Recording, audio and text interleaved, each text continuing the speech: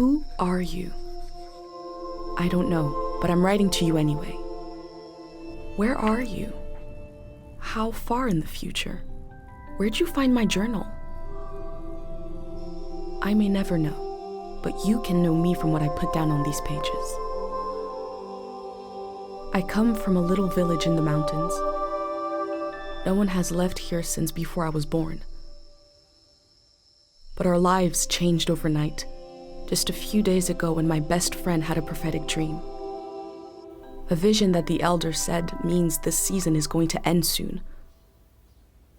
The world is about to enter a new era. A great change is coming. Everyone was afraid. I was surrounded by questions and I began to feel how little I know. What is this season that is about to end, and why is it ending?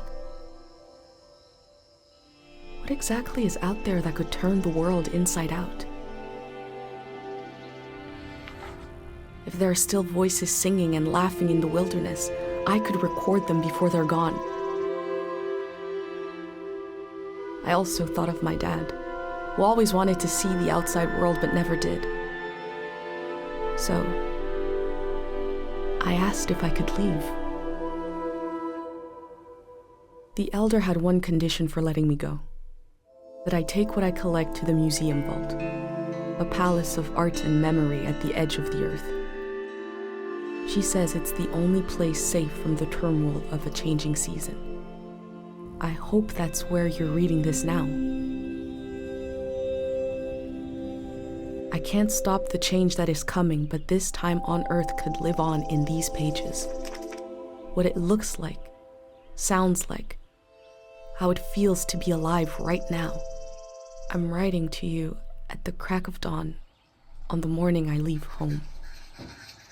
I can smell breakfast cooking in the other room, and I can hear my mom's voice.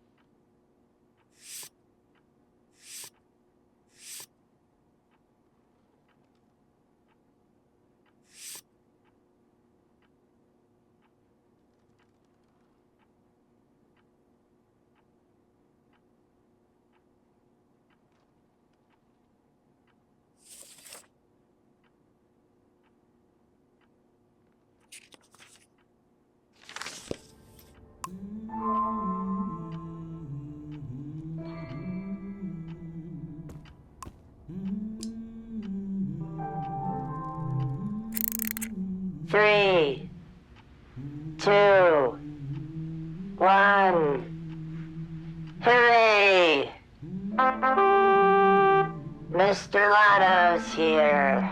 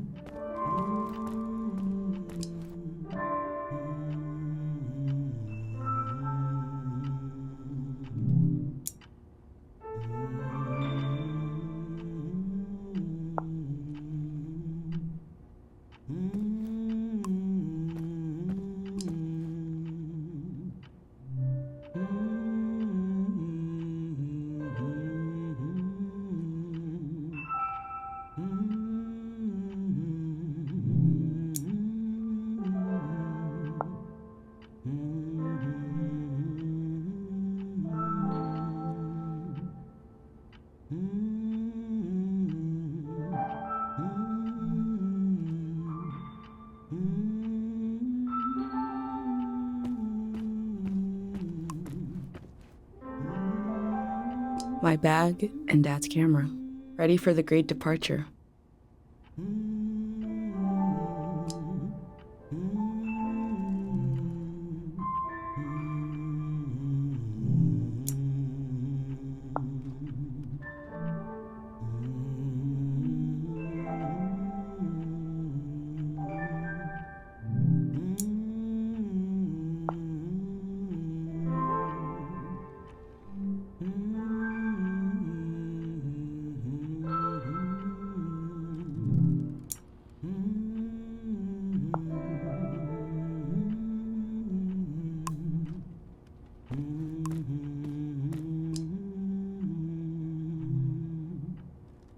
The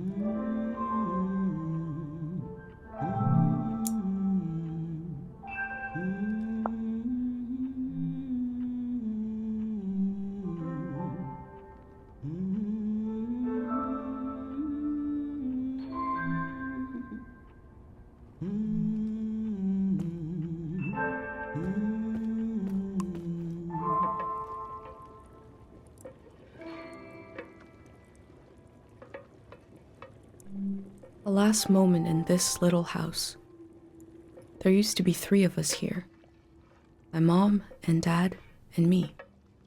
Soon it will be just her. Her and all these memories. But in this moment, everything is the same as ever. Until I shift my weight. The floorboards creak. Mom hears it and turns to me.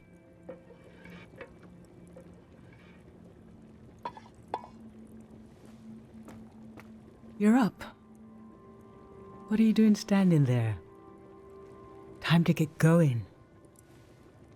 It's gonna be a beautiful morning. I'm making progress.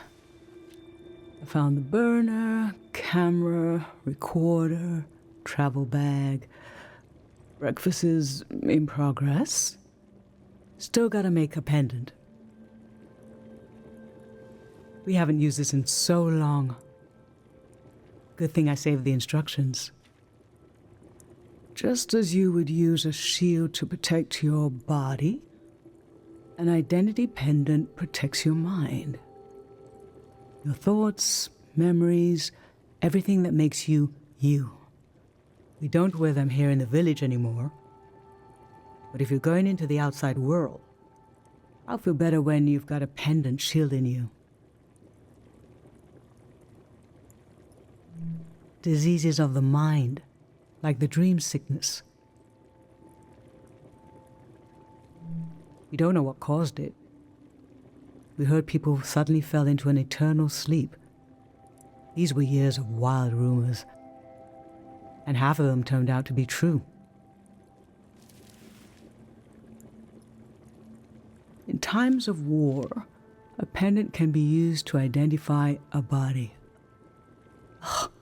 Let's skip that part. Objects have 2 layers, the physical and the mental. The pendant needs to absorb both. 1. Collect a sentimental object for each sense: sound, smell, feel, sight, taste. 2. Feel the sense and speak aloud a memory of the object. 3. Feed the object into the burner. The memory will leave the speaker as it is transferred to the pendant. That means I'll forget the memory after I say it. It's supposed to be painless, at least.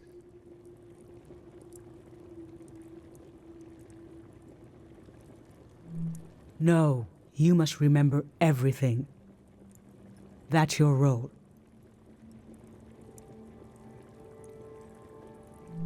The pendant needs this little sacrifice. I want to be sure it works. Don't be afraid. A few memories is a small price to pay for knowing you'll be safe. Okay, so this old tape should work for our sense of sound. I remember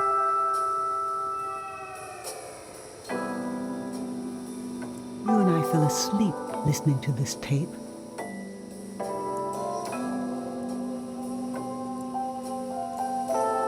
Your dad came home.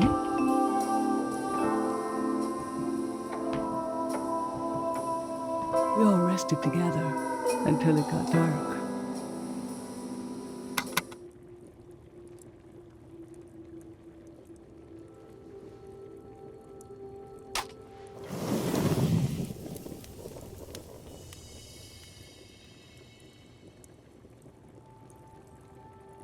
What an odd feeling.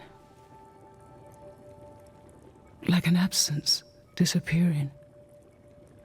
The empty space fills itself back in until I forget that I forgot anything at all.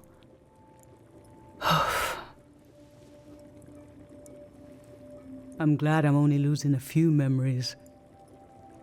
If I lost too many, I wouldn't even know who you are. You should pick the rest of the objects. I'll lose the memories, but you'll have them in the pendant forever. So they should be important to you. They should be parts of your identity you want to be sure to protect. So think about what these items and what the memories would preserve about you. Let's do smell next. Find an object with a strong odor and that holds a piece of you.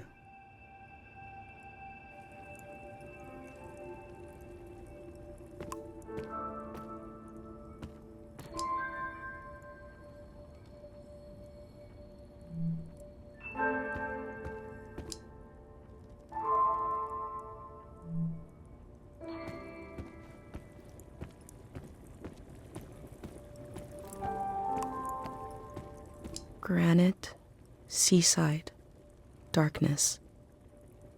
This speaks to how my mom loves me.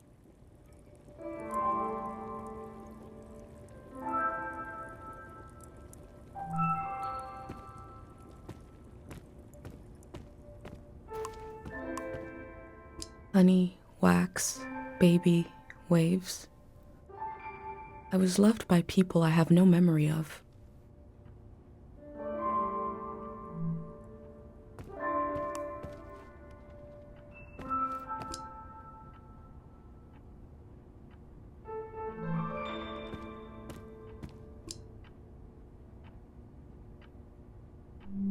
Faint, damp canyon.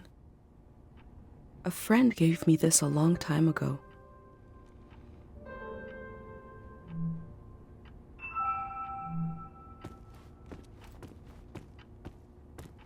Nothing. I always looked for other worlds.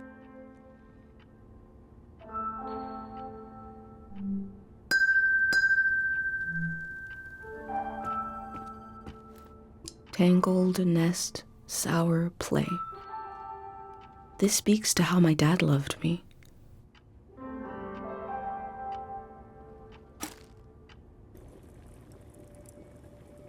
What did you choose for smell? Let's breathe in deep.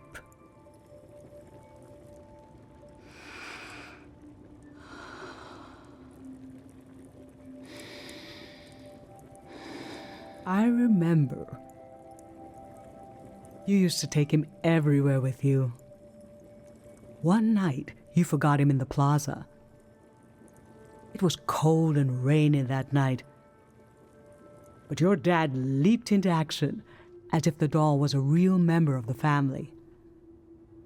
I have this image of his face as he ran out into the storm, completely serious, no hesitation. And when your dad returned with the doll, I forgot for a moment that he's just fabric, stitched into the form of an animal. It felt as if he had a soul, because you'd projected one into him. What was dear to you was dear to us. That was... we were whole for a little while.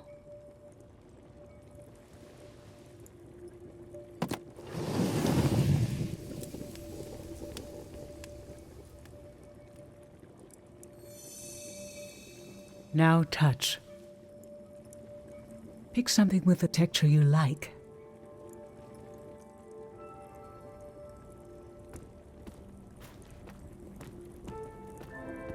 My hand in my own hand. This speaks to how my mom loves me.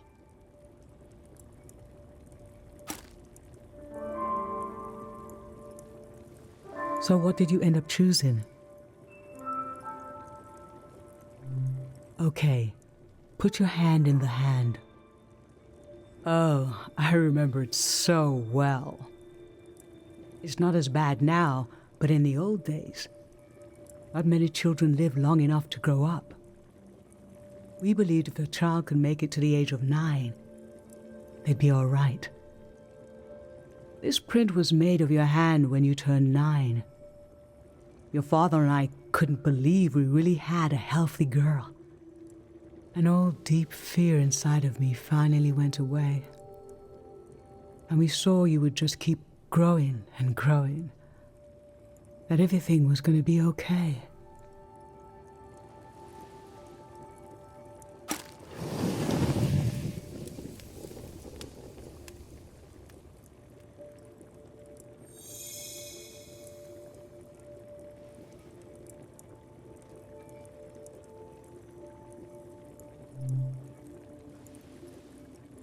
I'm fine. Let's do sight next. Pick something that looks nice.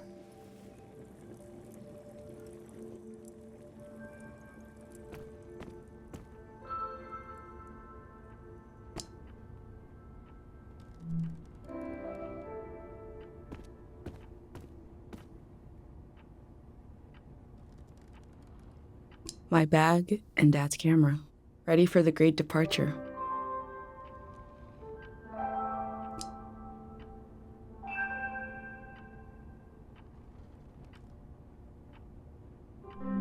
Gray textured crumble.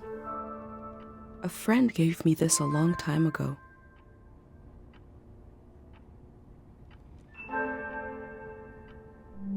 A friend gave me this a long time ago.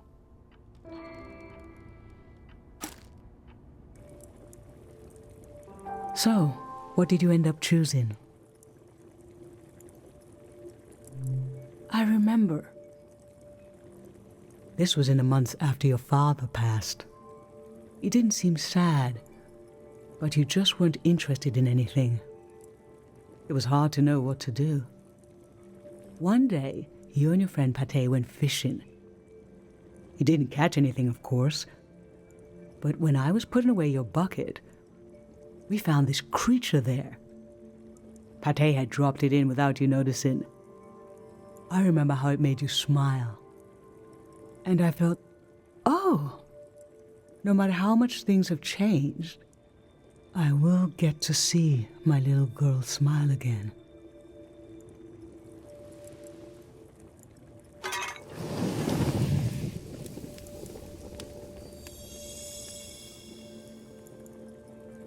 For taste, we can eat breakfast and feed some to the burner.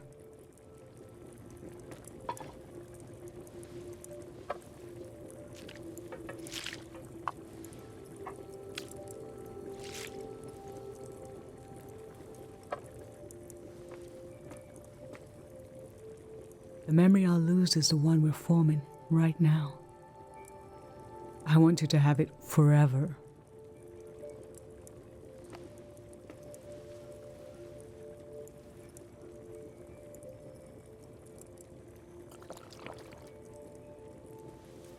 Standing here, you're having a last taste of home.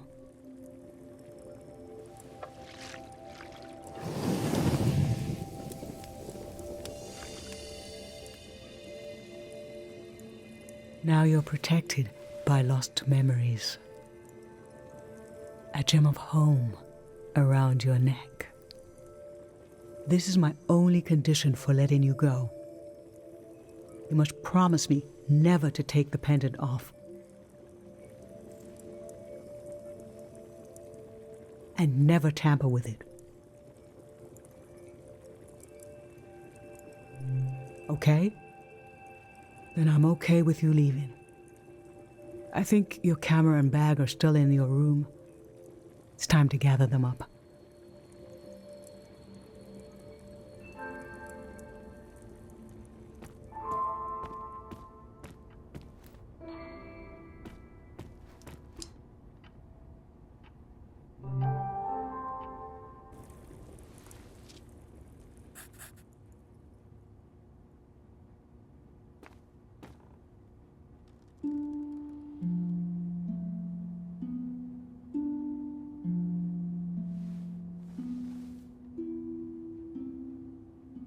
I've lost so much.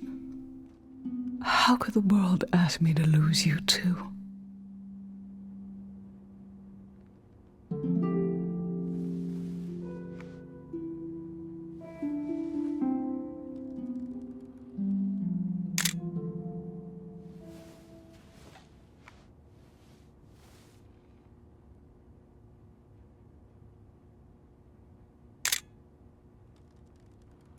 Look at us. There we are. There we were. We'll always be right here on this beautiful morning.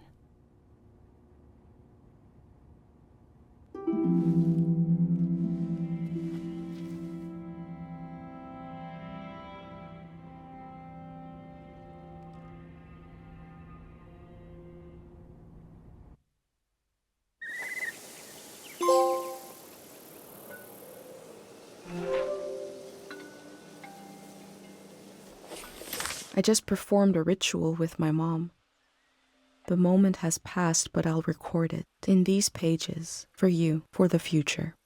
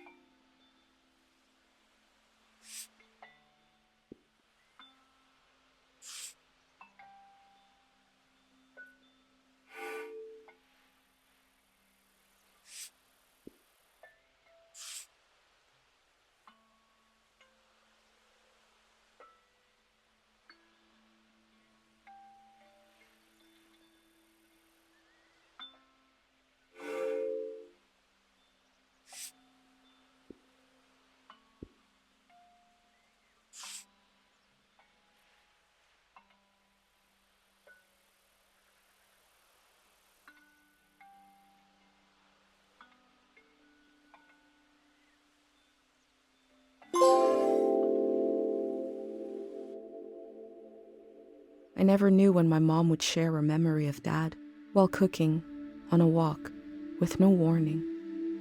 It knocked the wind out of me. Rituals take this grief and give it a shape and a story. Filling in this journal is a ritual too, but for a loss that hasn't hit us yet.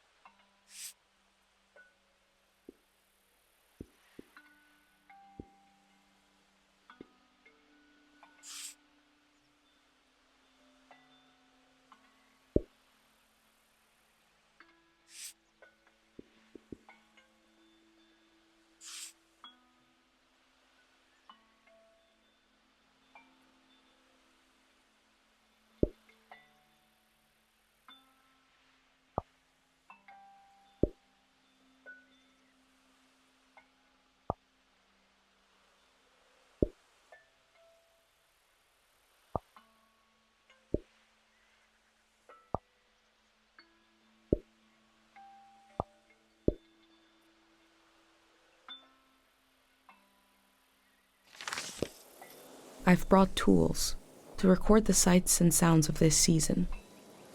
I'll start by recording the only place I've ever known.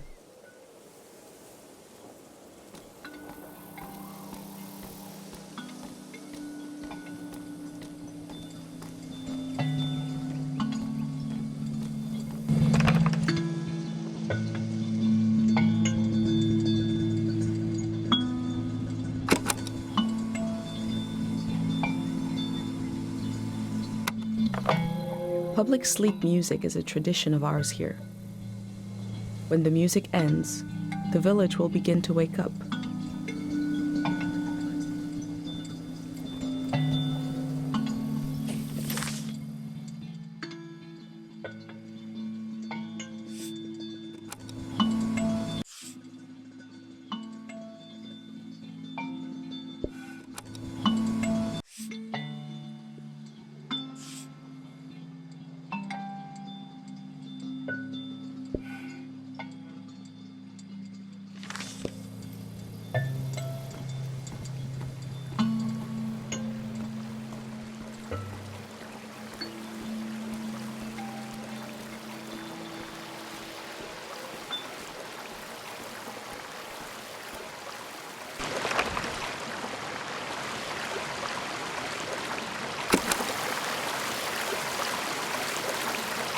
We have plenty of fresh water here. I wonder if it's more scarce in the outside world.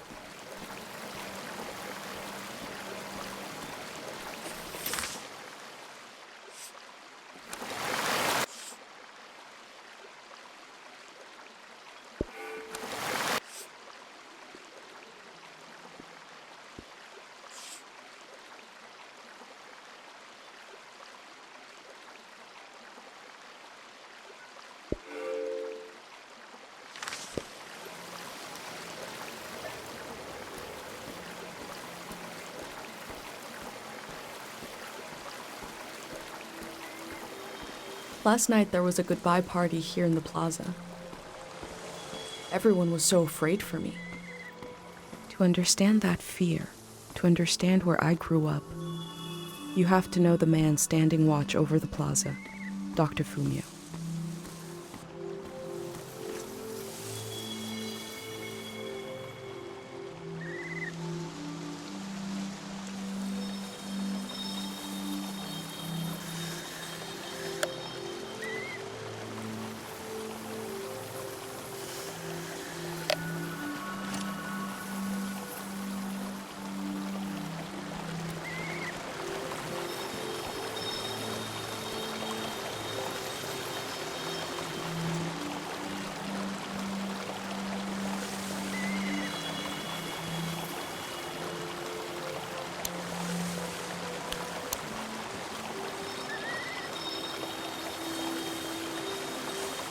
This is Dr. Fumio and his son.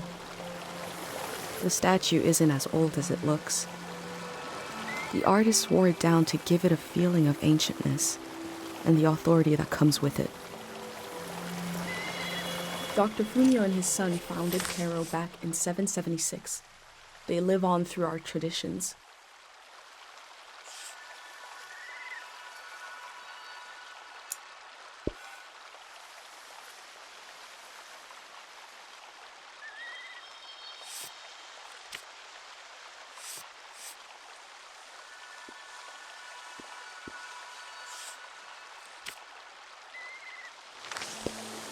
There are 3 murals celebrating Dr. Fumio's work.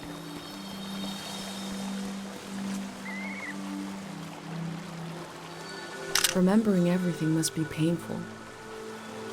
Dr. Fumio brought peace to so many people here.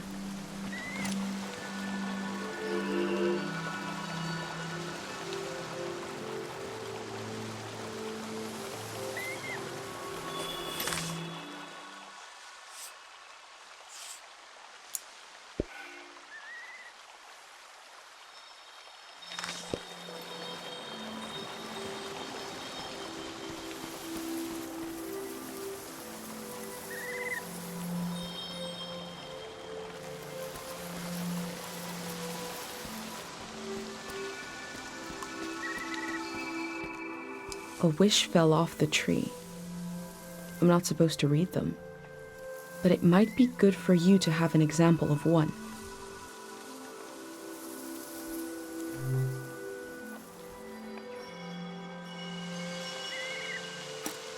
I can go against tradition a little for posterity.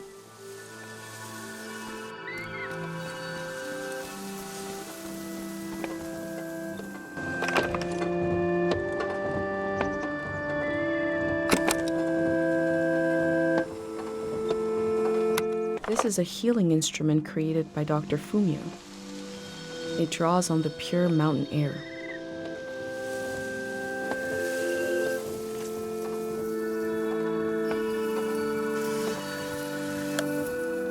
There's something eerie about an instrument that plays itself. But wind chimes aren't eerie. I think the self-playing instrument needs to imply the presence of a person who isn't there, like this one does, to be properly eerie.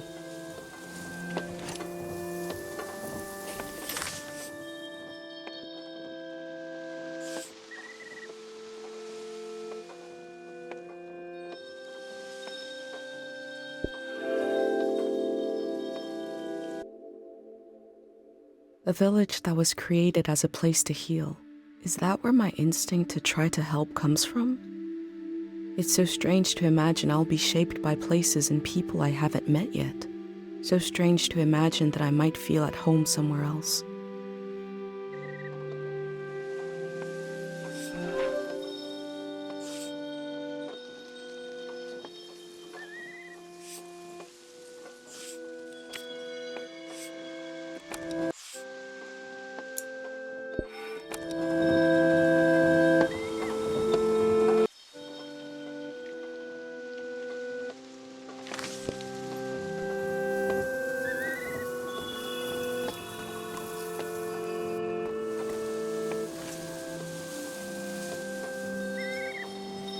I had to drink this gross potion last night. Like my pendant, it's supposed to protect my brain.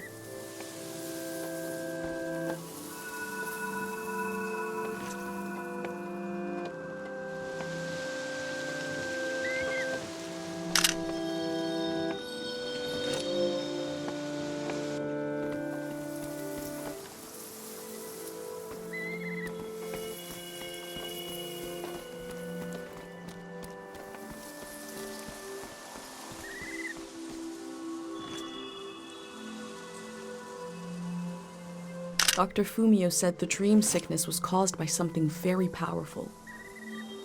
He wasn't able to cure it.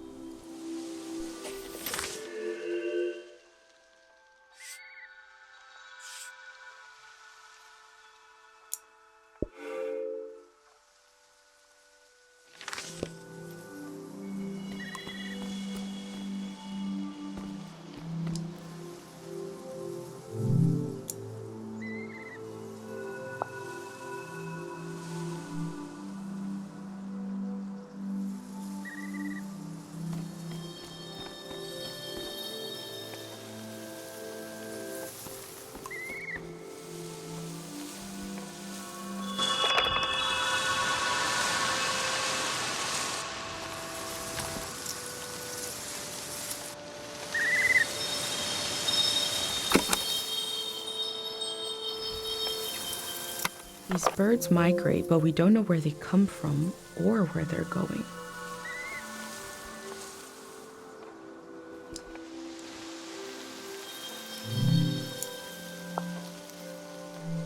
This is the cafe where my dad used to read his poems.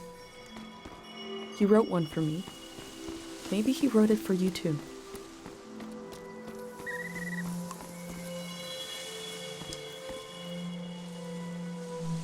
We learn to grow cures for maladies from the outside world, even though they seem to be long gone.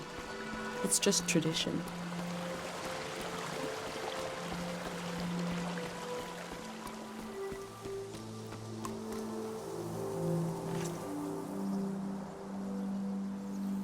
The elder sought out Dr. Fumio to cure her mother, who was suffering from time misperception.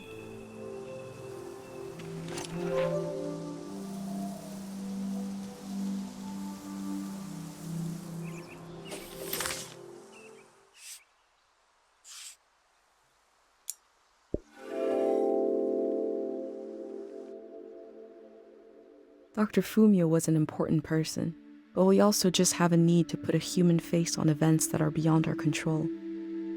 He may have felt just as scared and helpless as everyone else.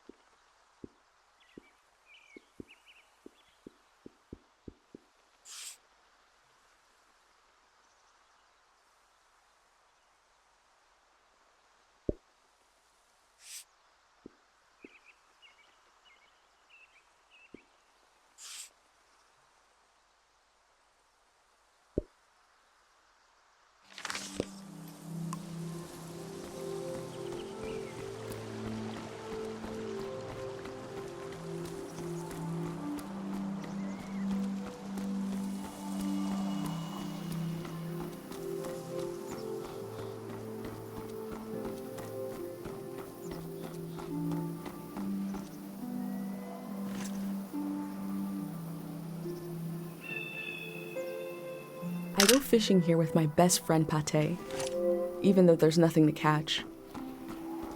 We both appreciate the silence.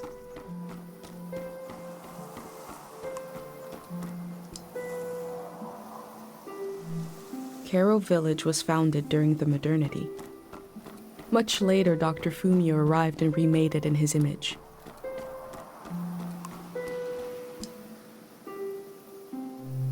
This flower means you're in my thoughts.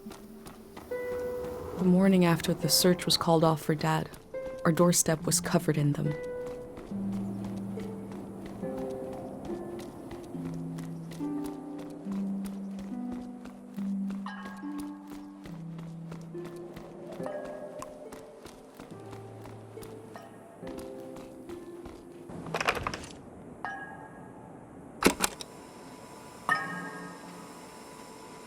A trip just as slow, reliable, and oddly satisfying as life itself in this little village.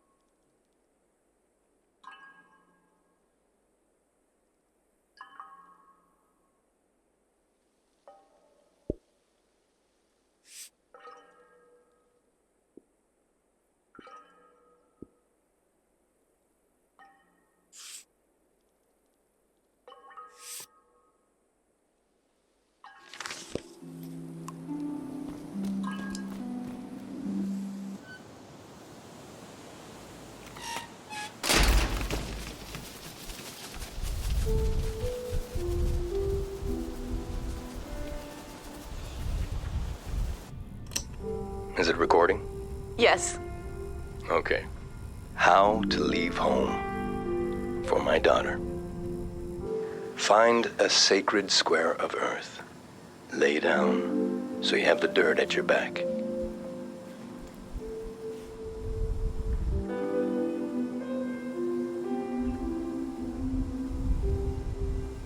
Close your eyes.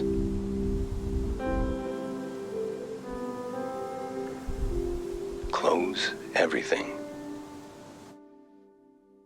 Do you see for yourself? You see for the dead, for the unborn. Do you listen for yourself? You listen for the dead, for the unborn. Your ancestors are in that dirt. All the living and all the dead are holding you up. Now, stand.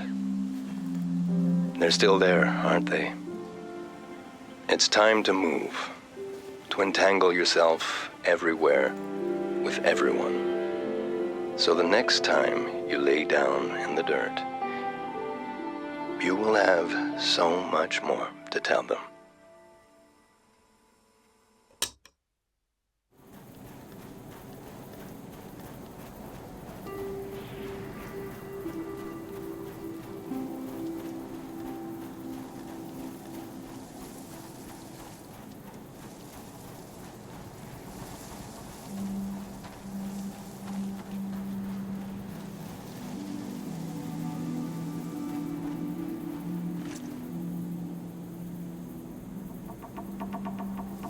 These bikes were used by messengers a long, long time ago.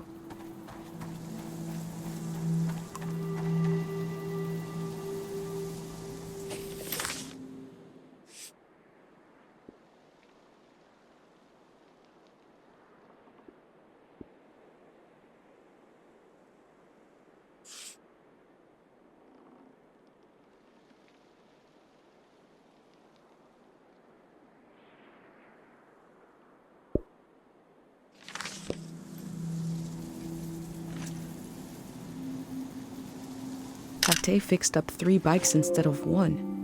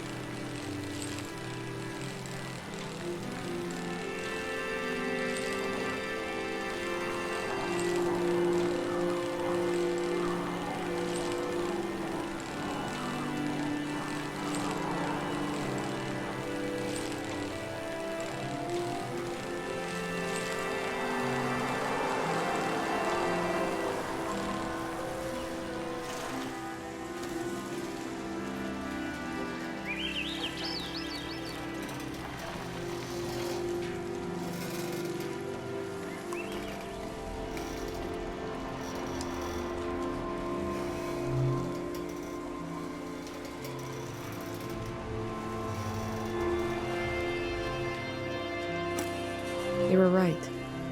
The letter never made it. The season before this one, the war, seems so horrible.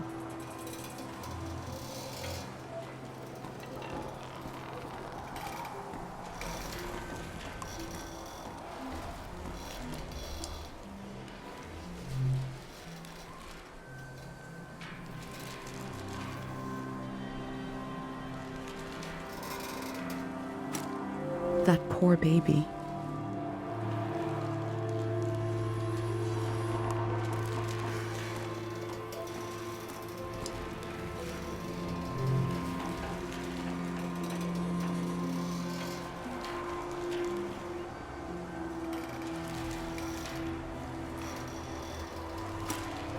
Before setting up in Kero village, Dr. Fumio roamed the land curing people.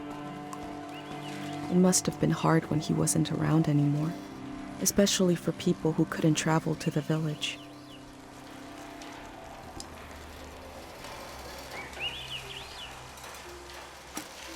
Traders used to come to the outskirts of the village. The war put an end to this.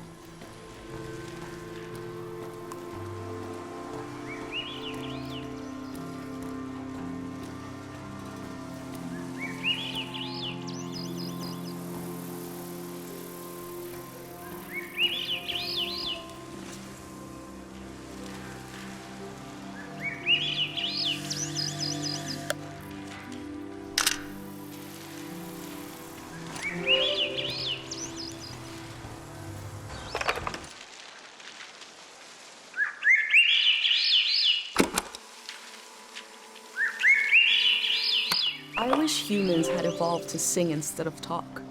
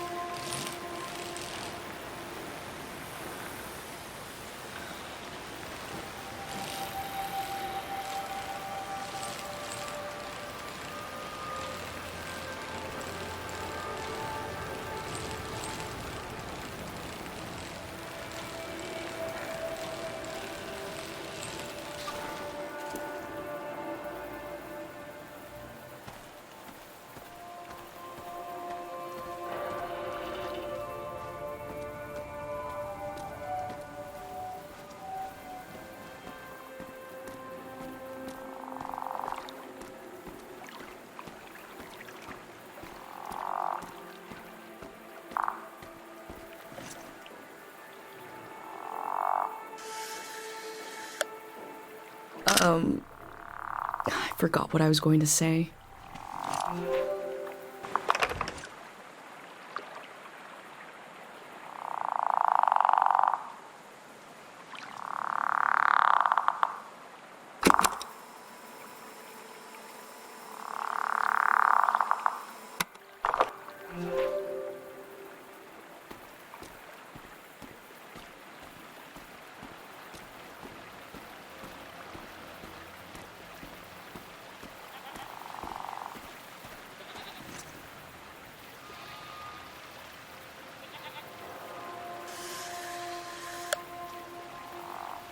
I heard that village was abandoned because of a mind disease. Not every community had someone like Dr. Fumio to perform.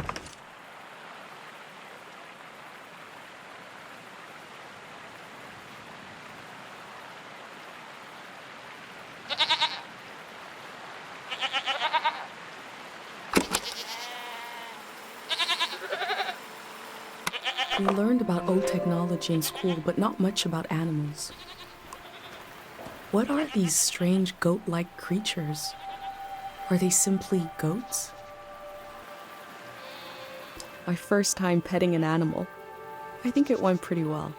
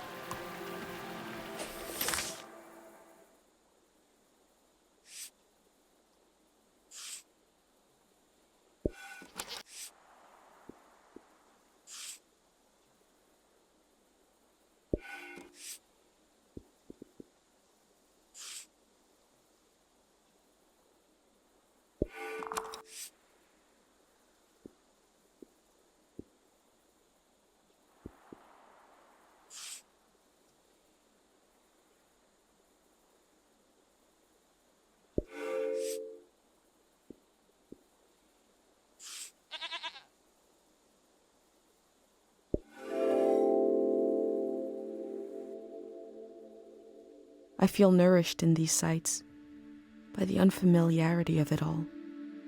These means of connection, long in disuse, are certainly telling me something about the world. Will they be used again in the next season?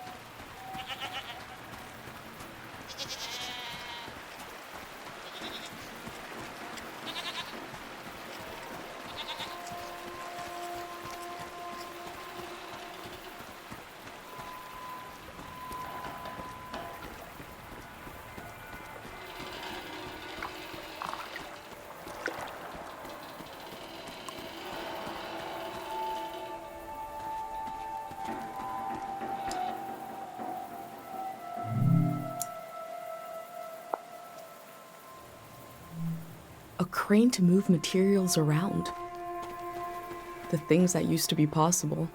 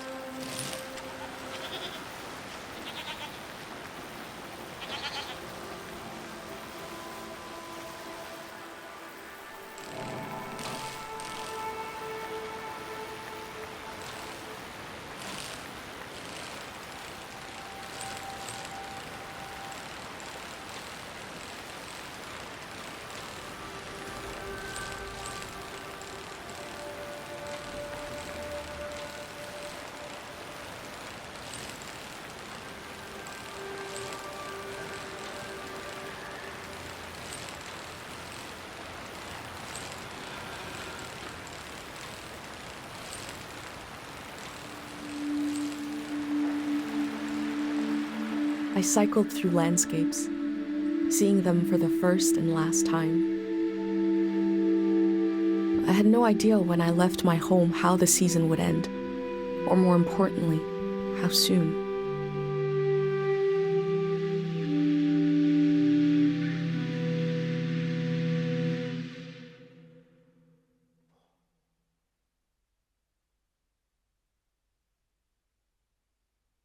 On a cold, damp day, I feel true loneliness for the first time. Nobody could have described with words how big this world is, how it goes and goes. I passed through it, where others passed before me.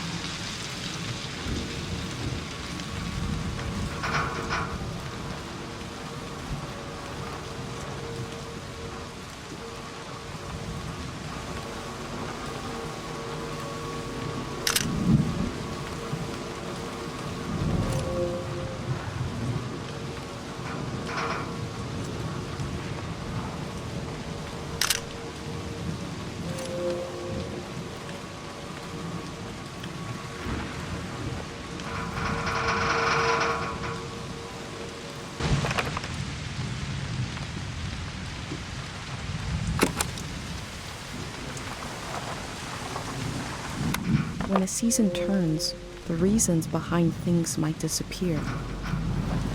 But the engine may survive. The power is not lost. It's just buried a little.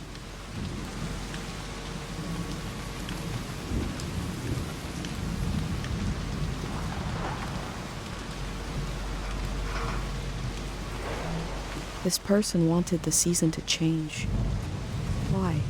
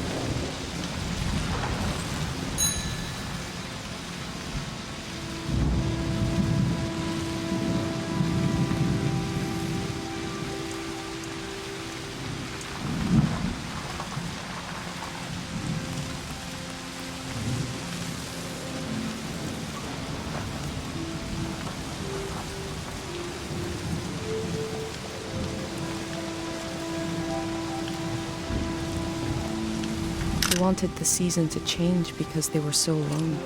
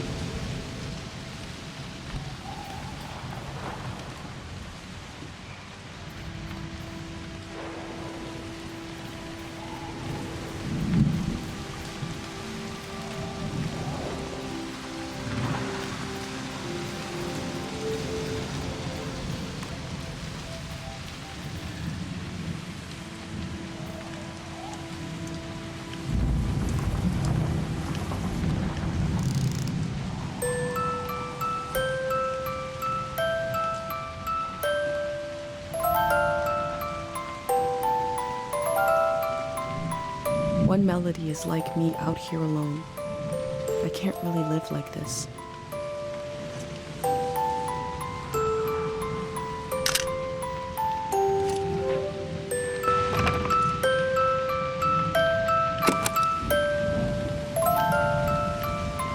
I have a feeling they use these music boxes to fall asleep.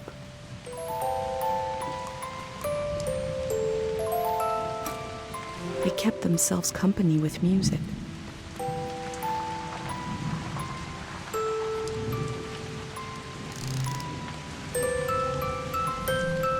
Two voices is like me and my mom. We can survive.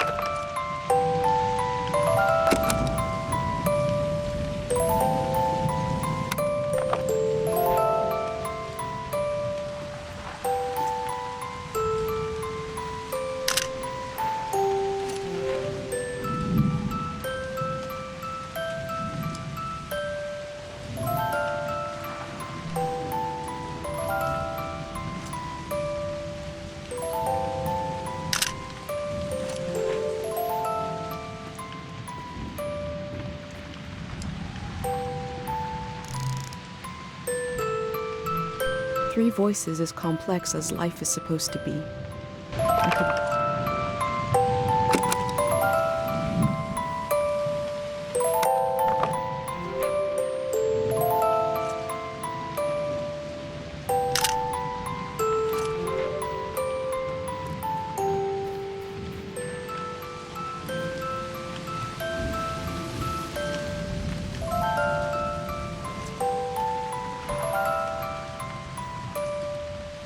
They used the walls like I use my journal.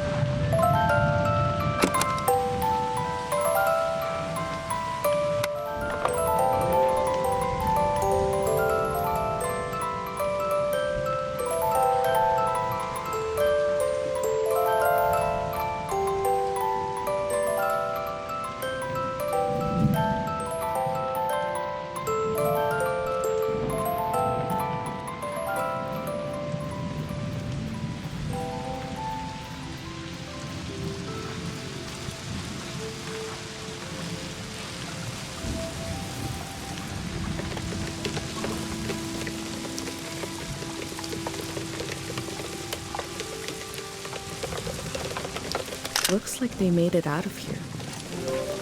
But what is this group?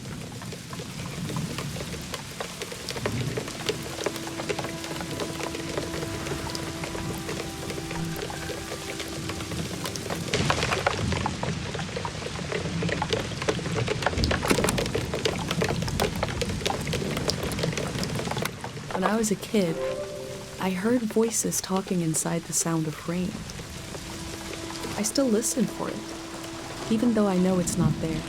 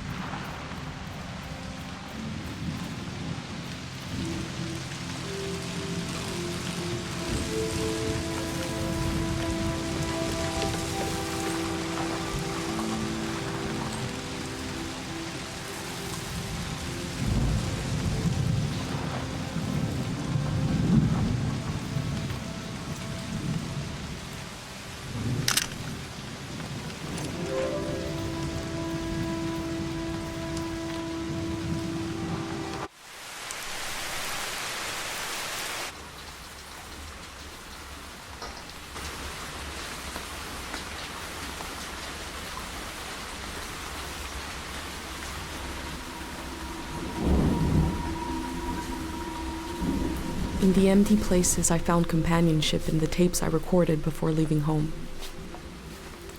The elder told me the story of her life.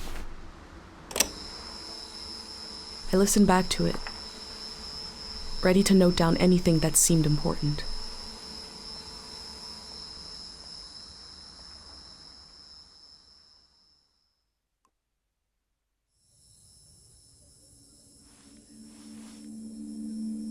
Let's set the scene for the listener, whoever that might be. This is the elder speaking. We're sitting in the plaza, saying goodbye to a dear soul. We're here to see if there's anything useful in my mind that could help you on your trip. A century's worth of memories, dreams, fantasies, visions. Like a big, old, haunted library. When I die, this library will burn down. But which book should we check out first? I don't have all the answers, but I do feel the story of my life could help you understand what kind of world is out there. It's okay not to understand everything right away. The moment may pass before you've gotten a firm hold on it. But as long as you're there to witness it, to take it down in your journal, you and others to come will someday take the time to make sense of it all.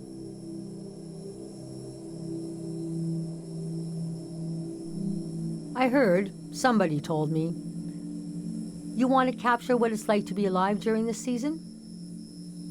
For the future? And you want to understand why and how the season is going to end. The season of my youth is long gone. But I can tell you what that season was like and what I know about how it ended. Francis Cale, if you must know. You can call me Frank. Or Elder. Or the Elder, or Elder Frank. You know, whatever. I don't care. I was born on the ocean, my mother and father worked on a cruise ship. The short-lived but glorious watery republics. Floating cities. Most won their independence by the time I was born.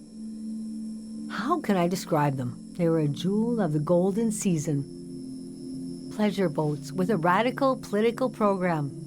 How nice. The golden age was a time of flags, logos, mottos, mastheads. My mom taught me to read them. She was the ship's philosopher. My dad was a recycling engineer. Recycling on the ship was a matter of life and death. We had to get the most out of every object and watt of energy.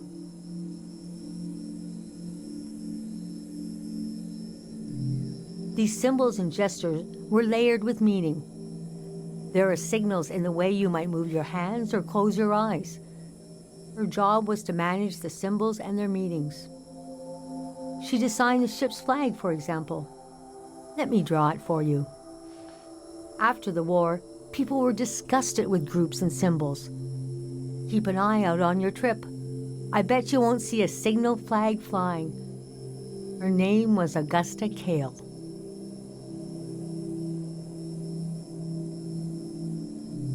I loved the way the ship would tilt and roll with the waves, especially as I fell asleep. It was so comforting. Picture me as a kid in bed, feeling the swaying of the ship. It was like being rocked to sleep as a baby. I loved exploring the ship too, wandering through the suites, the swimming pool, the game rooms, and oh, there were 2 dance halls. A large, elegant one and another one in the basement. A lot of my firsts were down there. My first dance, my first kiss, and so forth. Our ship was taken over in the early days of the war. That was the end of the watery republics. I heard the dance hall in the basement became a weapons cache. Took me half my life to say goodbye to the world I knew in my youth. Imagine me and my parents and everyone I knew being escorted off the ship by a company of soldiers.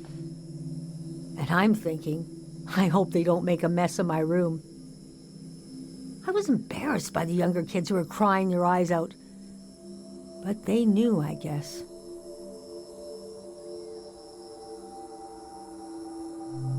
Even as things got bad, I couldn't imagine the changes were permanent. It's easy now to look back and say, the internationalism of the golden season was violently breaking down. You can be naive about all kinds of things, but not war. Most of my life has been spent in isolated communities, and the one moment I was in the wild world, you couldn't pick a more chaotic time. And we had been warned this season was going to end. Oh, but we didn't understand the warning. You see, one night, along a coastline, we saw beautiful lights shimmering above the water. Later, we found out this was an ancient warning system. It hadn't been used in so long, we didn't know what it meant. We just thought, well, ain't that pretty? We tried to stick together and camped out on the coast of the prismatic grounds. A kingdom of art and science. They got rich during the golden season. Everything that made them beloved before the wealth came. Passionate, uncompromising, self-obsessed. Made them unbearable once they had power. Artists make terrible kings. Are you sure you want me to keep going? The story gets darker from here on. Okay, so conditions in the camp were getting worse. My mom got lost in thought for long periods of time. She'd be completely still for hours, days even. We realized she caught, well, now we call it time misperception disorder. It's when you lose your ability to tell how much time is passing. A minute can feel like an hour. A day can pass in 10 seconds.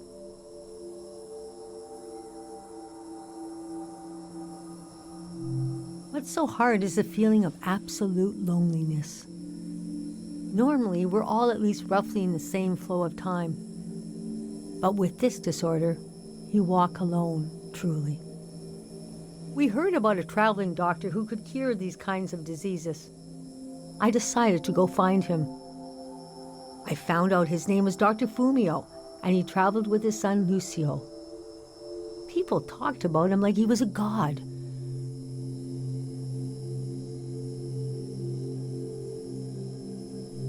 I described my mom's condition to Dr. Fumio. He said there was no cure yet, but there was a village high in the mountains. He thought it was high enough he'd have a better chance at treatment. Lower places are more dangerous. Valleys are the worst. He invited me to join them in going to the village, but I wanted to go back and get my parents and bring them with me.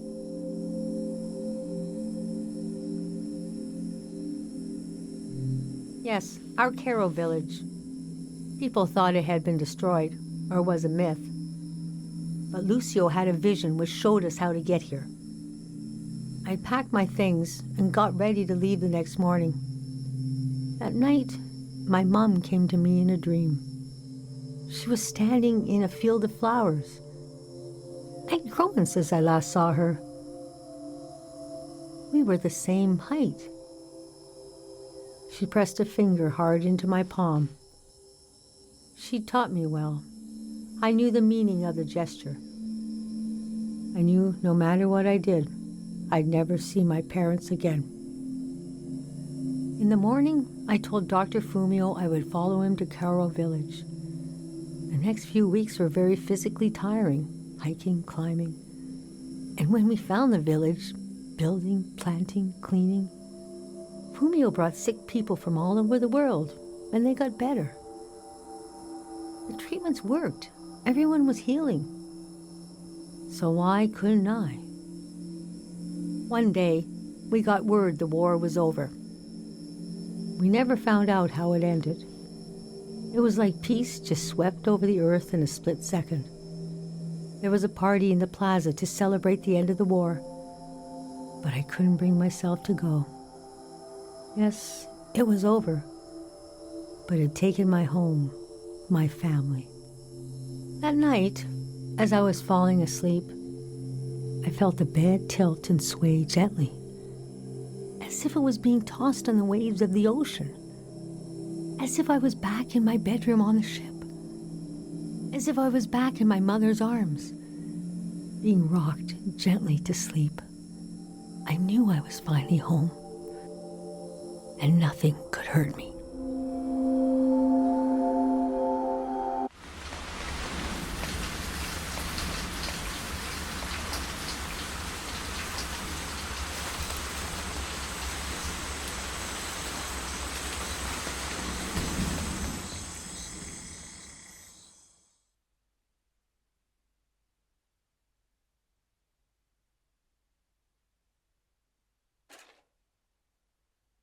I imagined coming upon a place as hidden and singular as my own village. Eventually, I found myself circling a valley, looking for a way in.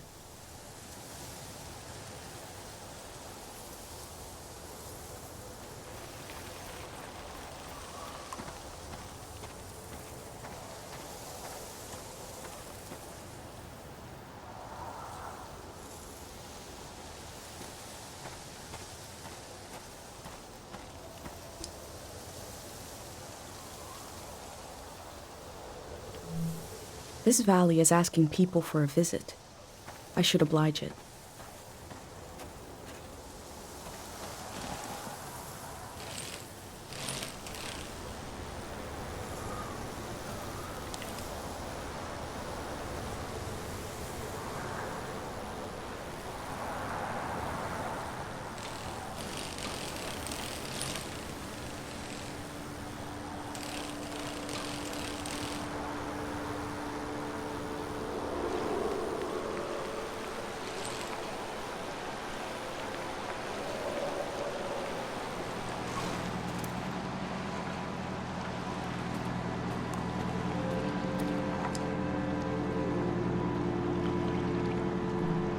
We never used this kind of technology in my village. Nobody trusted it.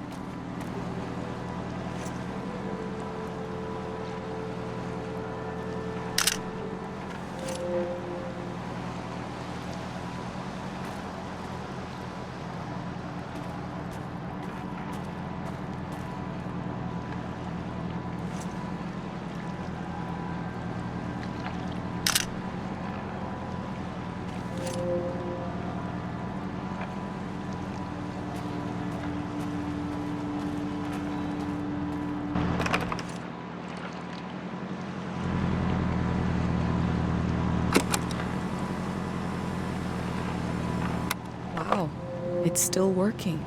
It's still delivering power somewhere.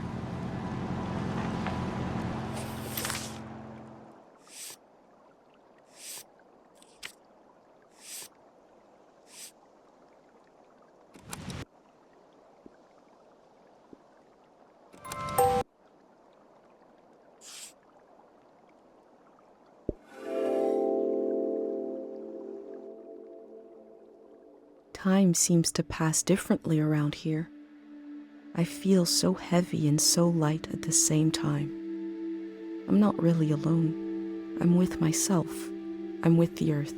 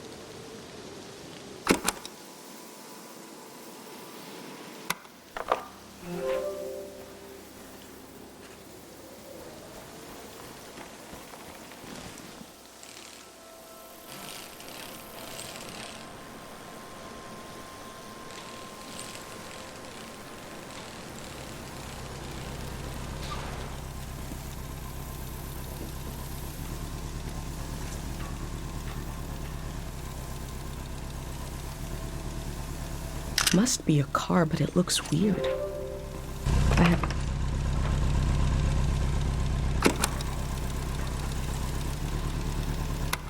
I've heard sounds that can heal the mind. It feels like this noise would do the opposite.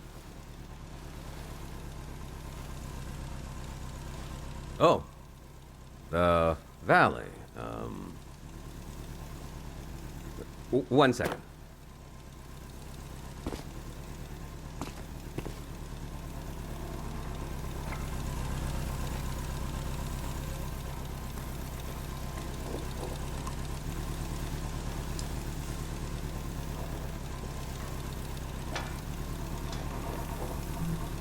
I'm not the first to do this. Just the first in a long time. Is that a strotophob? What are they called? What is it?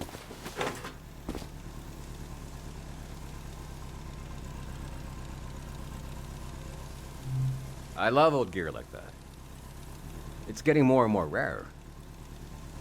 I had a camera, but it broke. Not that interesting of a story, I guess. What are you doing here?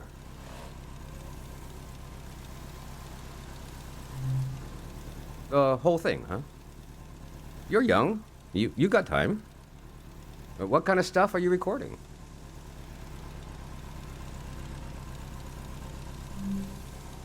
Oh yeah, civilization they call it. The valley would be a good place to use those tools. Too bad it's closed down. Let me finish up here, huh?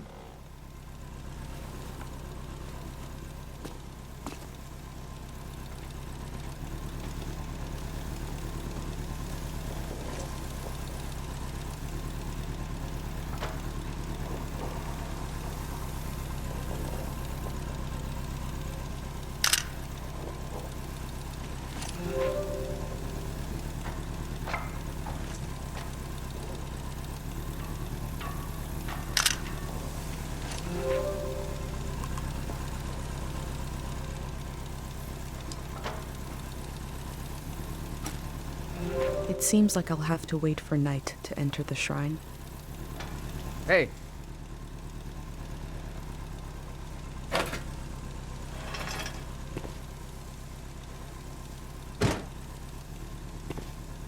This was like a second home for a while. That was fun earlier when you showed up. And I was carrying the cardboard man. You were like, who are these guys?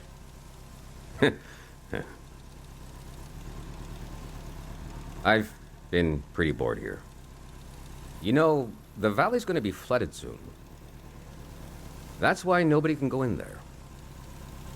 The dam is falling apart.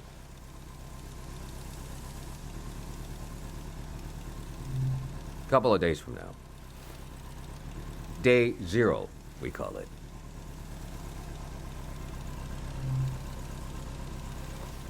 Greyhounds. We're a community organization. We do all kinds of fun stuff. Health clinics, minesweeping, daycare, evacuations, weddings. We're new.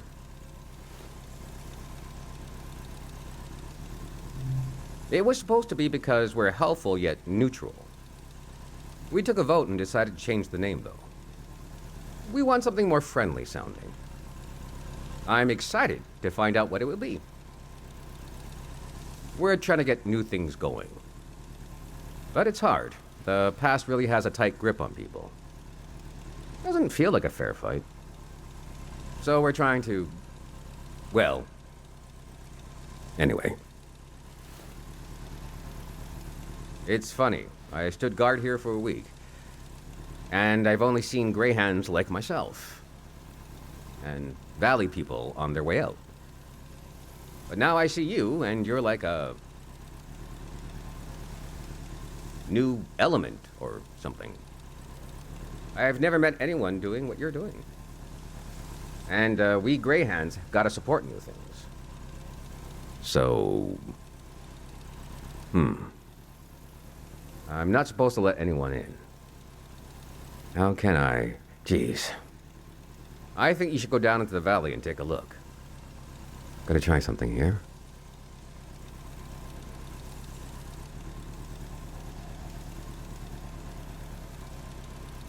Dang it. I was trying to wink. Well, you get the idea. Go on and put that old gear to use. You can take my map of the valley, too. I don't need it anymore. I'll be down to pick everyone up around midnight. See you then.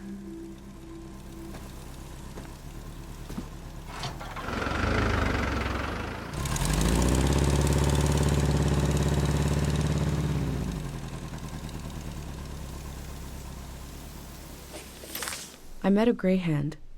He let me into the valley. I think he wanted me to record what the greyhounds were up to. And he gave me a map. The assembly point seemed like a good place to start.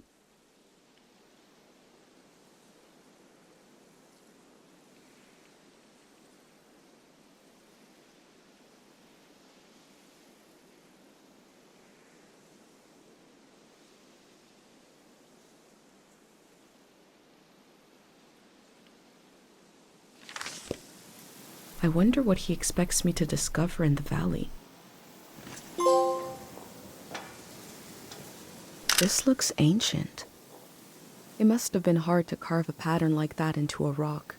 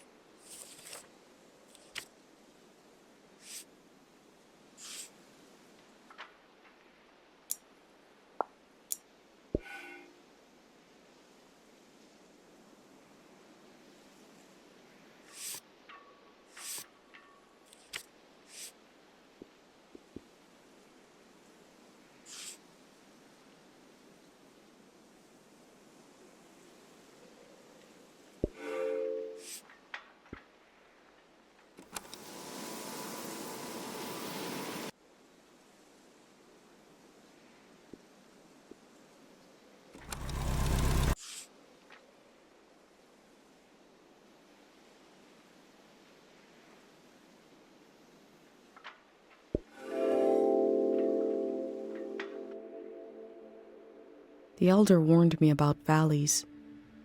She said they were dangerous. I feel a dulcet tension in the air. I enter to see the moment between seasons.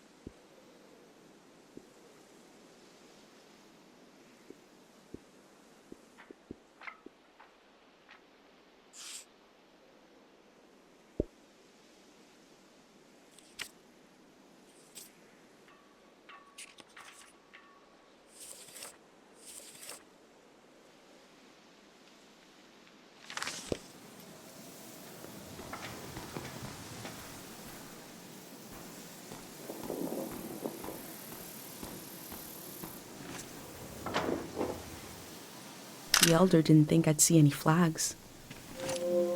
This could be a sign.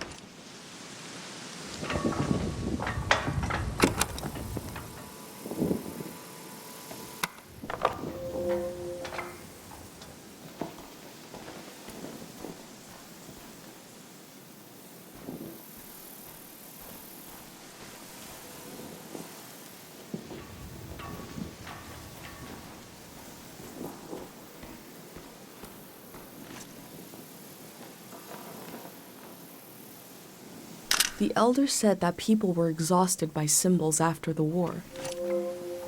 But here are a few hanging.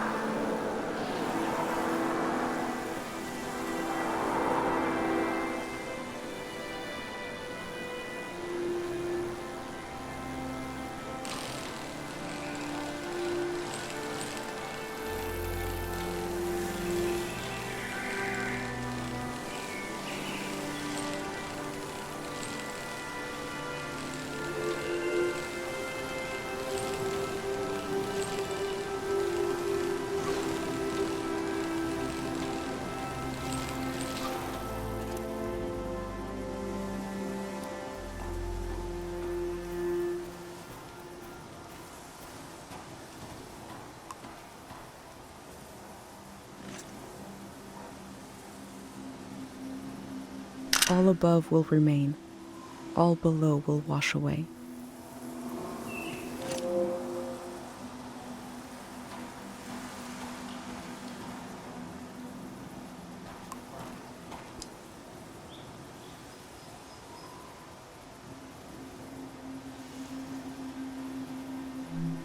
I am probably the last person that will ever be welcomed here by this sign.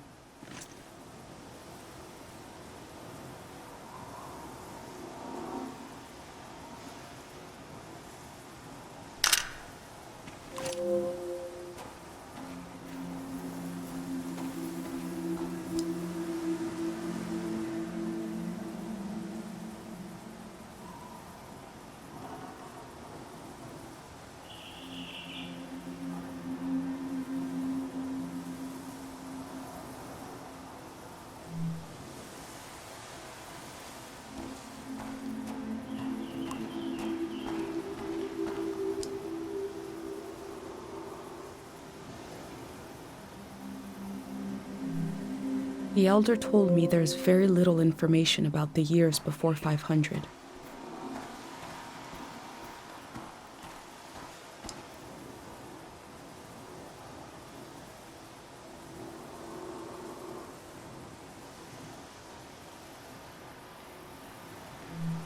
I have wondered about the lives beneath unkept graves.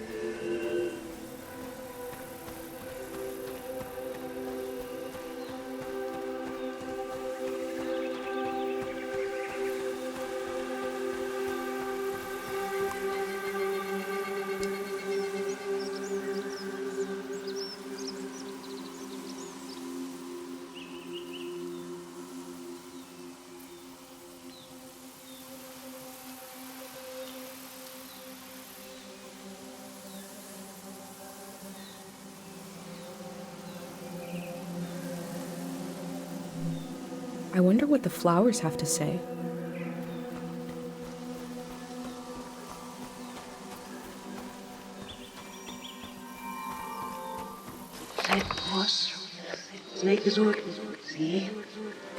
God of sleep, I've been gathering heartache and I've been gathering courage. If my big prayer is wrong, if it goes against divine will, please spare the people of this valley. We're so desperate for peace. Memory told over and over again.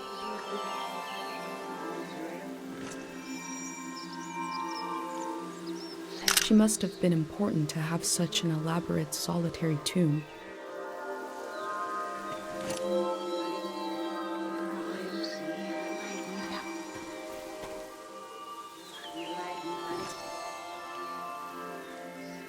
These metal animals are looking up, expectantly.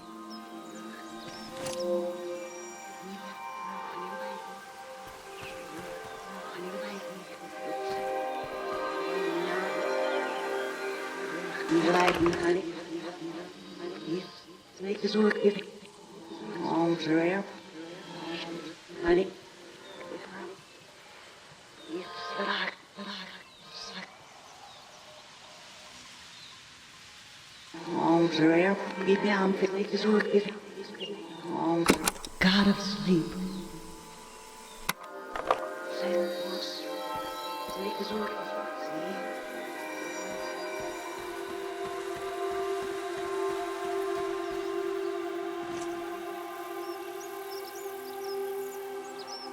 All the rituals for the dead in my village require the body, so we couldn't perform them for my dad.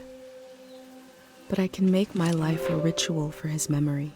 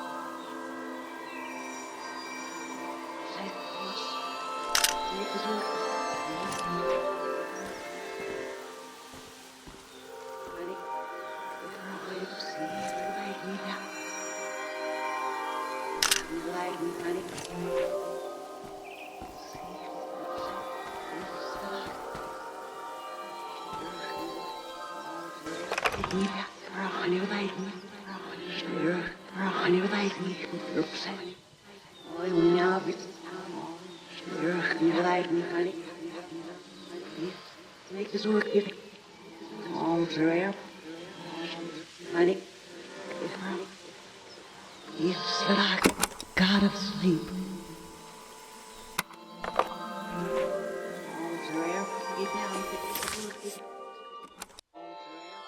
God of sleep.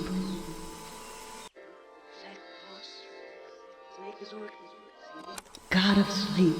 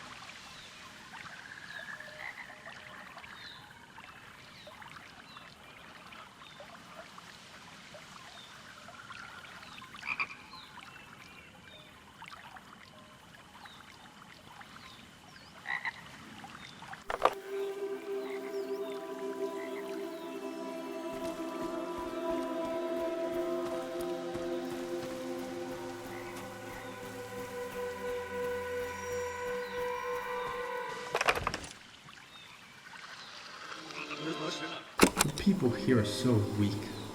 I heard gunshots last night. That was us. What is that? Look at the pond, the water. What is that? How? Should we run or something? Something frightening happened in this memory. But what was it?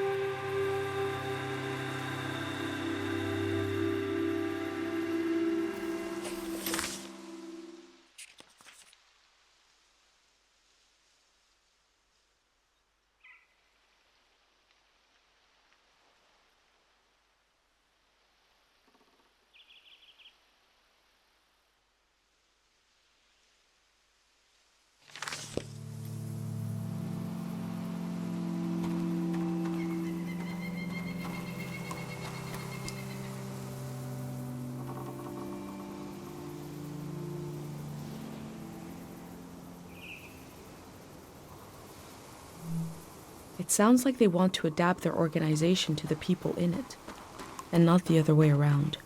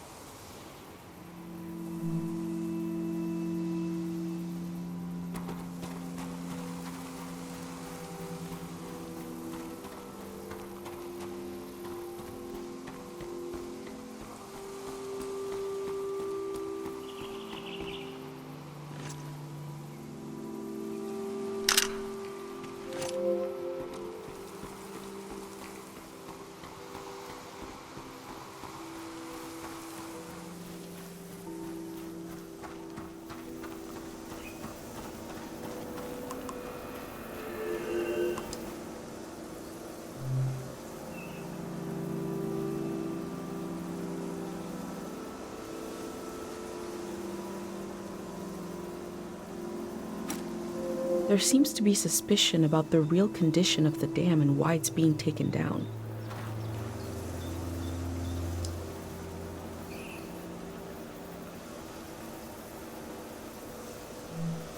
It's hard to imagine something new, a new way of living, but they're trying.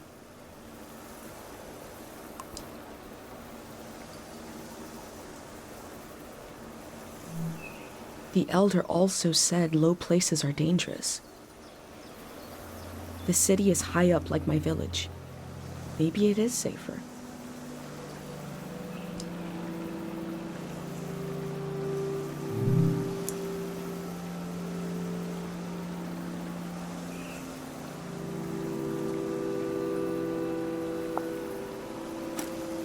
The gray hands seem to care what people think about them.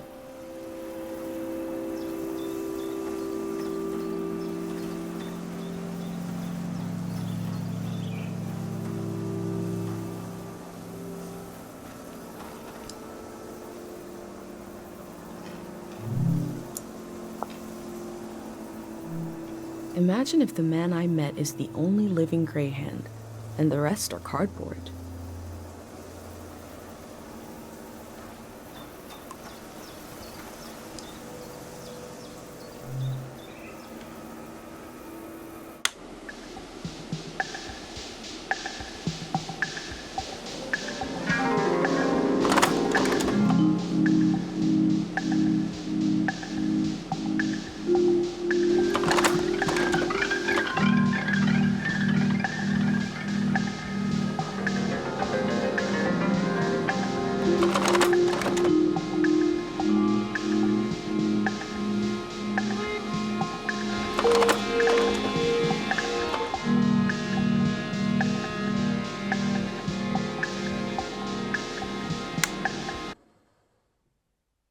They say they're going to build the next season. How?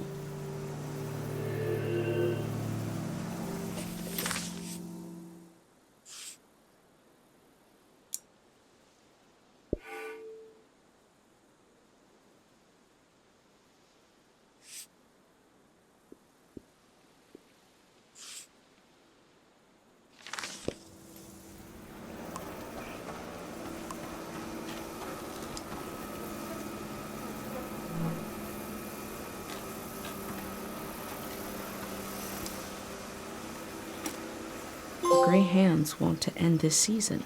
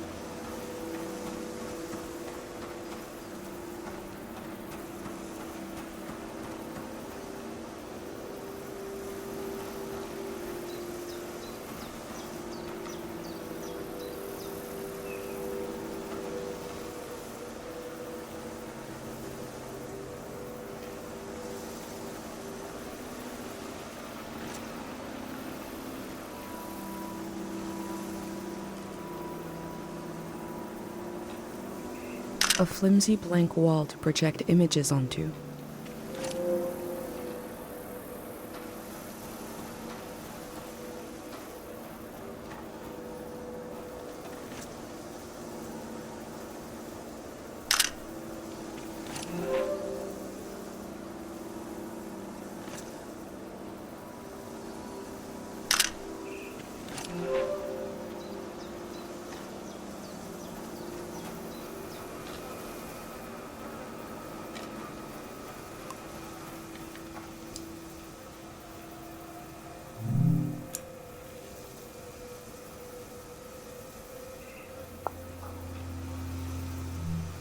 There's a number to call for questions regarding the dam.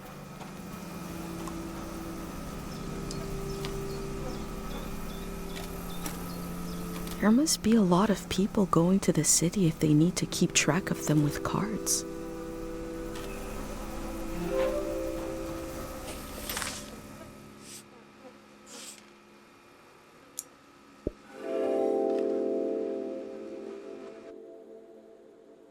The gray hands are the future in all its uncertainty, the good and the bad, the hope and fear of progress. The loneliness of this season will be left behind. A collective project is coming.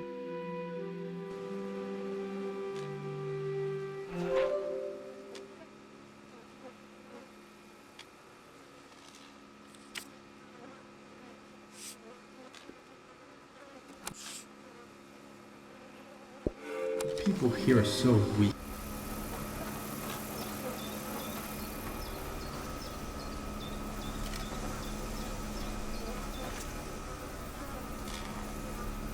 Nobody is here. Guess it's too late for me to register.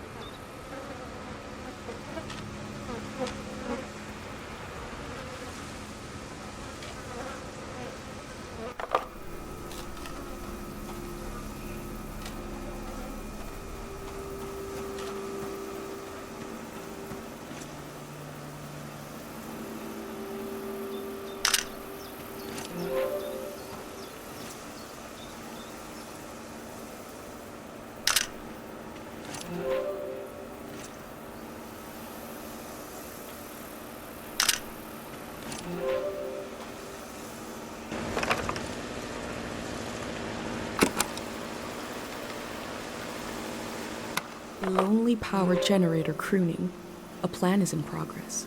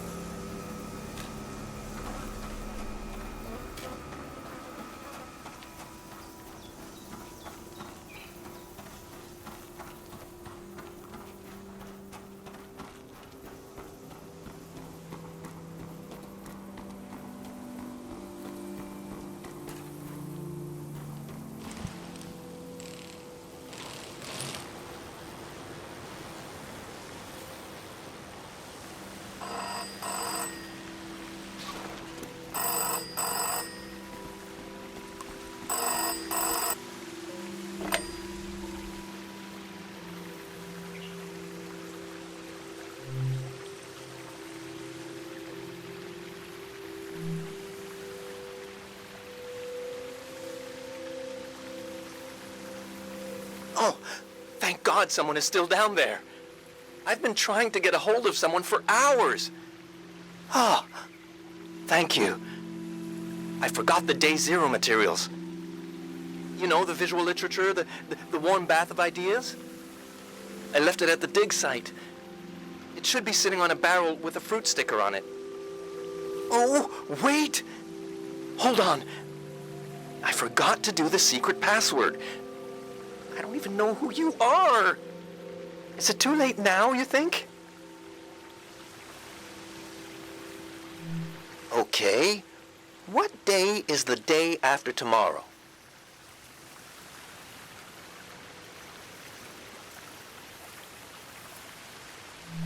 Phew, okay.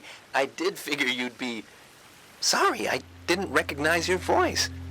Hard to keep track of all the new recruits. What else was I going to say?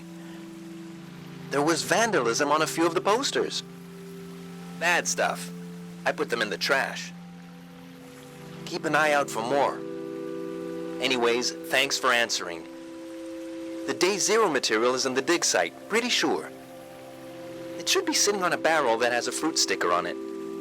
You know, I guess I was going to say you could bring it to me, but the flood will destroy it anyway.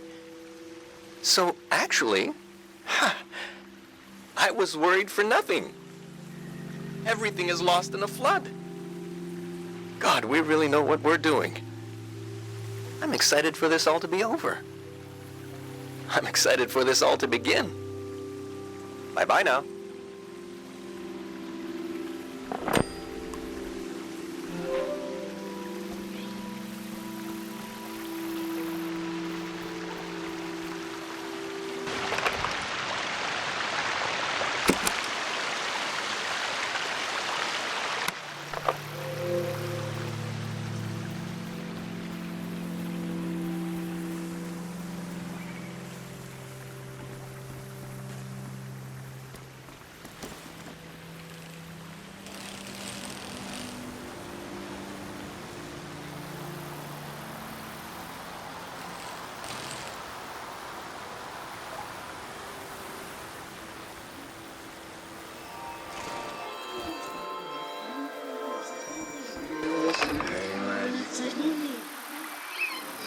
Stay where you can hear me, okay?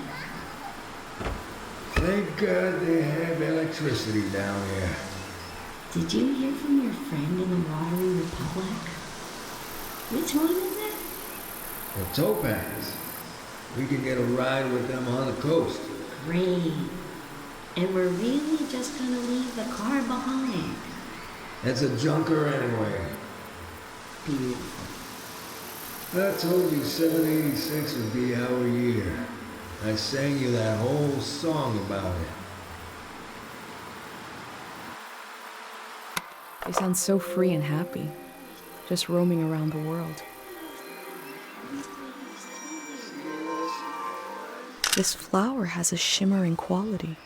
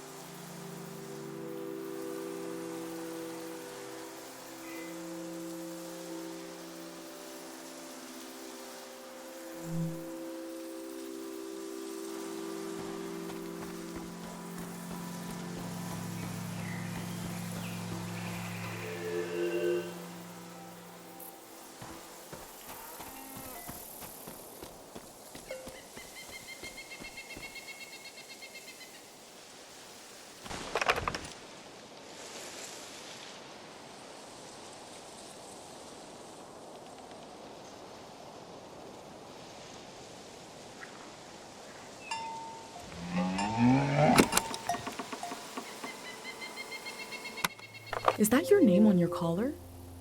Let's see, you are Madrigal.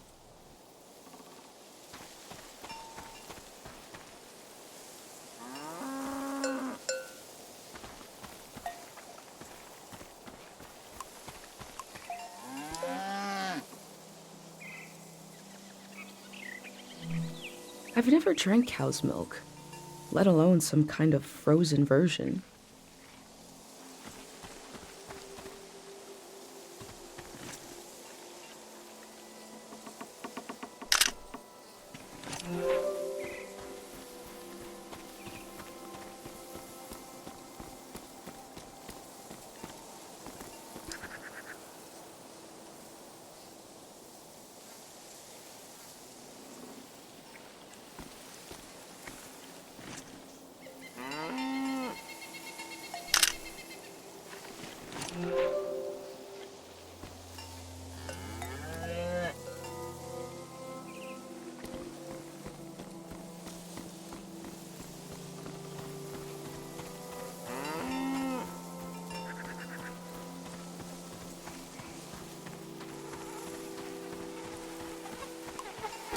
And you are Mata.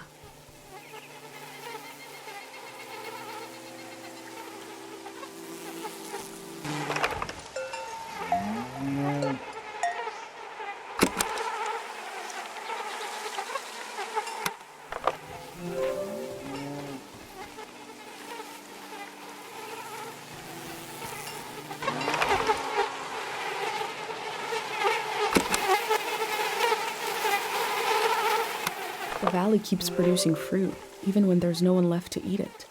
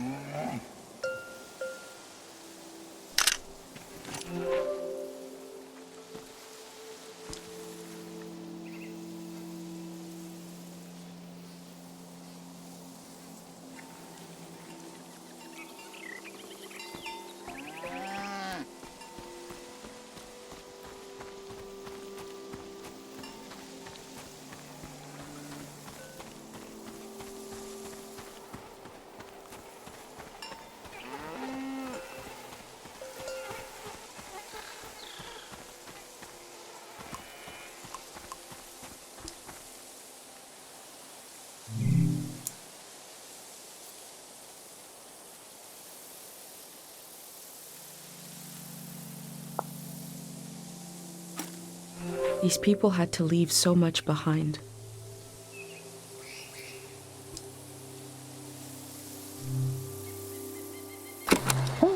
We got a big show today. Huge show. Breaking news. The Greyhands have died. We're being reborn, baby.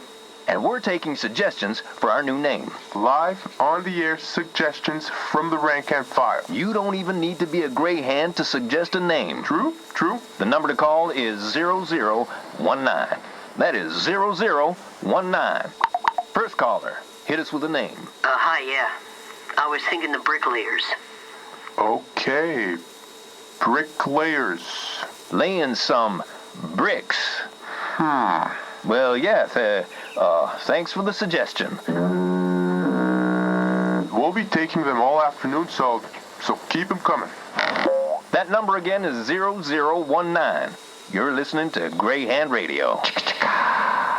We are broadcasting live from Greyhand HQ. And we're gonna take a little break. If the Greyhands are changing their name, you'd know them as something else.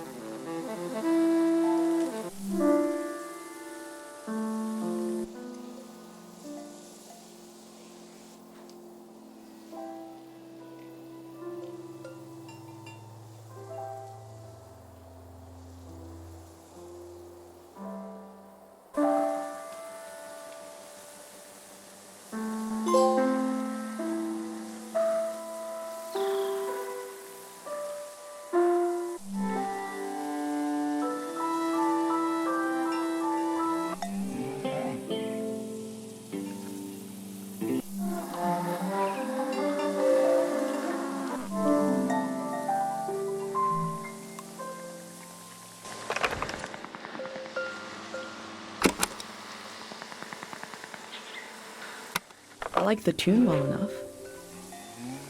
I wonder why it appeals to our bovine brethren.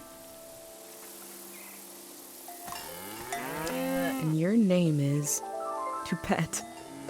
I wonder who named you that.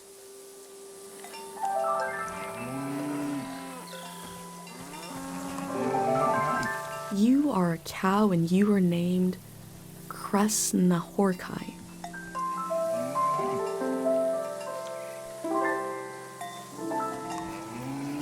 A beautiful cow named Gorp.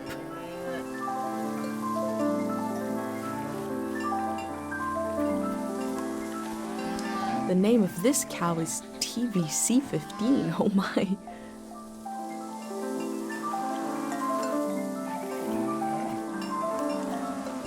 And the seventh cow's name was Balto.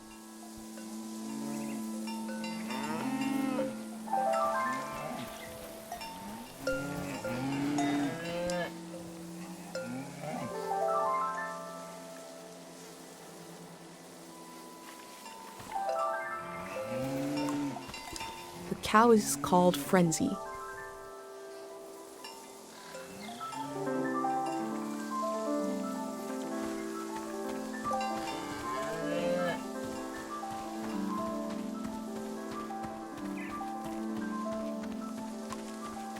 Another cow, another perfect name, Nellie.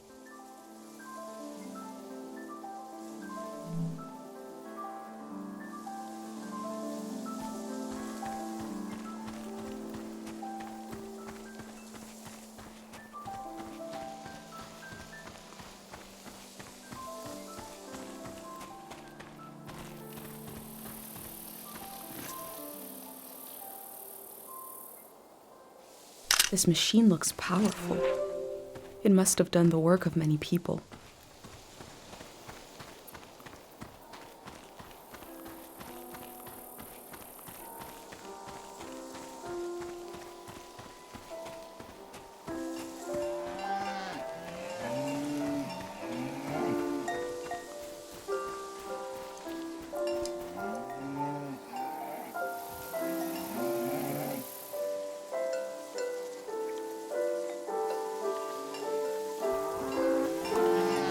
The 10th and final cow was named. Oh no, I can't read it. Time has worn away its name. History will never know the name of this cow. I hope the cows have the sense to hoof it out of the valley before the flood comes.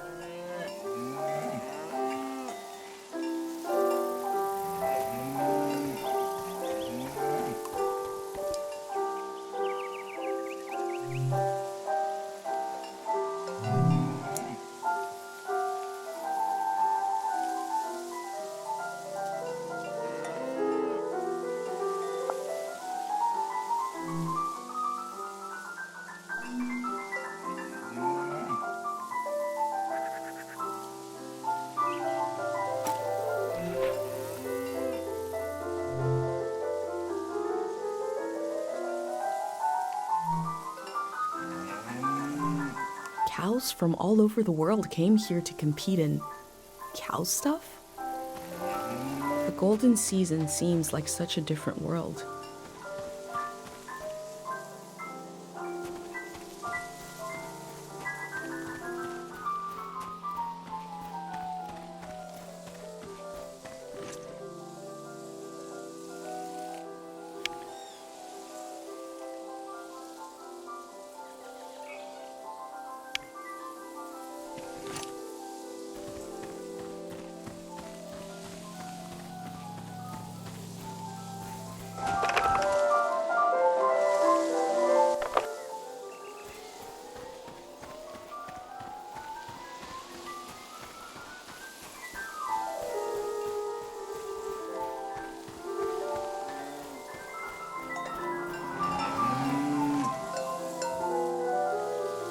Filled with grain for the future. The farmer didn't know they wouldn't need it.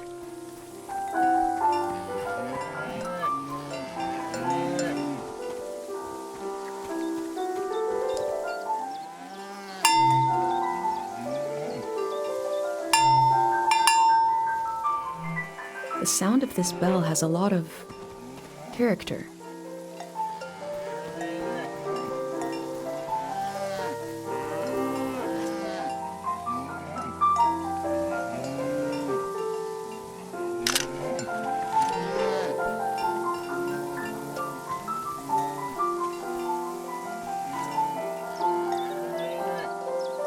What is a symbol but a word without a sound?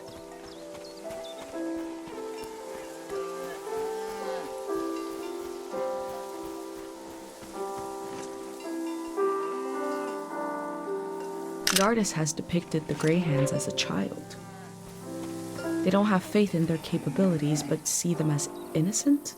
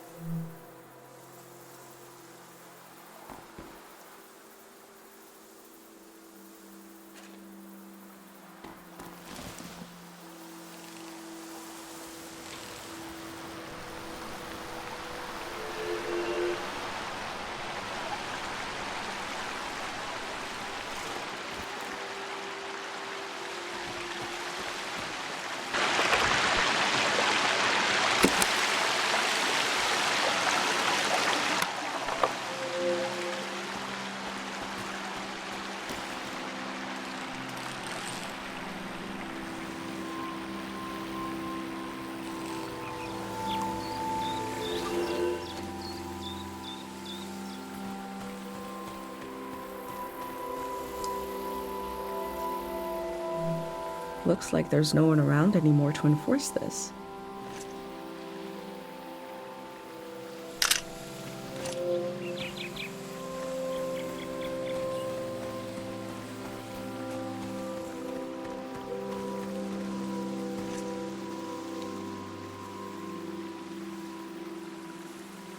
For every working truck or bicycle, there is always a pile of broken ones, rated to scrape together just enough parts to get one working.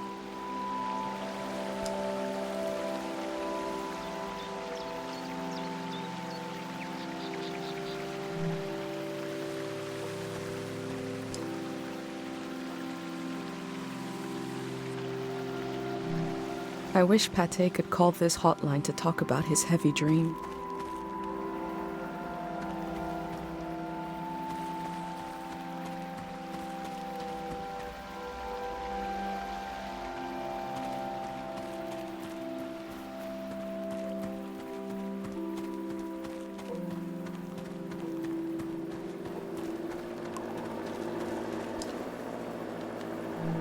There are a lot of these signs. They must really want to keep people out of this area.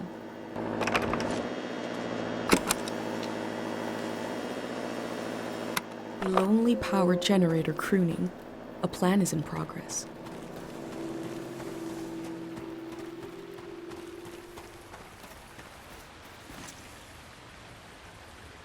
This Greyhound baby is doing science. Is that cool?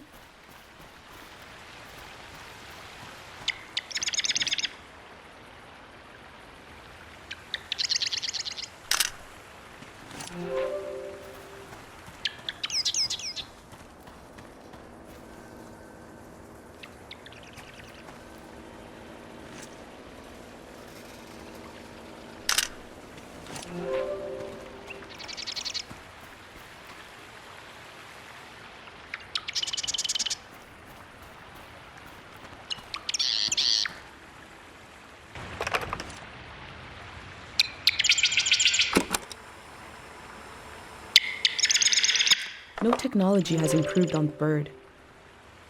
It can fly, sing, and surveil your neighbors.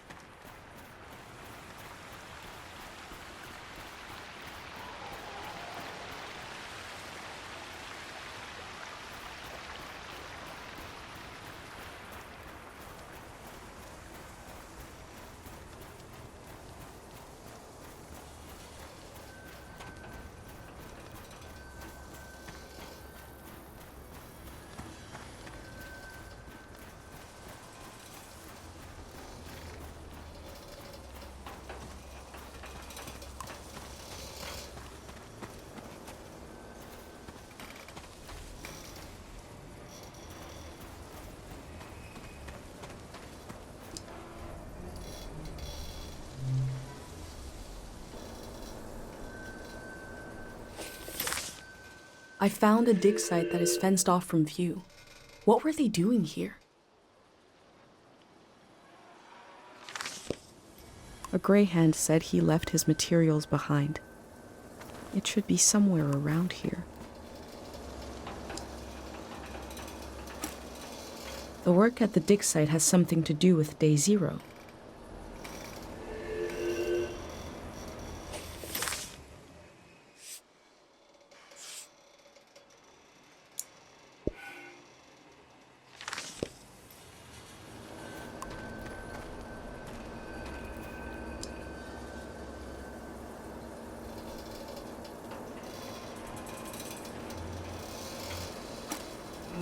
There's a big tree with a researcher's notebook inside it somewhere.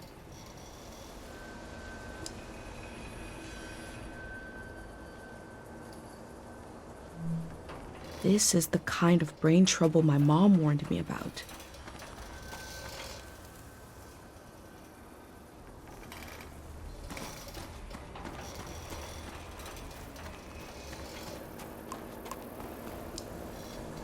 I wonder what this channel is for. They must have already shipped out all the Harpic they need.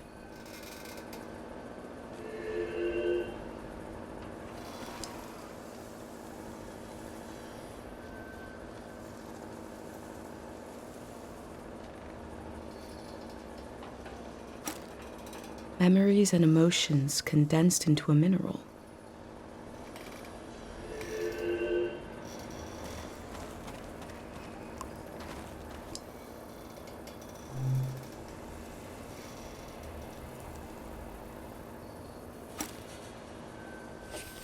I wonder what's on this reel. What is day 0?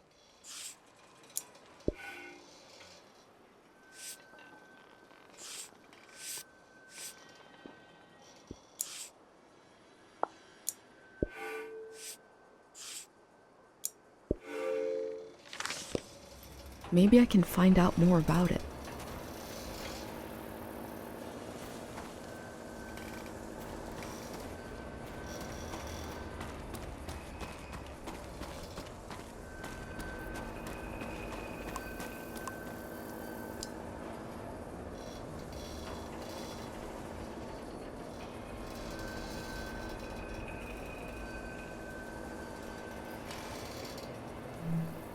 They dug up all that Harpic in order to conduct some sort of prayer on day 0.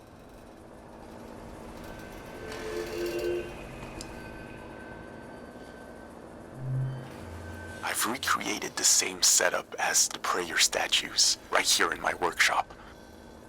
I set up a singing bowl so I can verify the pattern that will form in the water.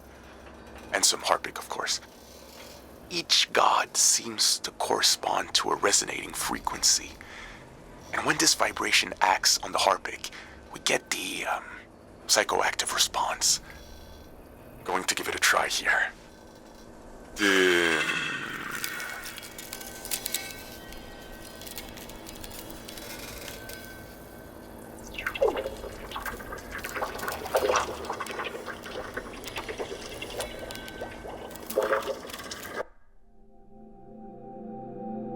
I remember watching my dad make shadow puppets on the wall. Felt strange because I could see how it was done. I could see the trick of it, but it still felt kind of magical.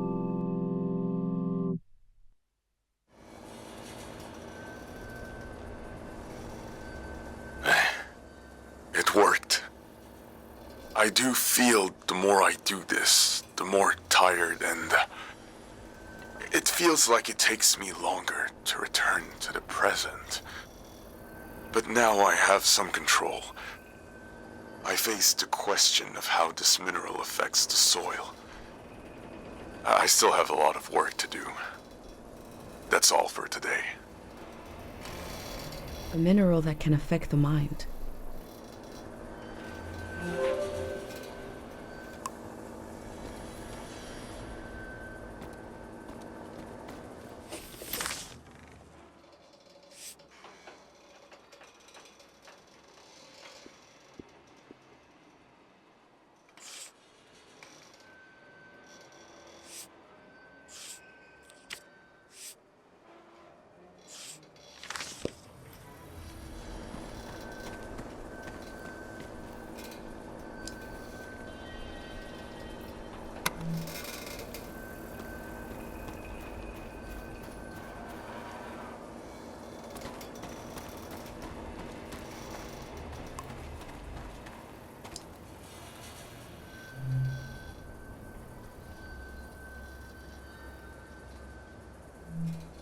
The memories of the owner now turned into a beautiful mineral.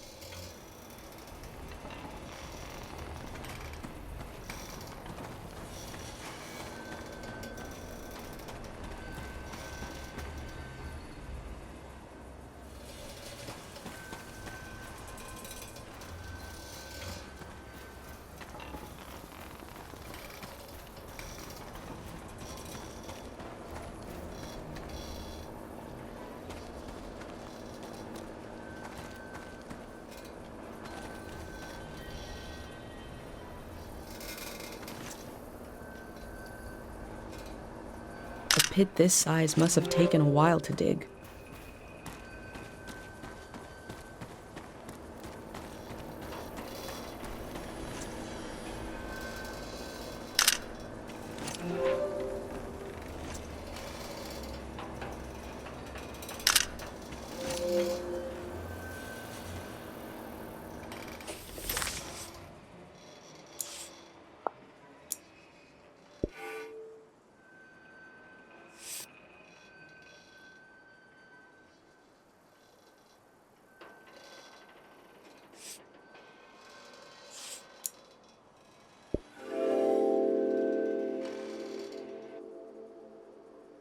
The gray hands present one side to the public, and another is hidden behind metal fences. There is no one to oppose them. There is only my record of what they did here.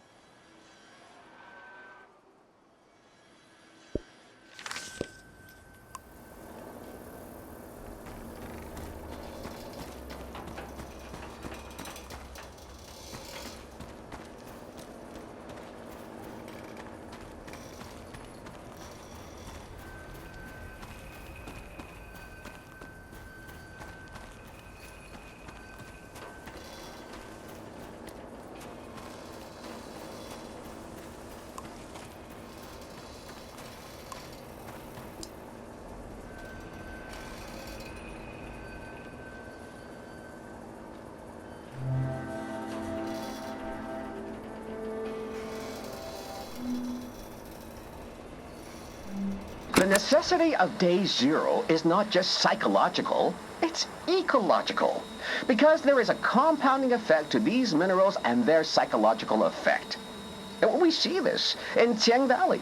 There is a memory and a memory of a memory and a memory of a memory of a memory. This echo effect, this recursive nature is the problem. As this cycles through the ecosystem, it creates points of pressure where things bleed, and soil and human minds are contaminated. Some will say, what's a few daytime visions? But it is an increasing risk, an increasing danger. Left alone, the haunted quality of this season will only get worse.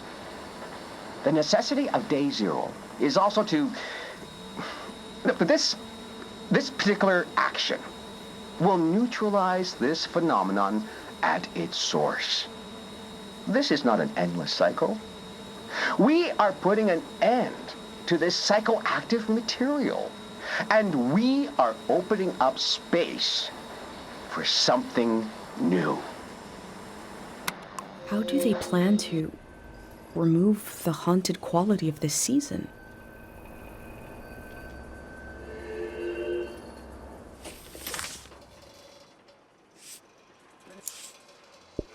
The necessity of day zero is not just psychological, it's ecological. Because there is a compounding effect to these minerals and their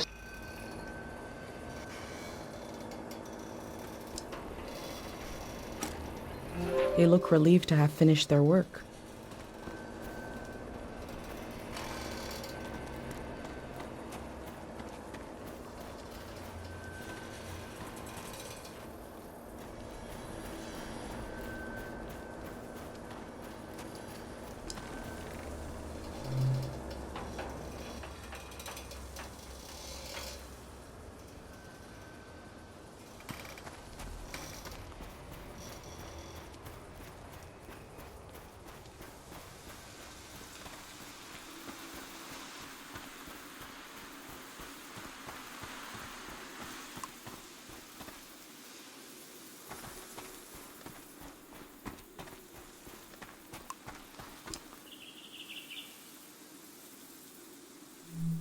The info sign earlier said they are dangerous in large numbers.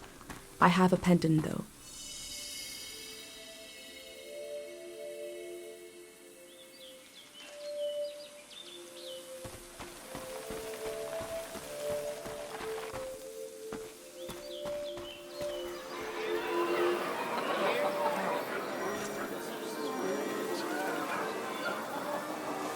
In Cairo, we have a statue to remember Dr. Fumier. But this statue is meant to be worshipped.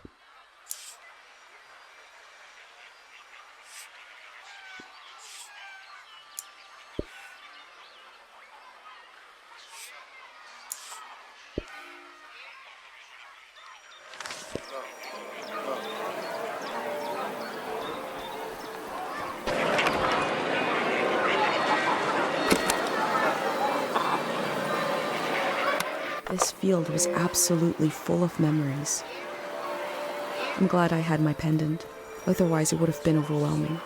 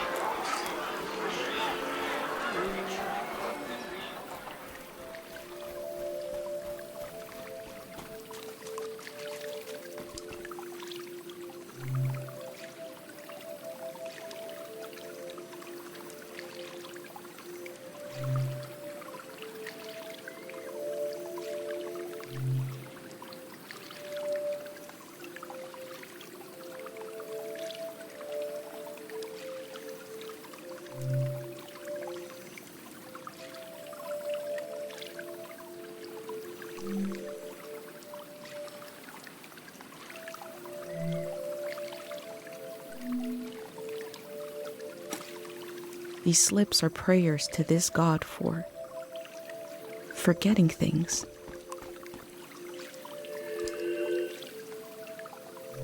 People prayed here. Who did they pray to?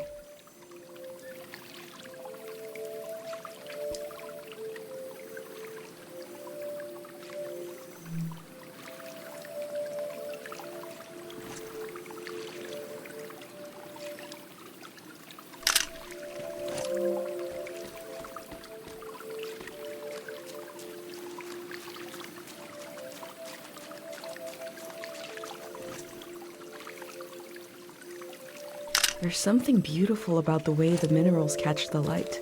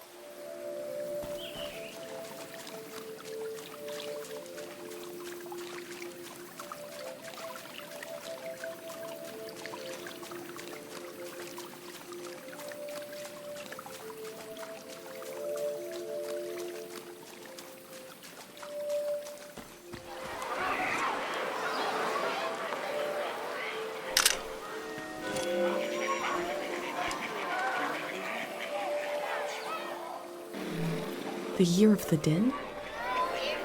Was that how they recorded years in the olden days?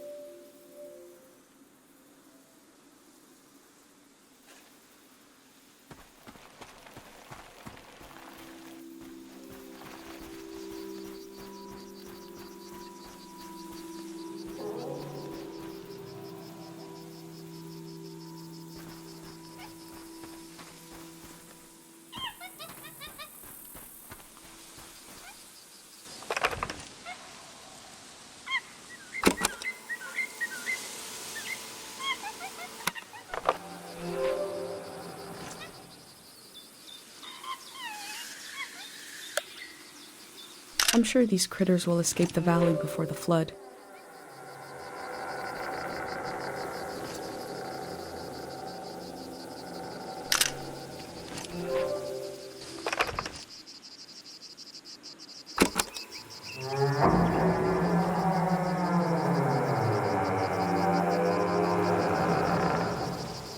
Whatever is making that sound, I'm glad they sealed this shut.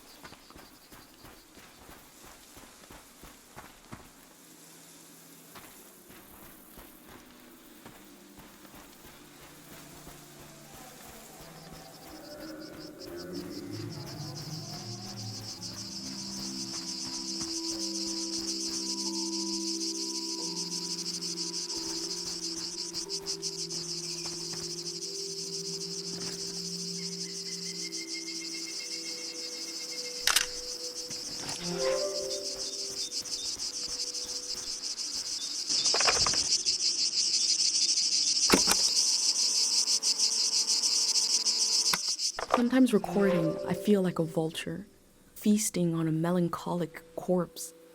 Never mind, forget this.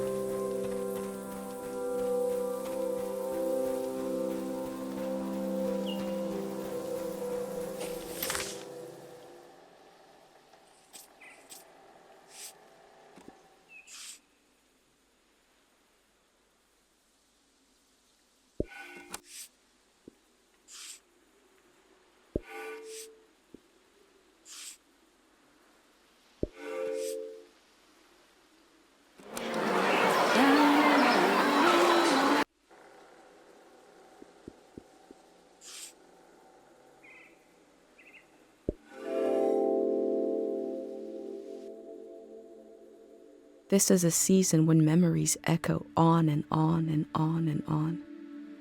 Will the echoes fade away, or will they be cut off abruptly?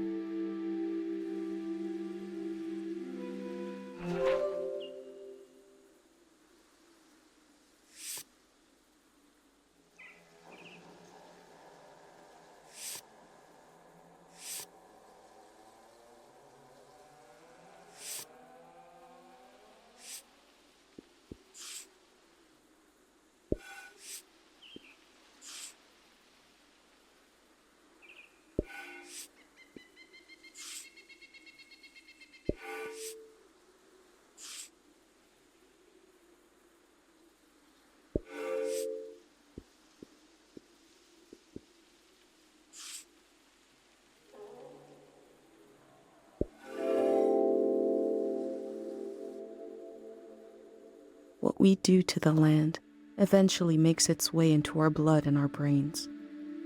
This can define a season.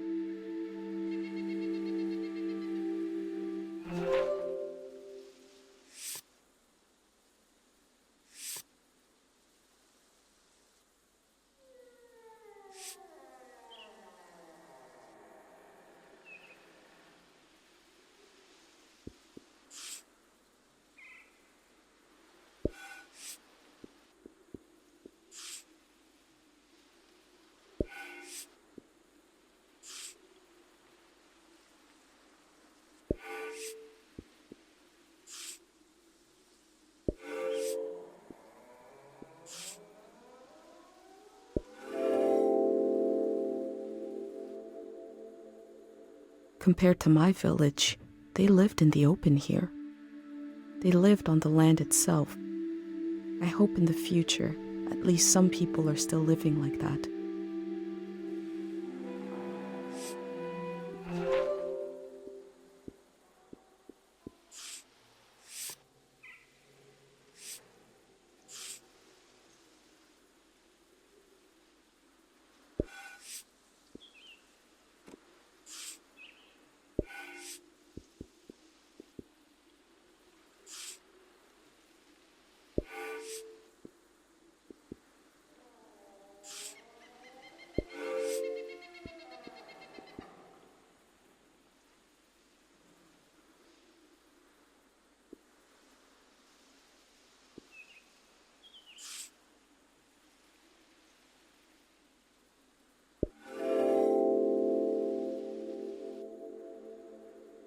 The process of taking people out of the valley was also a kind of ritual, a way of bridging one life to another. They know the world they're leaving. The next one hasn't been created yet.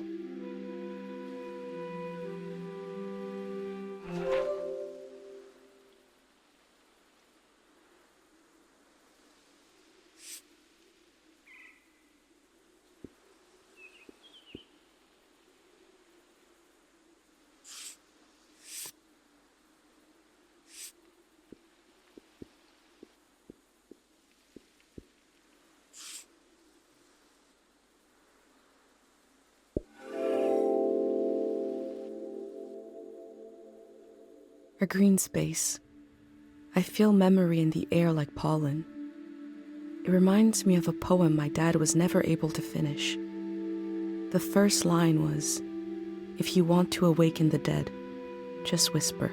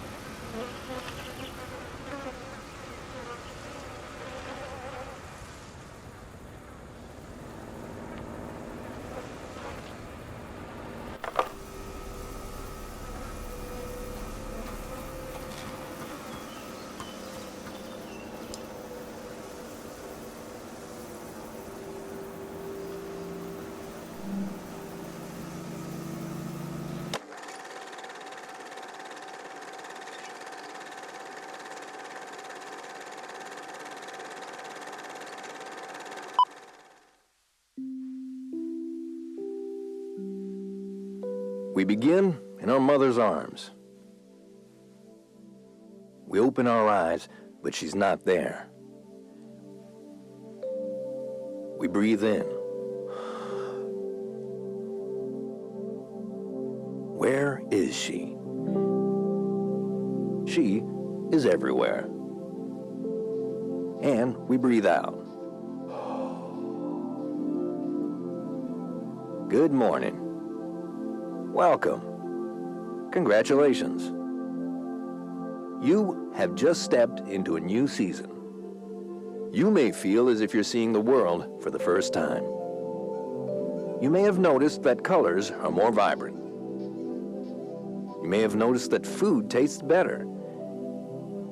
What you are feeling right now is how it feels to be liberated from the past.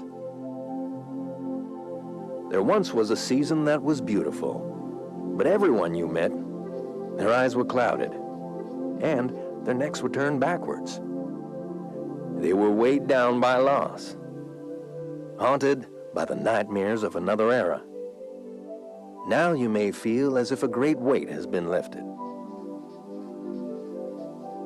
In certain cases, you may feel an unexpendable well of energy rising up inside you, because you know there is so much to do, that the world is ours, and it can be anything we want. With your help, we're going to do it right this time. You won't be alone. There will always be a hand and a voice beside you. There will always be a song to sing. Tear down the ruin in your mind, the wound you kept inside, can you let it go? Share now the season in your eyes, the people that you'll find will forget what's yours and mine in the world to come. Tear down the ruin in your mind, the wound you've kept inside, can you let it go? Share now the season in your eyes, the people that you'll find will forget what's yours and mine in the world to come.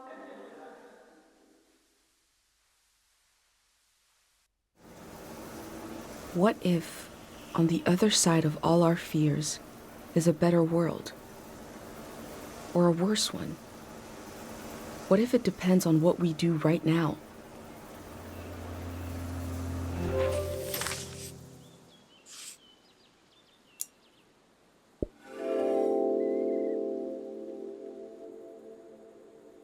Day 0 will be the day between one season and the next. It will be the moment everything changes. They believe this will create a better season, that it will heal us.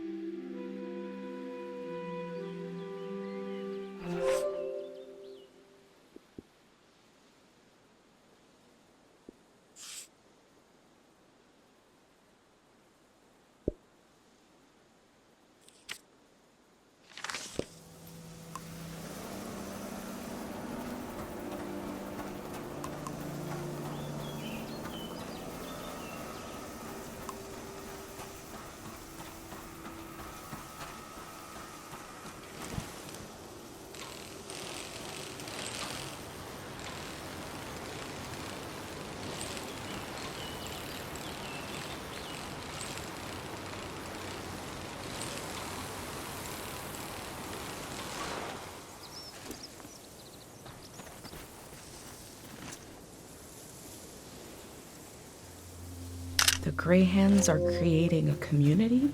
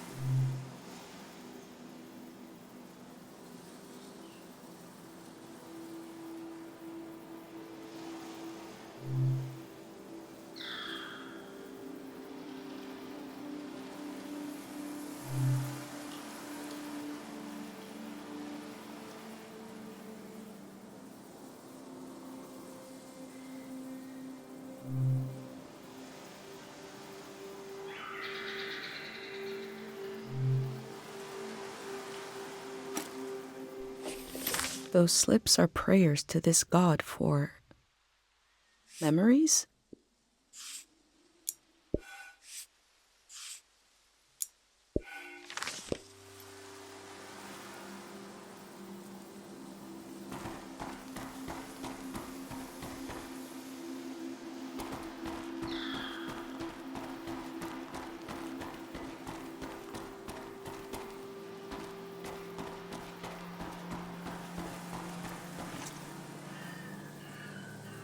Purple minerals are built into this statue too.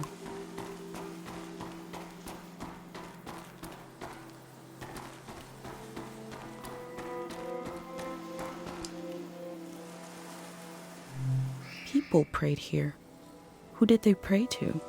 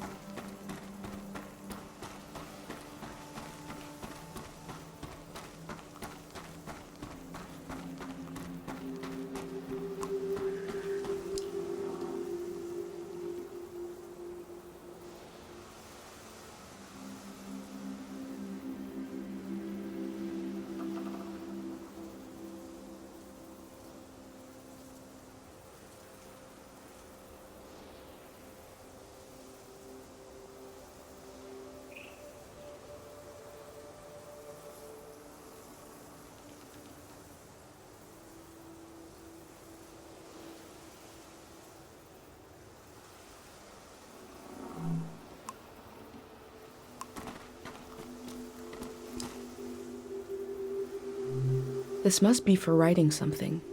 But what?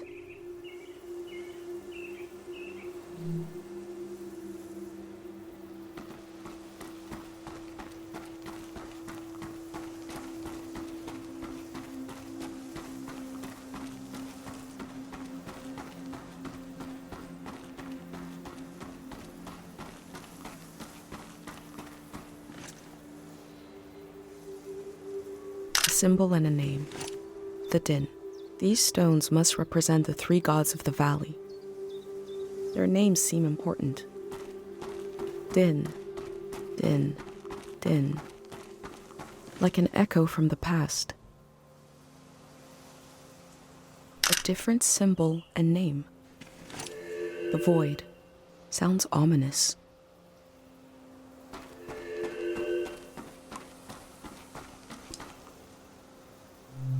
They placed this god at a distance, but wanted to keep an eye on them too.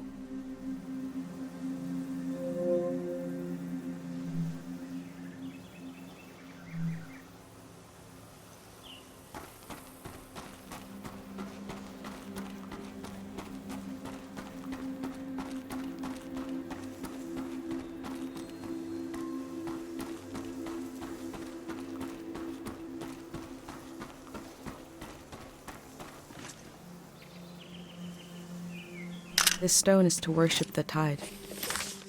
The tide, something calm that comes and goes.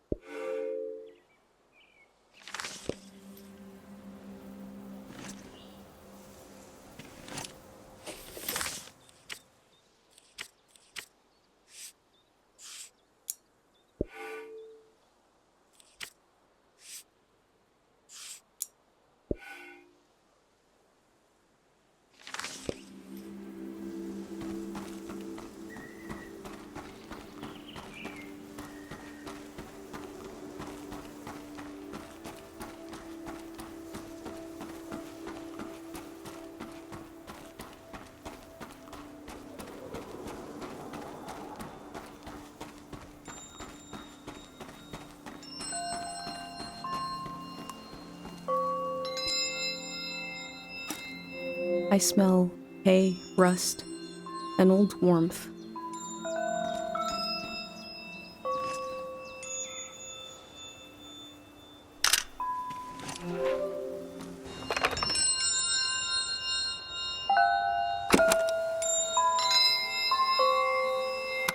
Music from a trio of performers. The metal, the breeze, and my mind.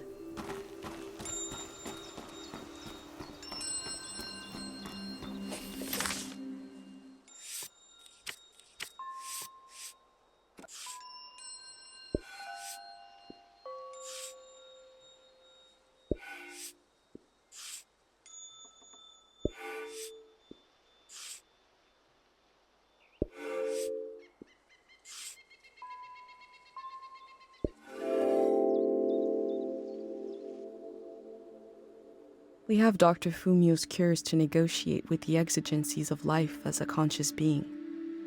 Here they have a religion. The form changes, our needs remain the same.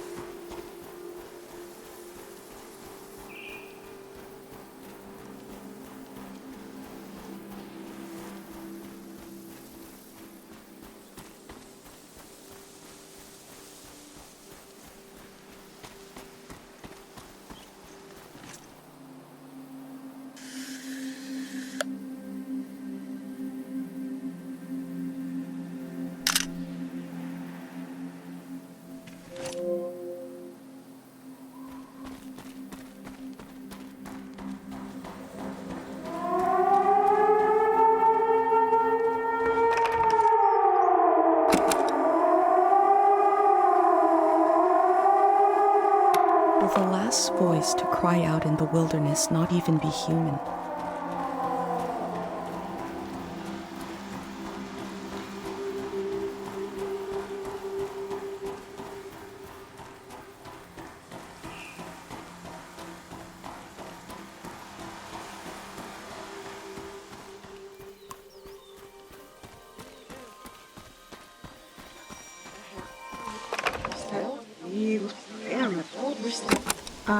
I recognize you.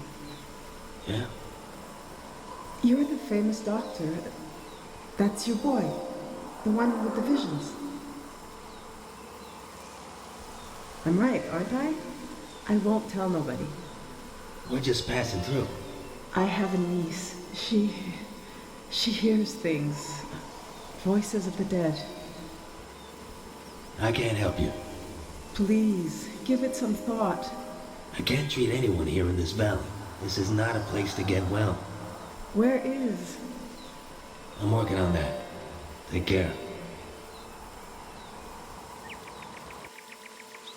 It's surreal to find a piece of Dr. Fumio's past so far away from Cairo.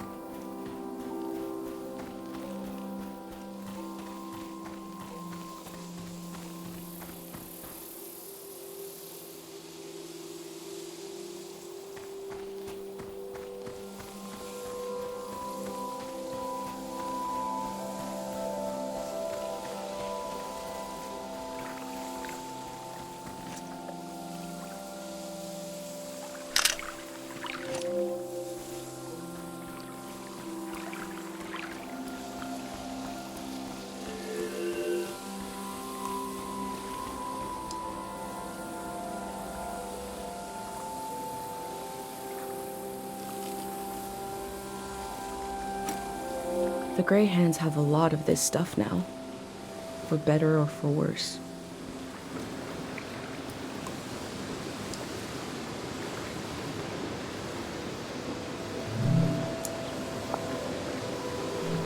The bird stole a small trinket. I left the bird its prize, but maybe I can learn more about the locket.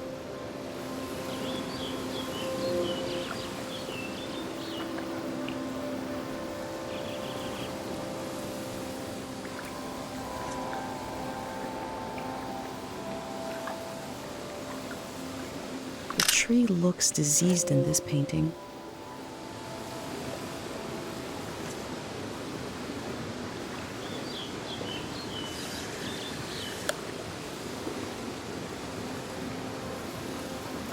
Home to a thieving bird.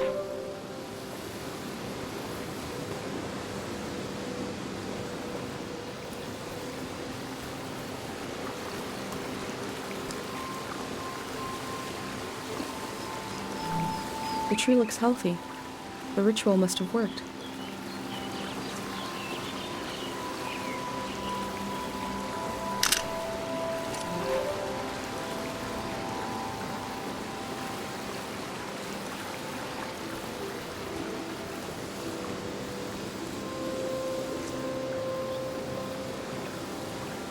A piece of car, severed, dangling. As a warning to others?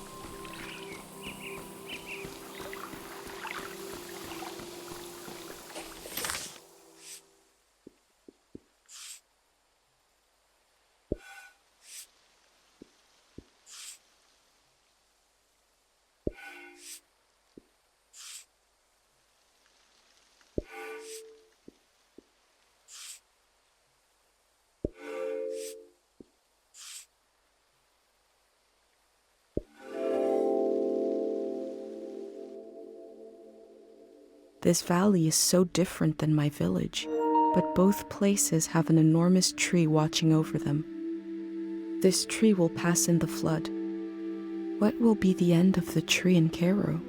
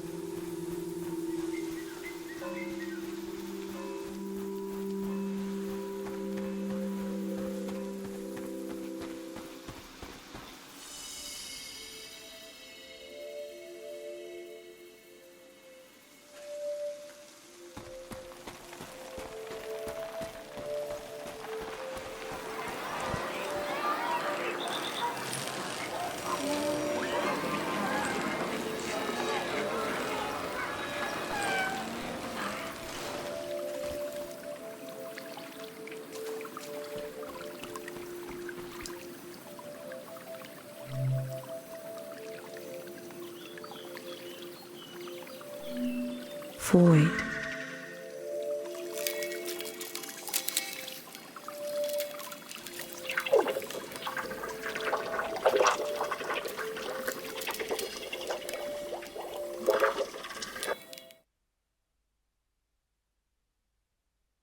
pray to the god of forgetting.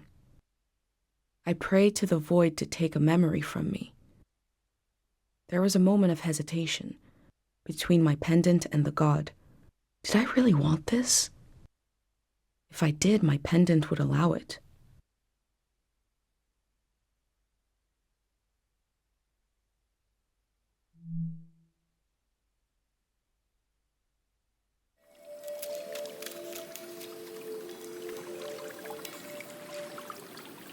It happened just as my mom described.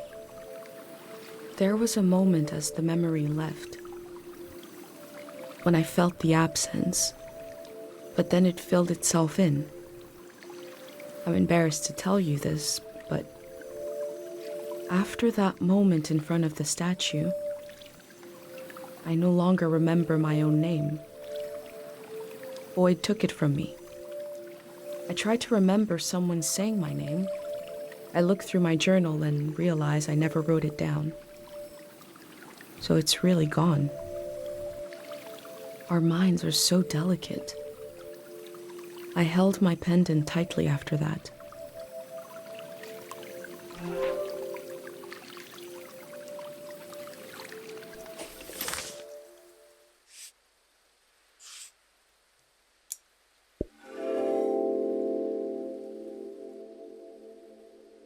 What am I without a name? Can I decide now? Did forgetting part of me make me more free?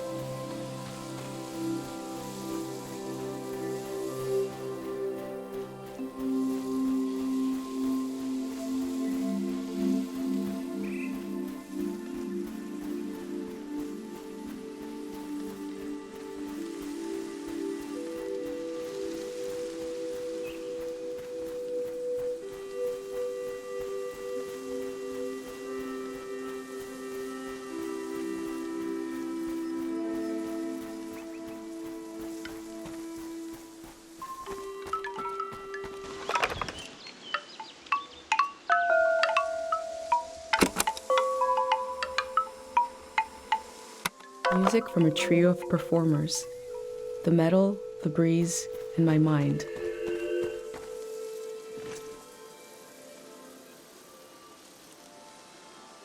They're keeping the memory of the dead alive in a way I've never seen before.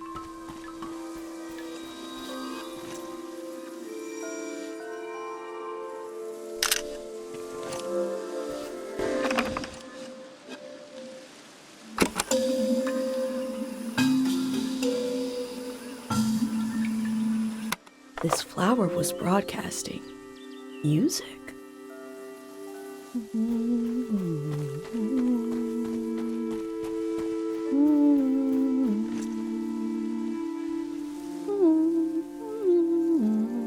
No words for the feeling of a brand new tombstone.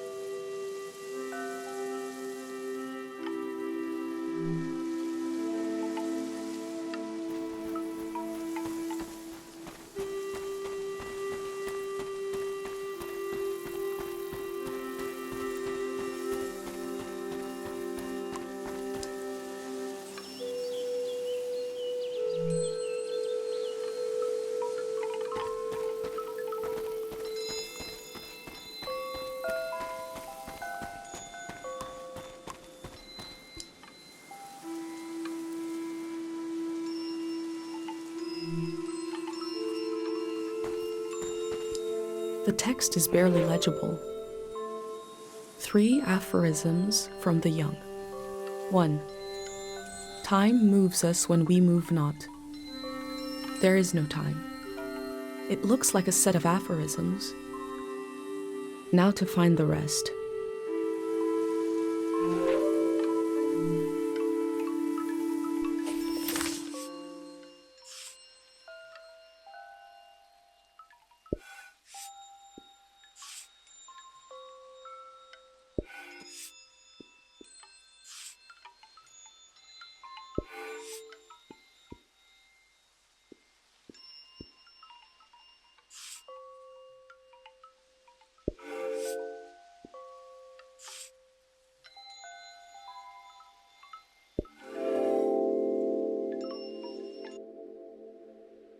There isn't enough room for a cemetery in my village.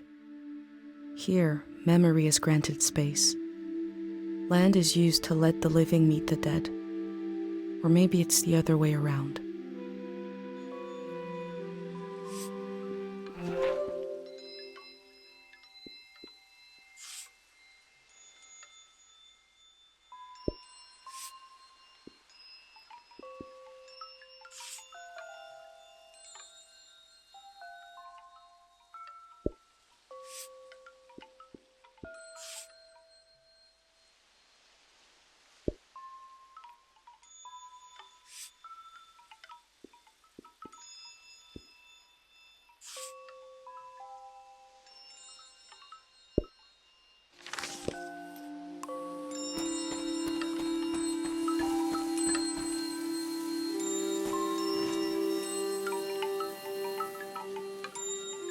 Unlit candles being drowned in a flood, a loss of potential light, potential prayers.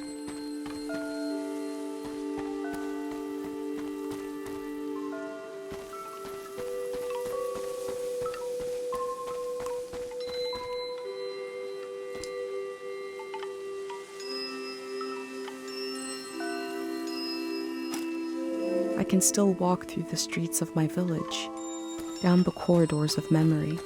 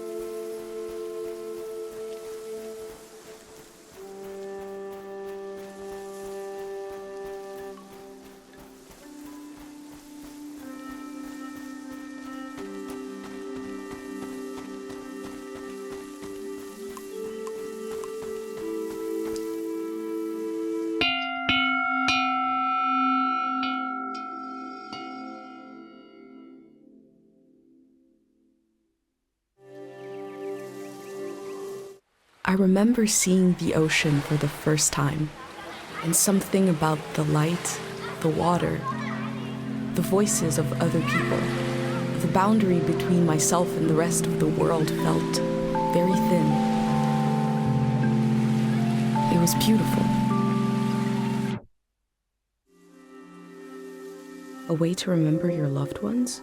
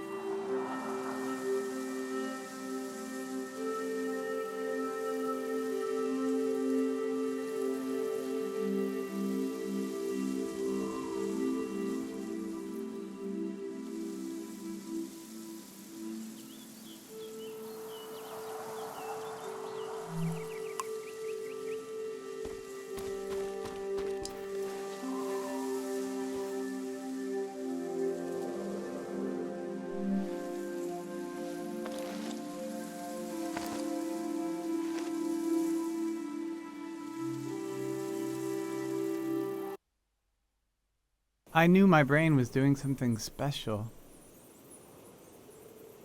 I thought I'd wake up with an idea for a new shape or color. Everybody would love my new shape or color. But instead, my brain gave me a dream which made people afraid, which is making you leave.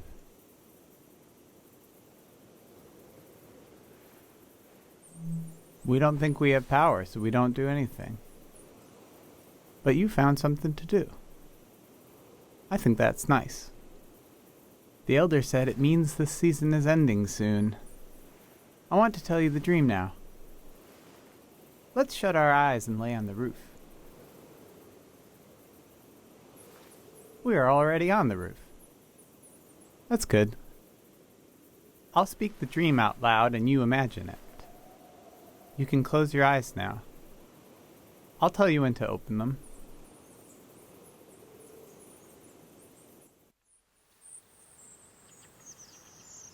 I am in the forest. The sun is bright. My stomach rumbles. I'm hungry. I look for something to eat. There are fruit trees lining the path. I look for one to pick, to eat. I climb up one of the trees and reach out to grab a shining red apple. I blink, and suddenly the apple is rotten. It looks like it's full of spiders. I blink again, and now the apple is just a baby apple. Not ripe or rotten. I lose my balance and fall onto the ground. The apple changes colors. Some are eaten. Some disappear. I hear a voice. Someone is there with me. I try to recognize who they are, but their face keeps changing. They're kind of everyone. I tell them I'm hungry. I want what the earth is trying to give me. They say these aren't apples. They're memories of every apple I've ever seen. There's something wrong with my eyes, and there's something wrong with the soil. They say I need to look into the sun to clear out my vision. They say we're going to look together, and that when we do, they'll melt away. They want to. Then behind them I see you, watching from the shadows. You've been taking notes on everything. This makes me feel better. I turn my head and I let the light in.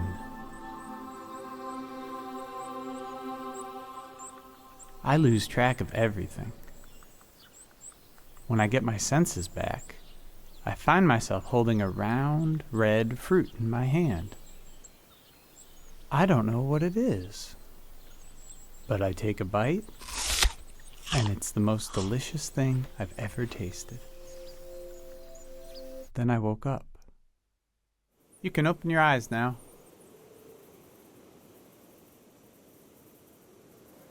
You probably have questions.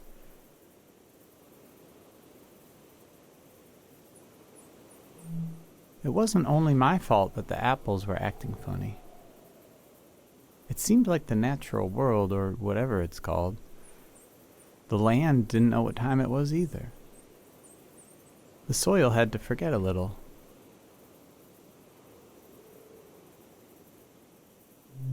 You were there, but you were separate. Whatever happens to us, we need you to keep an eye out. Somebody has to stay normal. Somebody has to not look into the sun. I feel like everything is happening the way it should. But I still wish none of it would happen at all. I wish my dream didn't mean anything. I wish we had wasted more time together.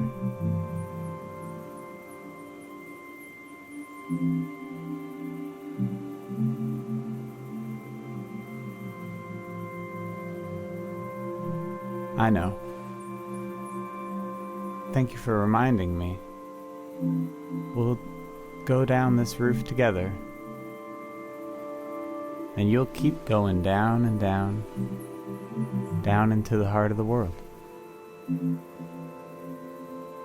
Thank you for listening to my dream.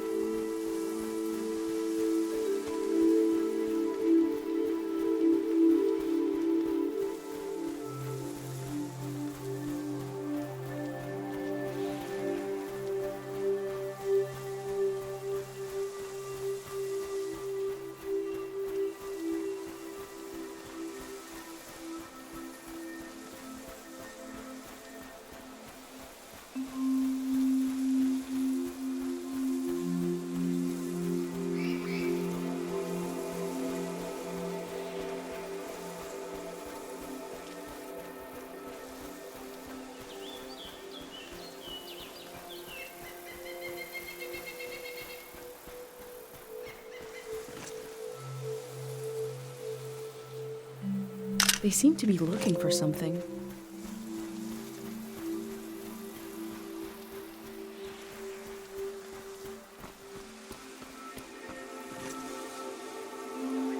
They're bringing the dam down. Eventually?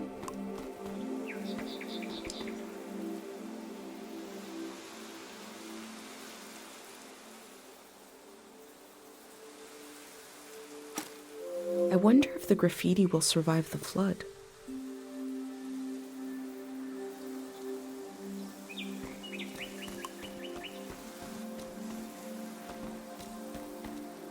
What mark should I leave?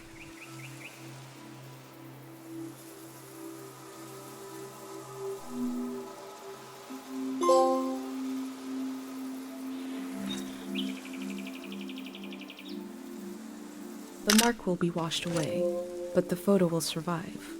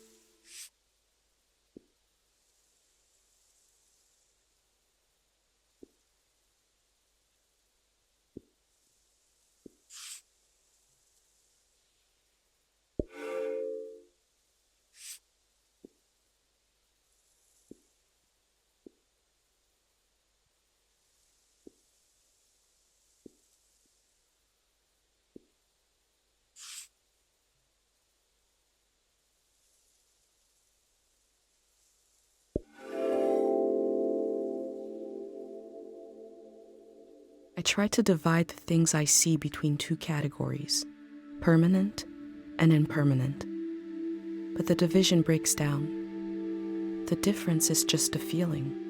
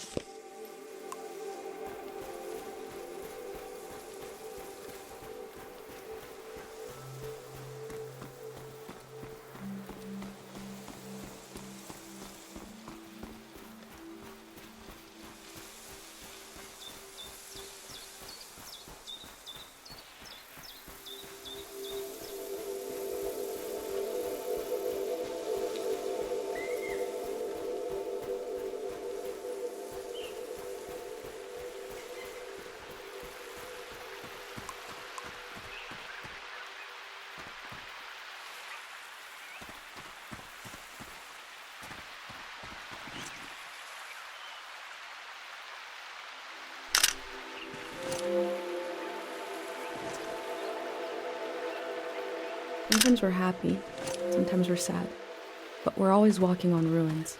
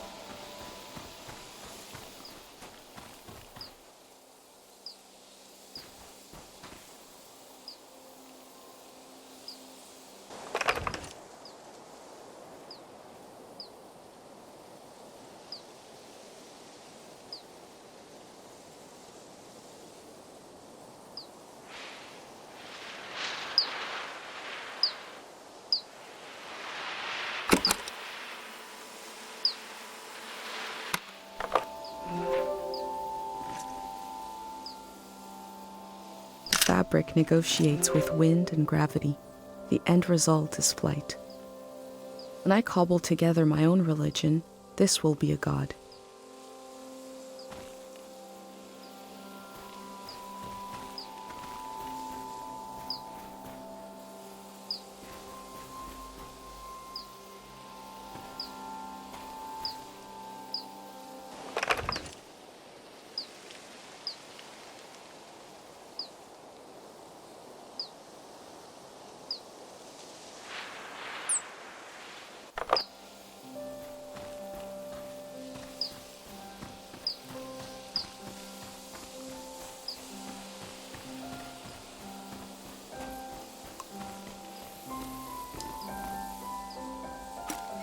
I hope I get to taste some saba fruit. If it merits a sticker, must be pretty good.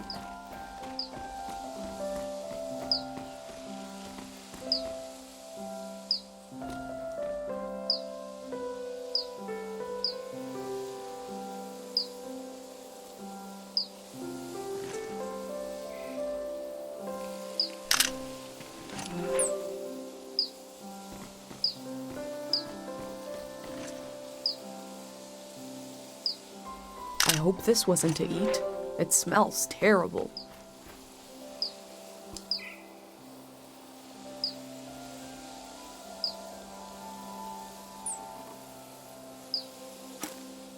I had an uncle who collected tools that were so old nobody knows what they were used for.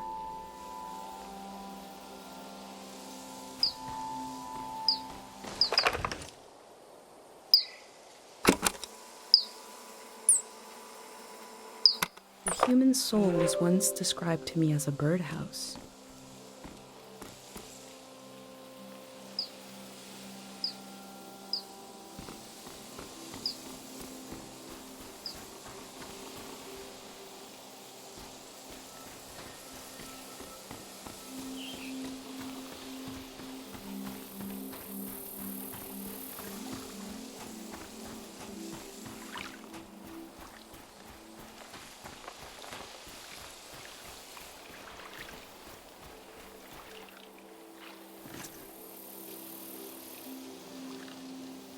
Tools grow legs and drown in the lake indeed.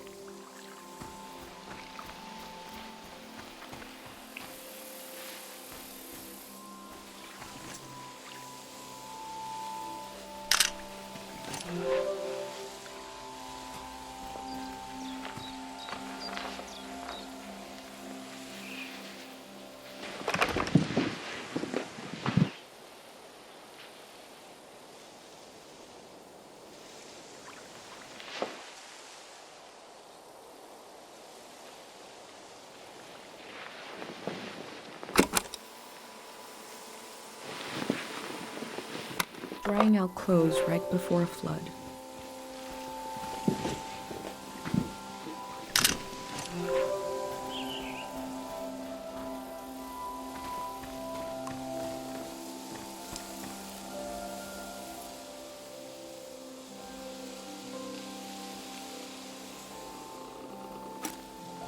He seems to have been obsessed with figuring this out.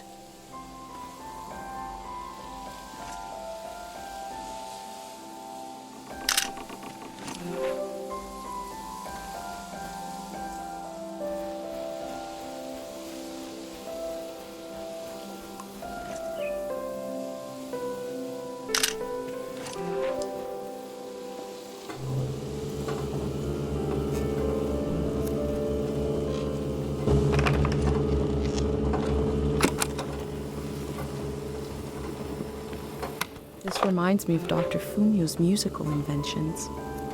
I wonder if it's also supposed to heal with sound.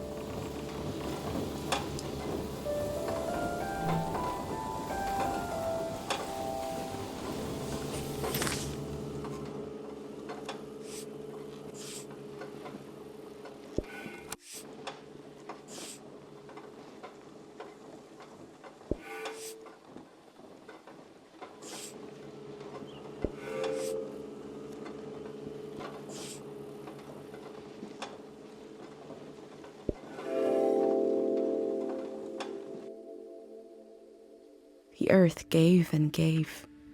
It did not let up. Not even at the last minute. We collect the fruit of the land we know is dying. Who could forgive us?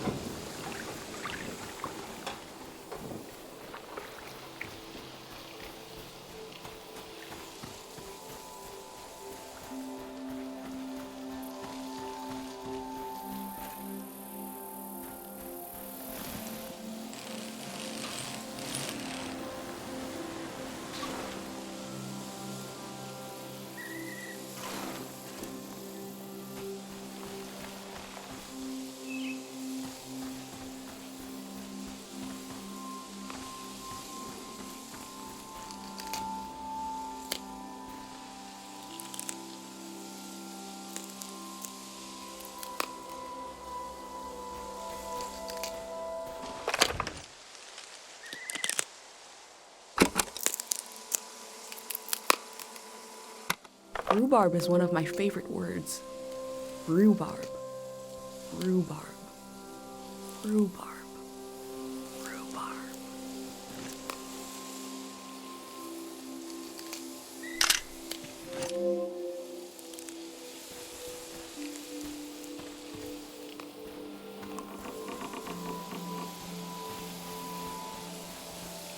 The text is barely legible.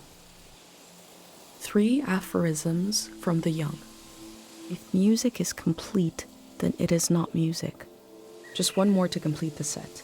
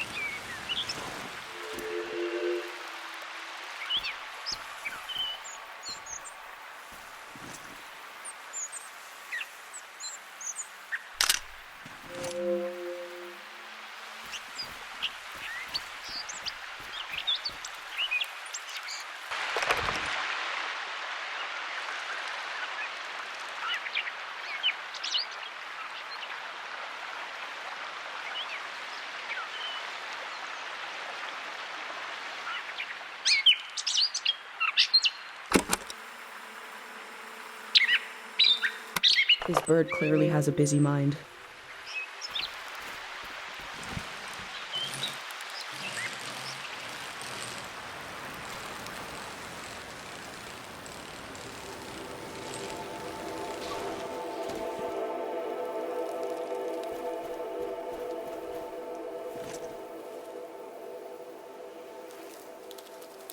I'd like to live in a house that looks like this, forever on fire.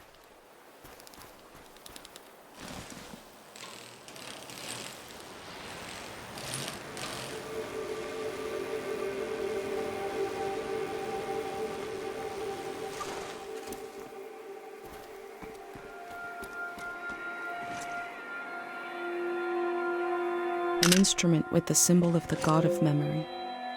I remember my dad had a poor singing voice but wrote funny songs. He had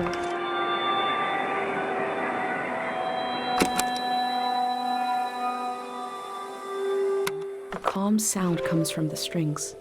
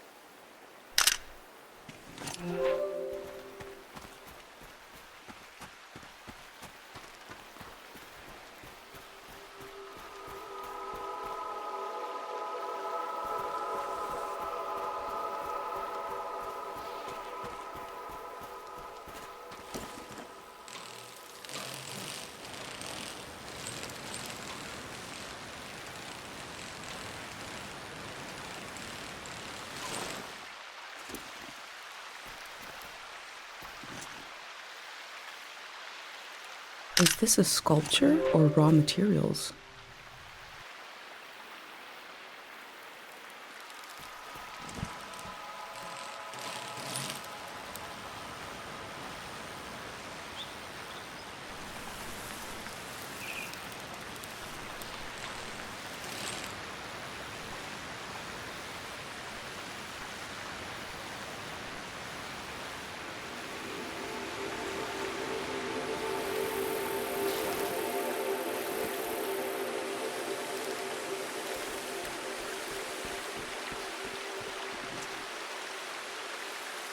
I hope this isn't the face of a god. He looks like he'd steal your lunch. This instrument is so beat up, but lovingly preserved. It must have played some important tunes.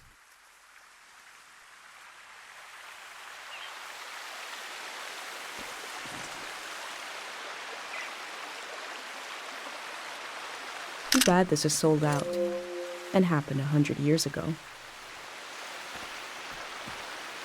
What a cheap-looking contraption. I'm not sure what to think about this.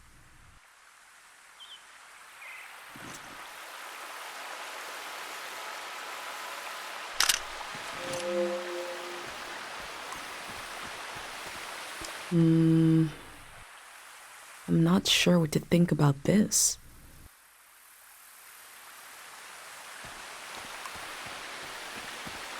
Within the piles of junk, I found a metal cutout of a symbol. These patterns, what powers have they had and lost?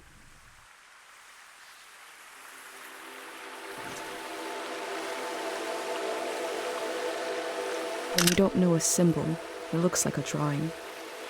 But when you add the meaning, it can tell you everything you need to know.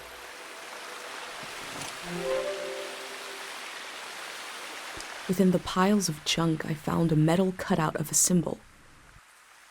These patterns, what powers have they had and lost?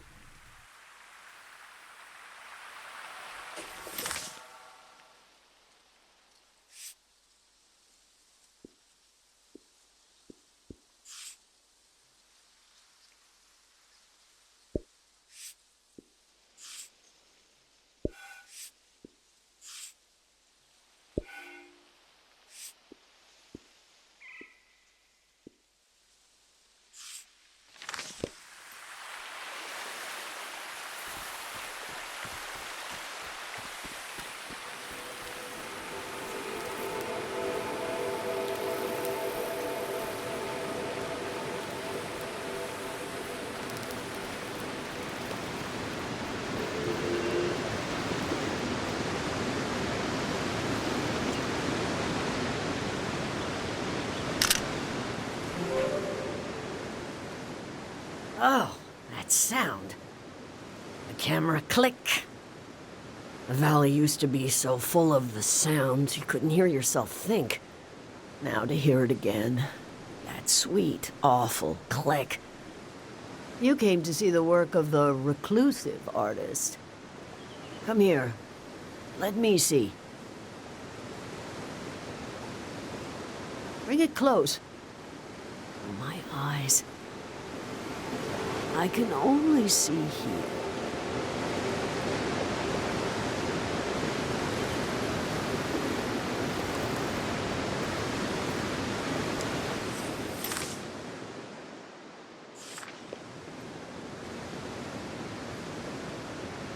Awful. Form, color, subject, simply awful. That was me trying to play to the crowd, to be charming. A crazy woman made this junk. An artist. I buried her a long time ago. I'm surrounded by it. I spent my life trying to make something beautiful and true. I failed. Can you bring me photos of my art? I'd like to see my work one more time. I want to see how I wasted my life.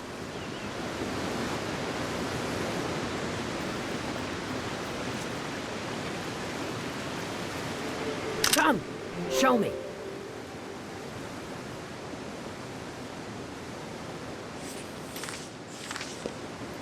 What do you think of it?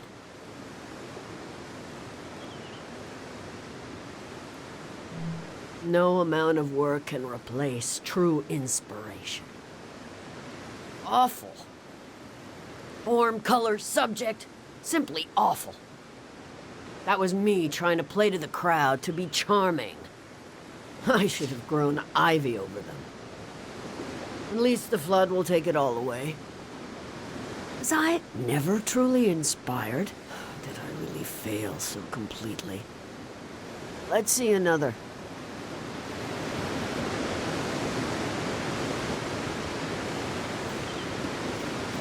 The text is barely legible. 3 aphorisms from the young. None should see the face of love and live. The aphorisms are complete. Time moves us when we move not. There is no time. If music is complete, then it is not music. None should see the face of love and live.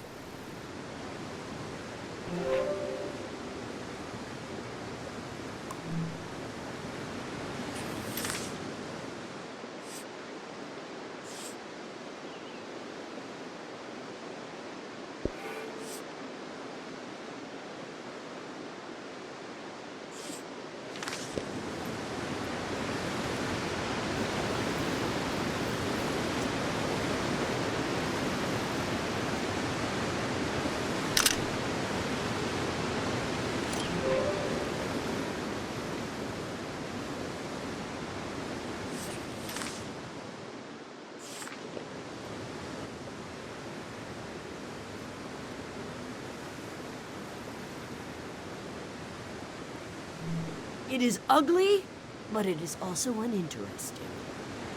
I thought if I stood outside his door long enough in the rain, that God would let me inside. All I did was toil my fingers to pieces. I wanted to capture this valley in a piece of art. That's all.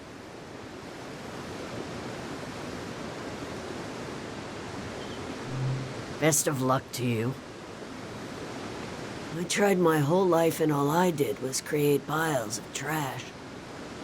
Enough about my... Let me see what else you've got in that journal. My trash all on a page together, like a real art exhibit.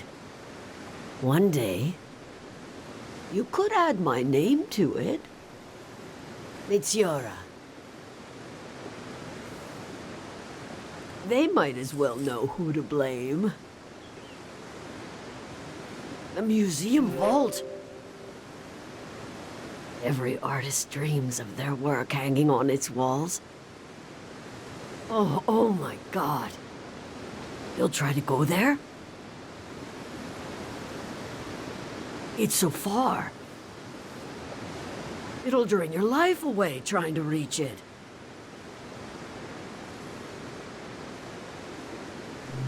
That is undeniably true. Your journal might end up in the vault, which means my artwork might end up there. Oh, that would redeem everything. Every wasted hour. When a dream crawls back out of your throat, it hurts. But I can do better than those little statues. I can. If you help me. This art will memorialize Cheng Valley. And we'll finish it together. Cheng Valley has many faces. Many themes, characters, eras, stages of its existence. Take a look through this junk, and we'll pick one of those faces. A face to show Cheng Valley to the unborn children of the next season. You do that while I make some tea.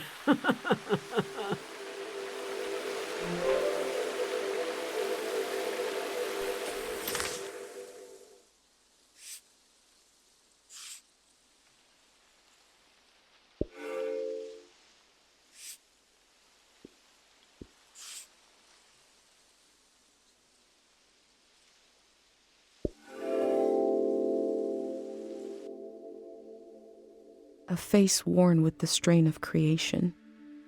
She is compelled to create, like how I feel compelled to document this season.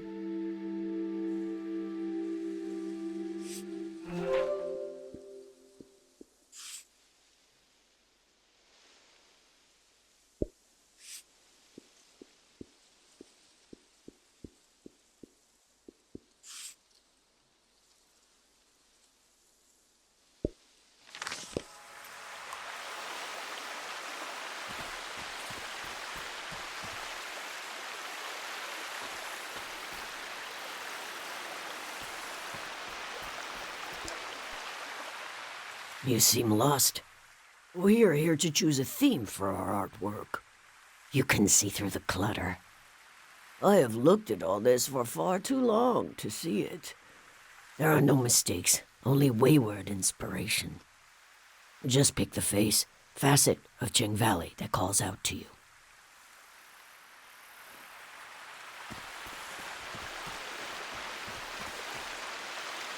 Within the piles of junk, I found a metal cutout of a symbol.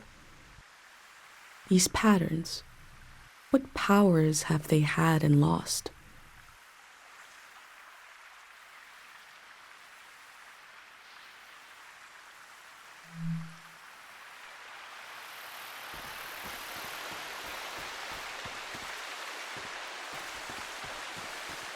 This instrument is so beat up, but lovingly preserved. It must have played some important tunes.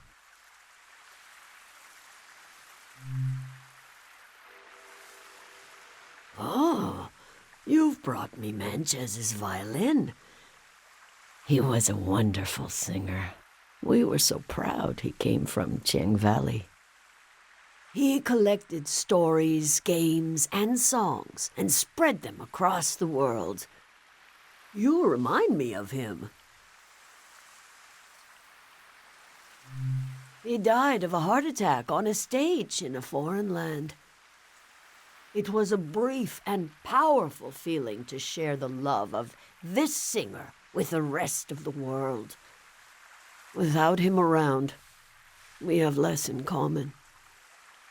Even I loved him too. We all did. Do you want this to be our theme? Very good. And the tea is ready. In the past, I tried to control everything. My work was dead. This time, let's follow our intuition, gather some pieces, and see what happens. What magic might be hiding in this day, which will pass and never return?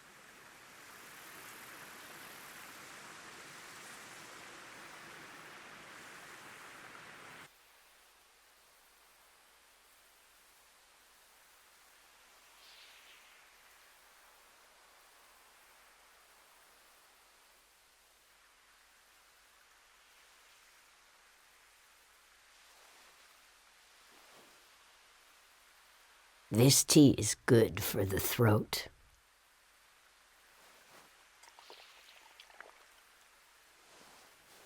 It makes me want to sing.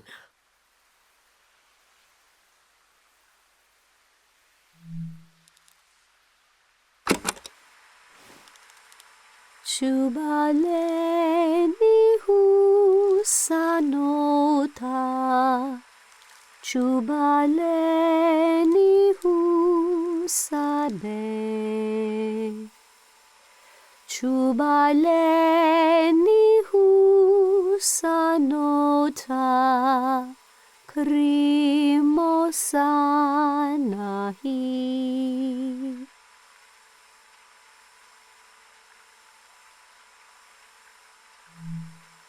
Pleminutu sakanora.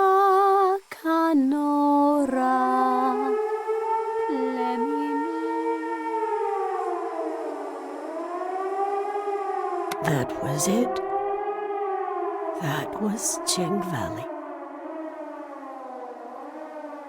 I thought we would capture Cheng Valley in a piece of art. But we captured it in a moment instead. A moment can never hang on the wall of a museum.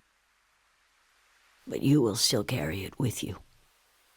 You were the co-author of this moment. I would never have found it without you.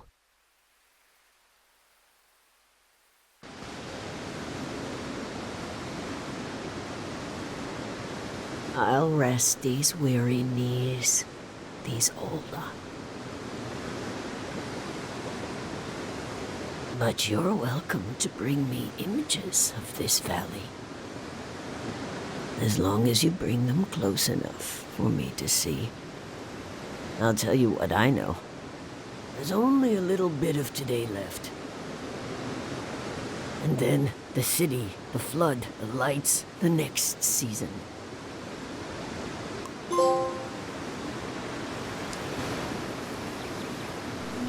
Oh, you'd never believe it. That locket was a gift from Manchez. Yes, a famous singer. We were both artists.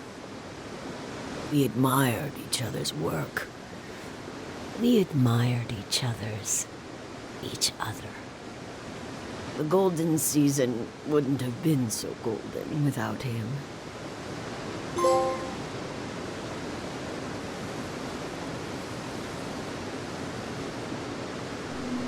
Ha! All right.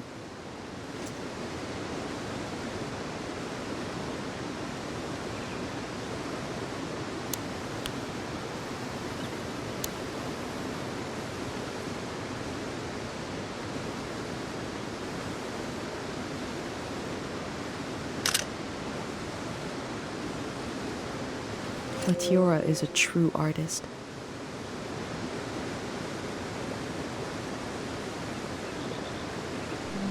I wish I could show you around. But maybe you can bring the valley to me. You could show me photographs you've taken here. And I'll rummage around in my mind for any gems.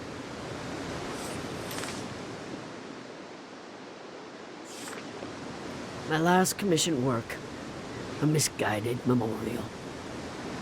I made these dogs of war and spread them out around the valley, like the soldiers used to be. But the war didn't need a statue. We have the soldiers themselves, frozen in time.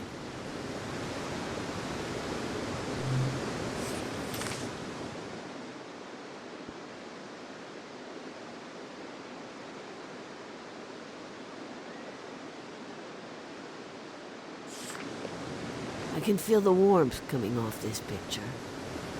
The place might as well be on another planet.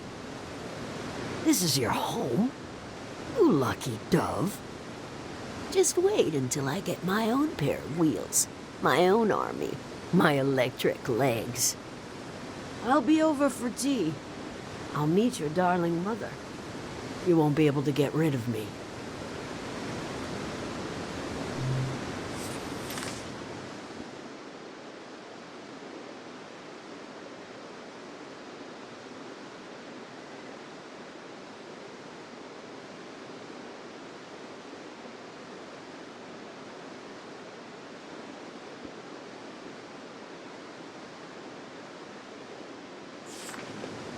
What do I know compared to what this tree knows? I know that man Yori saved it from a nasty infection. I know the boy plays around there. Some humility, please. I don't know anything.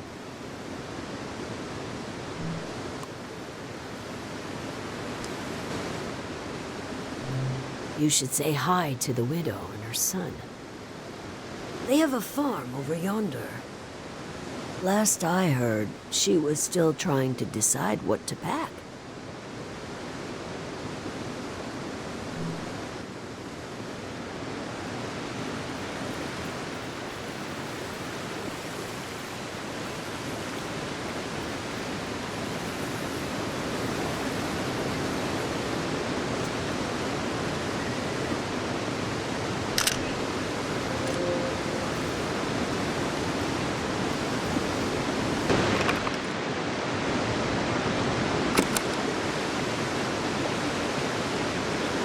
There is no end and no beginning.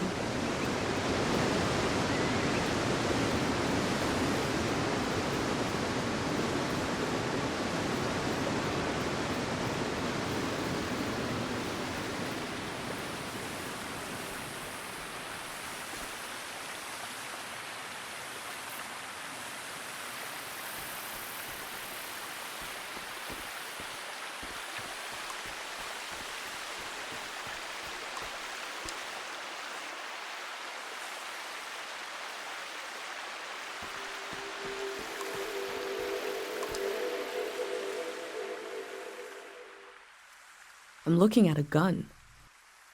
Before coming to the valley, I'd never seen a weapon before.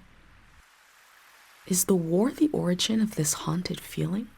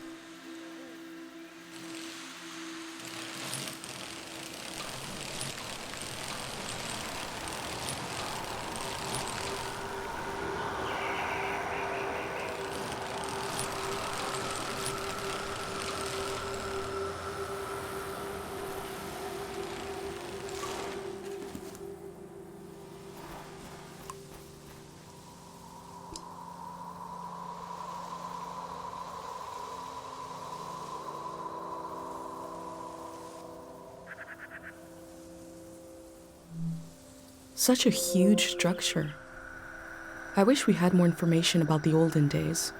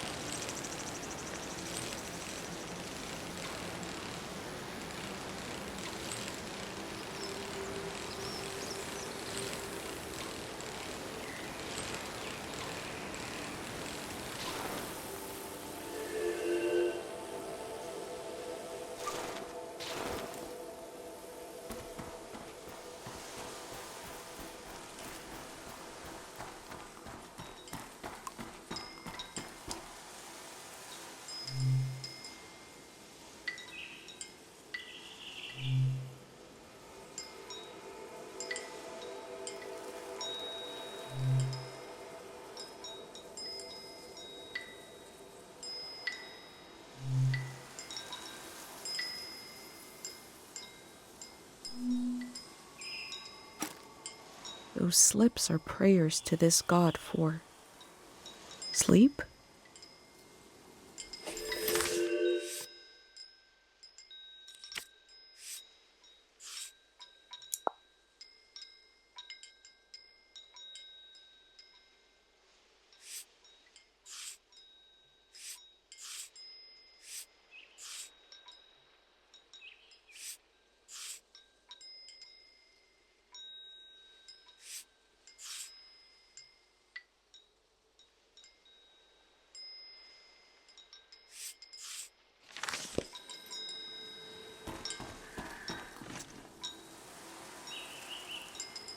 It seems like all these stone statues have that purple mineral built into them.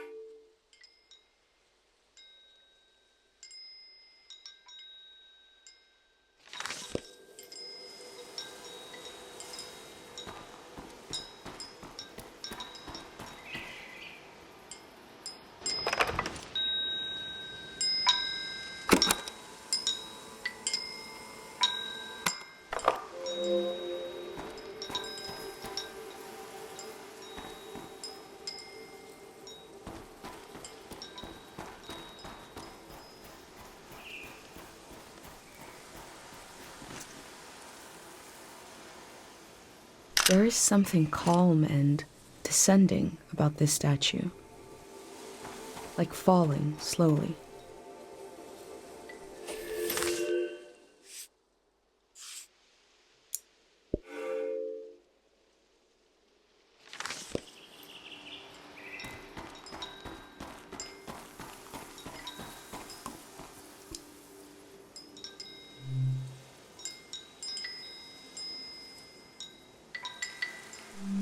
Tide.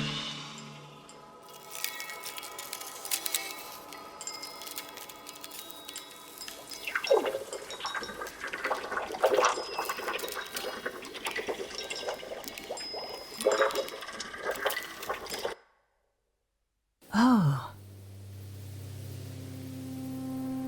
I prayed to see you again. I didn't expect it would be in a dream. Life listens and then it does what it wants. We have to make do, darling.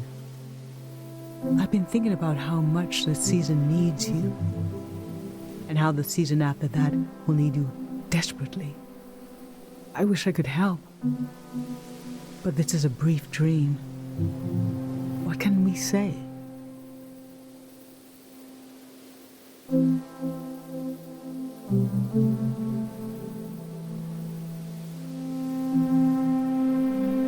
Oh, you lost your name. It took a while for your dad and I to agree on what to call you. The name we ended up picking was my idea.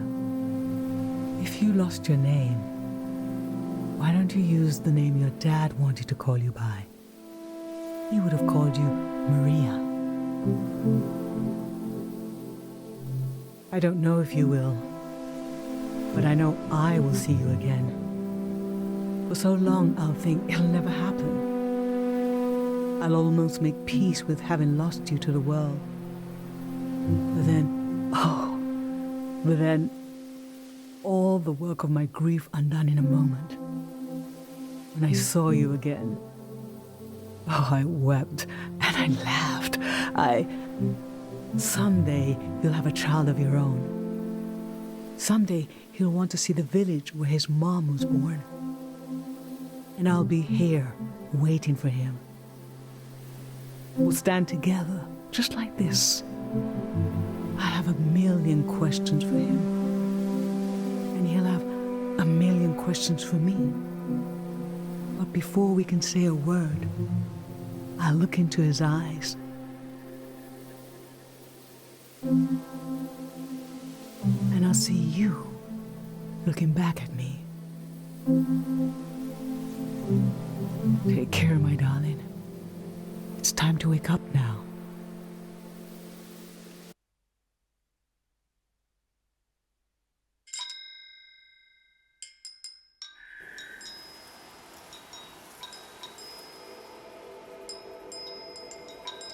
This god put me to sleep. I got to talk to my mom.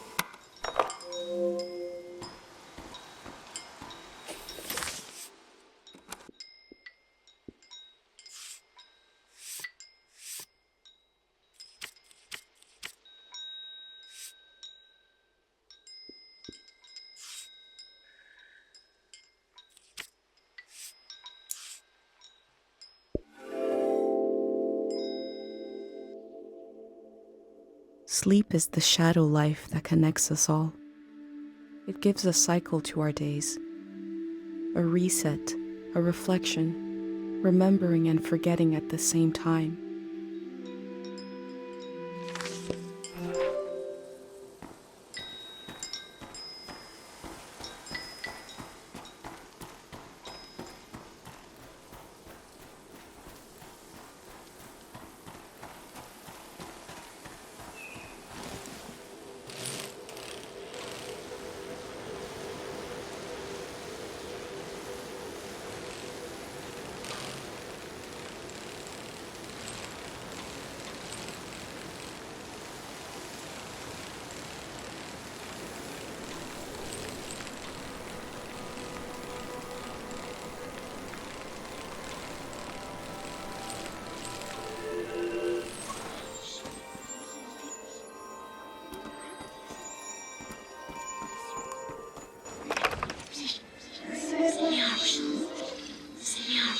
Everyone's here. She's really going to do it. How can she be sure? The shrine is protected. How does she know? Sonia knows. How can she be sure? She can't know for sure. This has never happened before, has it? I don't want this. We need to leave. Let's just run. Wait. Do you hear that? Oh, God. We're going to be okay. It'll all be over soon.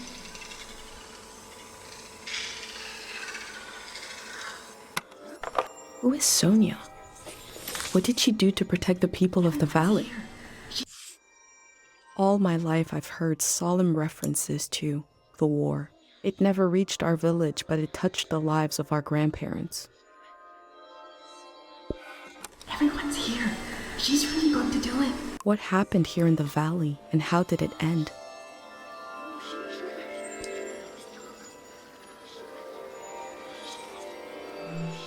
They believe a prayer put the soldiers to sleep. Is that possible?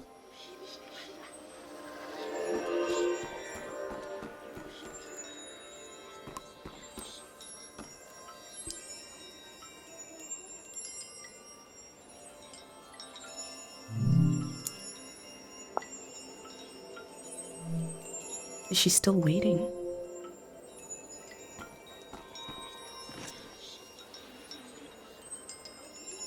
This must be the dream sickness.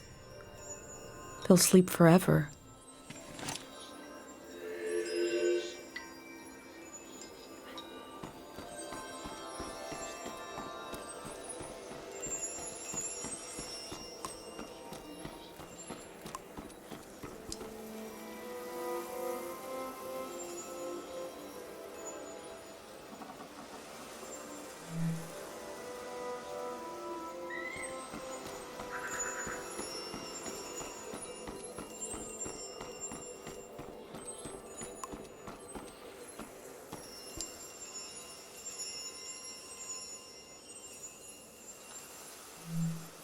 The elder showed me this symbol.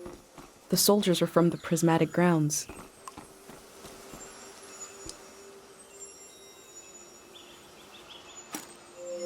I don't know what it's like to be that hungry.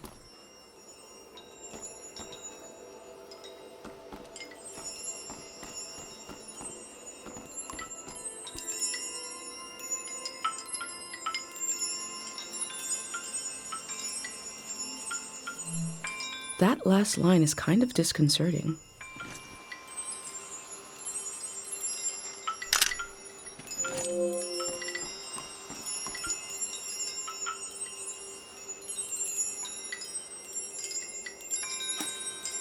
The people here weren't ready for a war.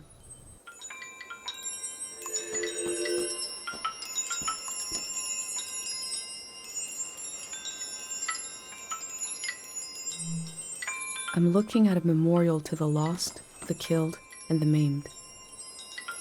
We are so lucky the war never came to Cairo village.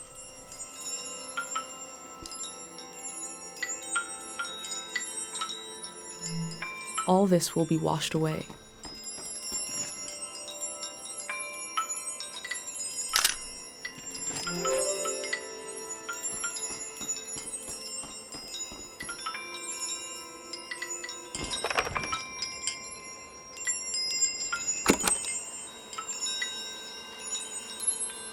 Music from a trio of performers.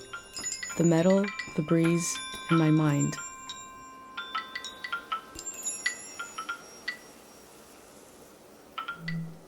This machine fueled countless tourists motoring into the valley. Supply lines must have been cut off when the war started.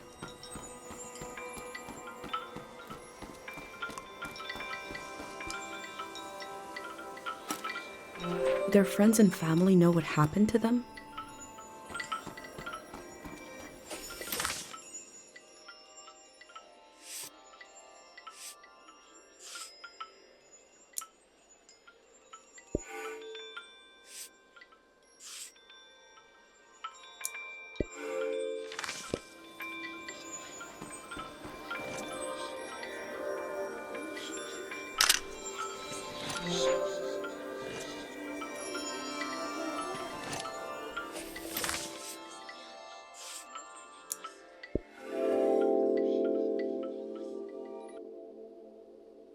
The war was its own season, but the trauma of it echoed on into this season, haunting it.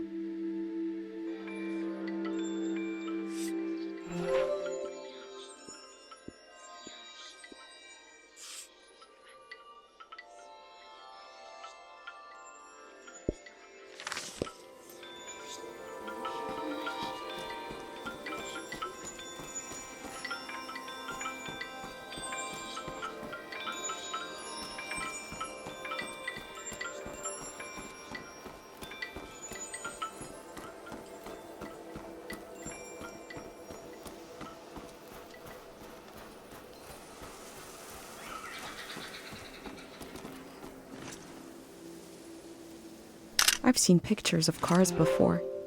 They were common in the golden season. This car seems to be named Honk Honk.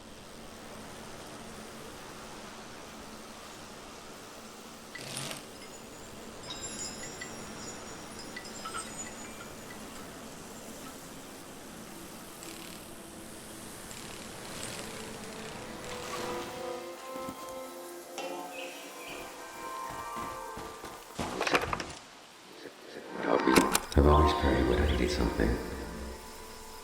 But now I just want to thank you. The calm you brought over the world. I'm in love with this silence. This moment. We're going to live. And we're going to remember. I can hear the relief in their voice. This must be after the end of the season of war.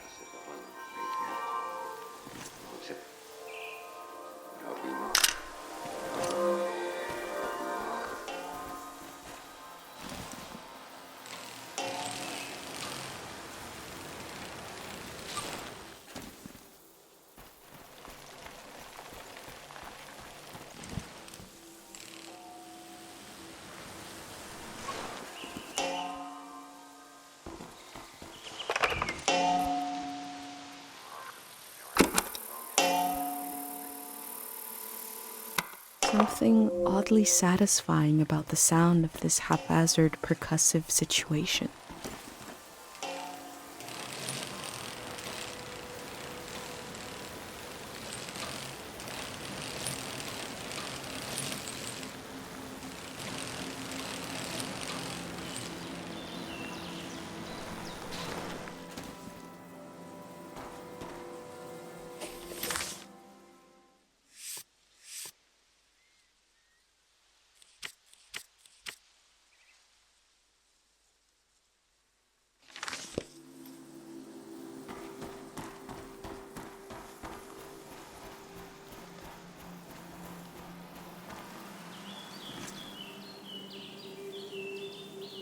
The figure of this statue feels like it came to someone in a dream. That's just a guess from me.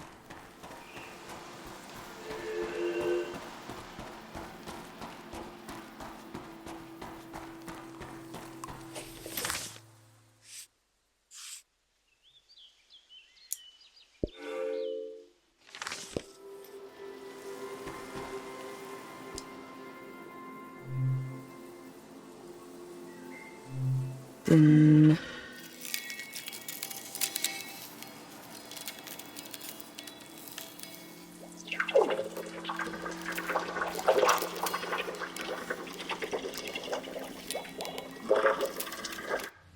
it was my first time being in a car as it was being cleaned.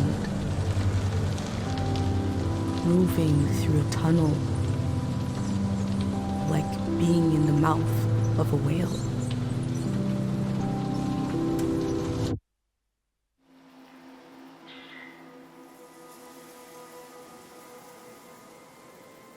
The prayer gave me a memory that isn't mine. But it feels like mine now. It seems like it came from the golden season.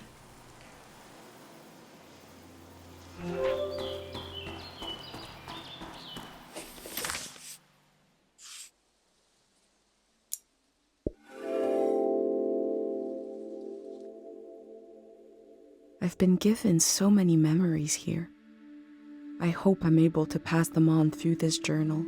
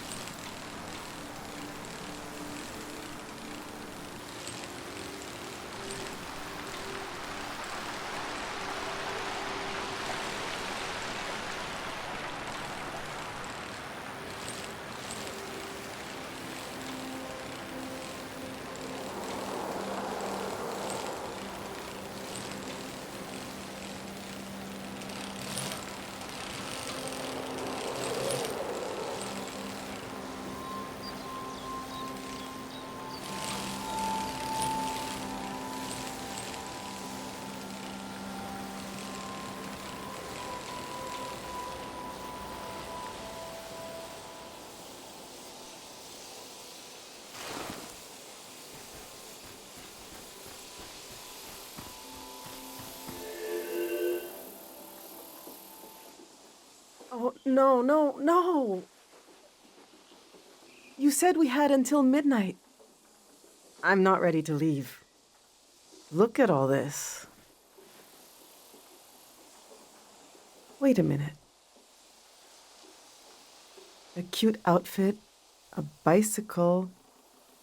You're not a greyhound. What a relief. I'm sorry.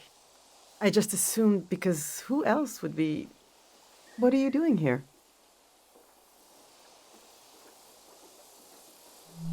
You're really cutting it close. I guess I'm doing research here on the lawn. I'm studying my own life. Welcome to Tiang Valley. You should have been here a week ago when the evacuation started. Almost everyone is gone now. Oh, I hope she was nice to you. She has good and bad days. Like all of us, I guess. I hope she'll evacuate with us tonight. The monk is a lost cause, but I couldn't bear the thought of her staying behind. I hope we'll be neighbors in the Radiant City then. Look!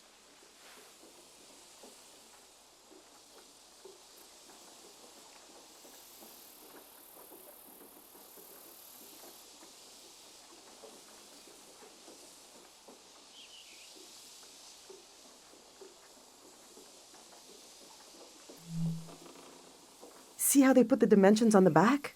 I recreated our future apartment here, on the lawn. This is the space we have to work with, to live in. I'm trying to really imagine what it'll be like. We're going from a big farm to one room, and we need to be packed by tonight. I already packed for myself and my son, but my husband Yuri is a little harder to pack for because he passed away recently. And I can't bring all his things. It's not realistic. His stuff is still... It's all here. It's okay. You said you're here to study the valley?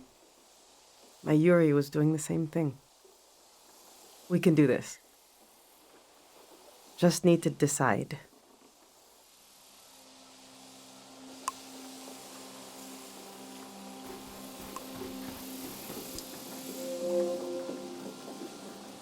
Yuri learned to paint from our neighbor, Matiora. He painted all 3 of these. This is a self-portrait he did. Kind of intense, right? He was more handsome than that. I wish he could have seen himself the way I saw him, you know? He was really lovely, just occasional dark moods from his work. This is his portrait of me. We got into a fight over it.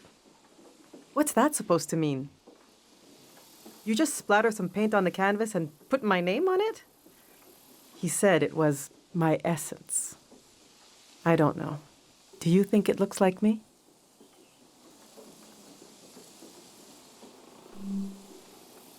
He painted this for Kochi. Some kind of private joke between the two of them. I don't get it. They were both interested in the war and how it ended. I'm not. I just pray nothing like that will ever happen again. Which painting should I take with me?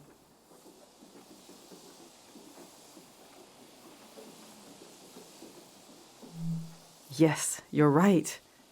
Himself from his own eyes, something I could never see without this painting.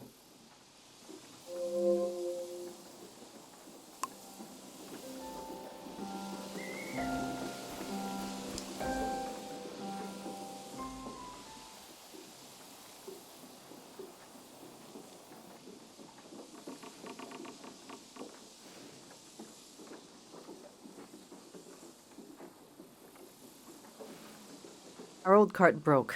I overloaded it. So I had to use the wheels of his bicycle. Now he's so mad he won't say a word.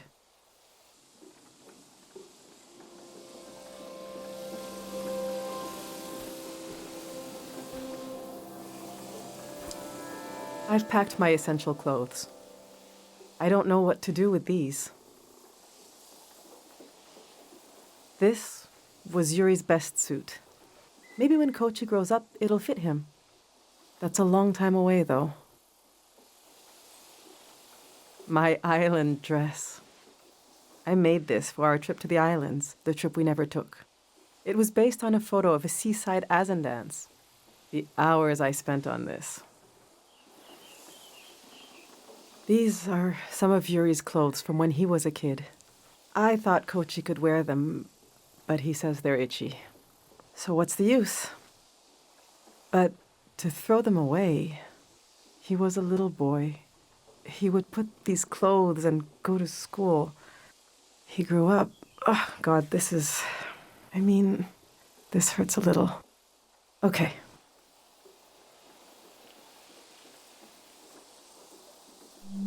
Yes, let's bring it. It reminds me of our dreams together, things we wanted to do. All right, this is going well, but I feel like I'm forgetting something, or someone. The demon of shame and mourning. How could I have forgotten? Now, where did I put him?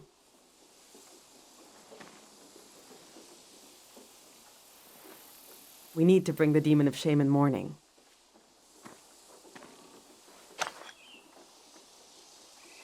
When someone dies and you're in mourning, you're supposed to keep the demon in sight at all times. He's supposed to remind you of your regrets. It's a religious thing.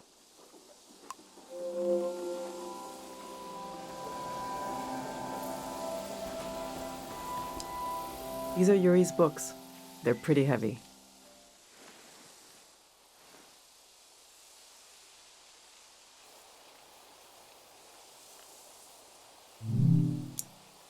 This is an old religious book, The Prism of Yesterday.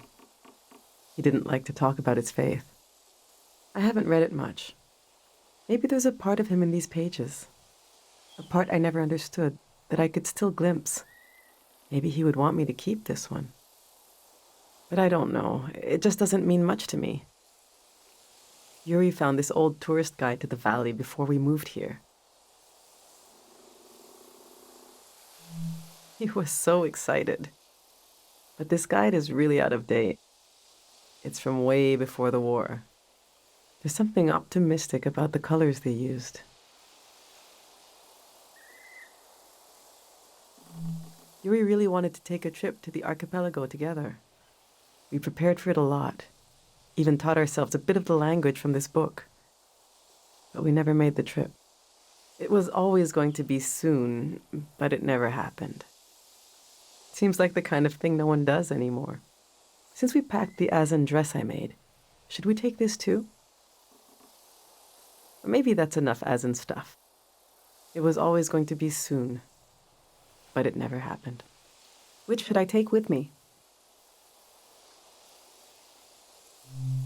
Yes, that seems right. Maybe I'll even read it one day. I suppose I'll be leaving the other two behind. I know they're heavy, but would you want to take one with you?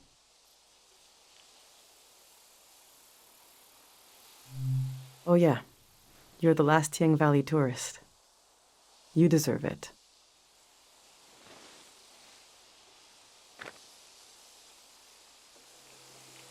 Let's see how this is going so far. This book will help me remember Yuri's quiet, spiritual side. The dress I made for a trip never taken. I'll remember how Yuri saw himself. I think we're almost there. Let's just look a little more.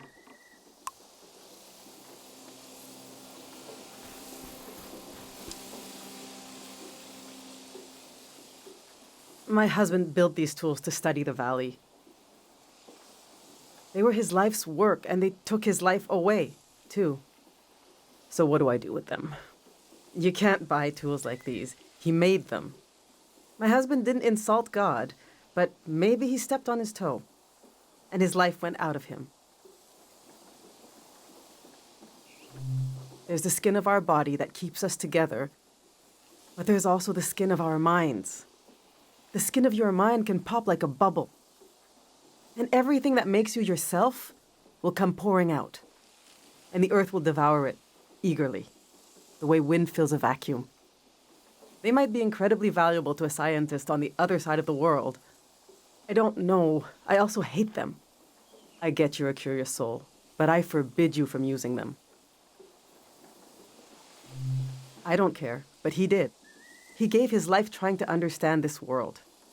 I can't keep these tools, and I can't throw them away. There's even more of them, bigger ones, out at his work shed. Okay, I'm gonna turn away now. I want you to take them or throw them away. I don't want to know.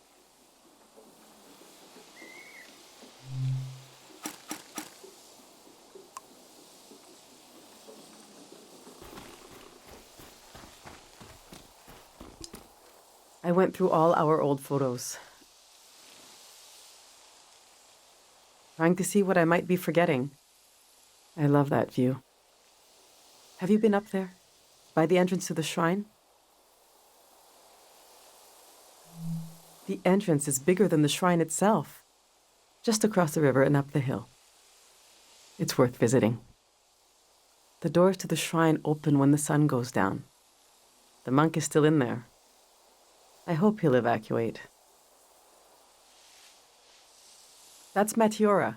She lives east of here, out in the woods by the river. She said she'll evacuate, but she's still here. It makes me nervous, but I can't complain. We're still here, too.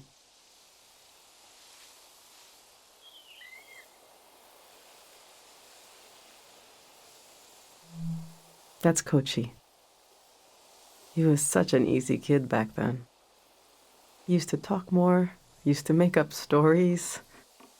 I really hope the city has kids his age. It was already a small world when it was the three of us. Now he spends so much time alone. The past is such a heavy dream. And I never remember my dreams. But when I wake up, there's a cloud of feelings the dream left behind. Then the day begins, I move around, and that trace disappears. I wonder if our memories of the valley will drift away like that.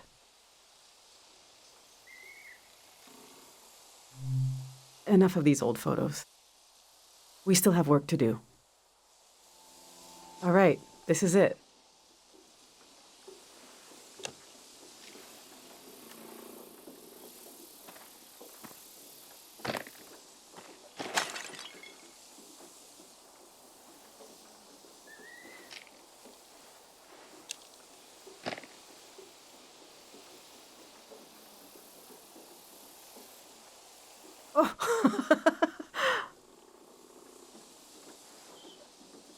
I killed him. The demon of shame and mourning. What was I thinking bringing it along? What an awful tradition. Kochi, do you still want to take a final tour of the valley? Let's get those wheels back where they belong.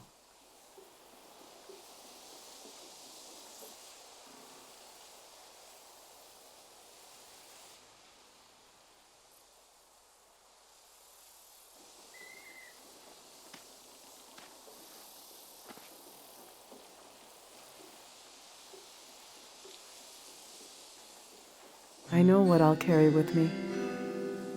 It's something I couldn't leave behind if I tried. It couldn't be crushed like the demon. It's too many layers deep. I'll carry the part of me that's gone, that's missing. But there's so much life left that flowers grow along its edges. Something like that.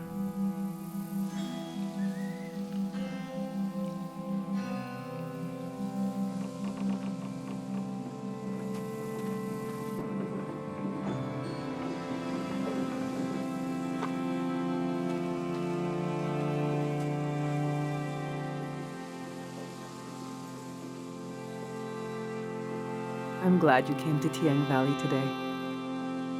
Thank you for being there for me. I didn't realize how much I needed a stranger's ear. Now, there's no rush, but as you try to wrap your mind around this place, feel free to come ask me questions. I'll be right here until night comes.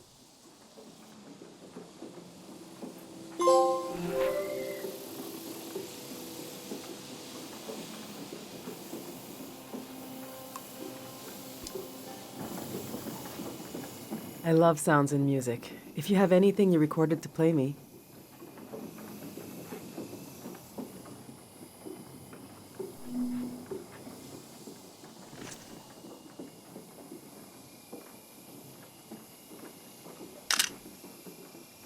He has been through a lot, and now we'll have to start all over again.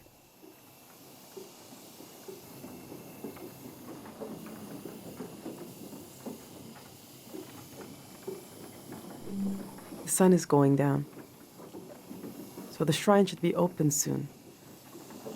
The monk is very reclusive these days. You and him are the two weirdest people I've ever met. So I like the idea of you hanging out together.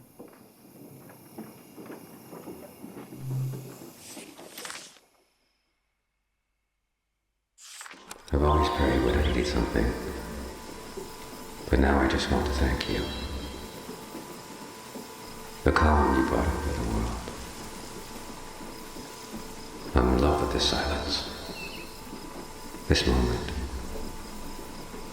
We're going to live. And we're going to remember.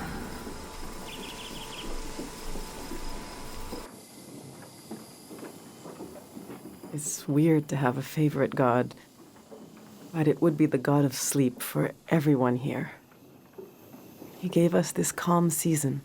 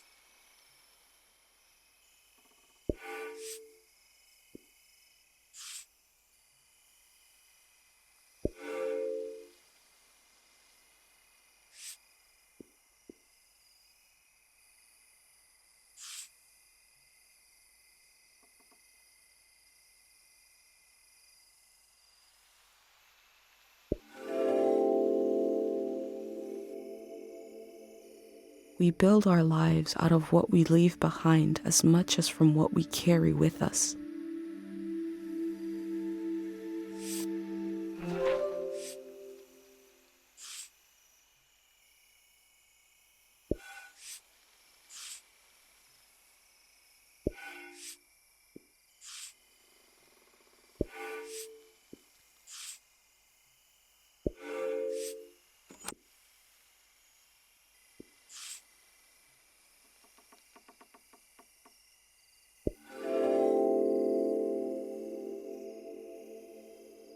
The scale of the old world grew beyond human proportion, maybe beyond human feeling.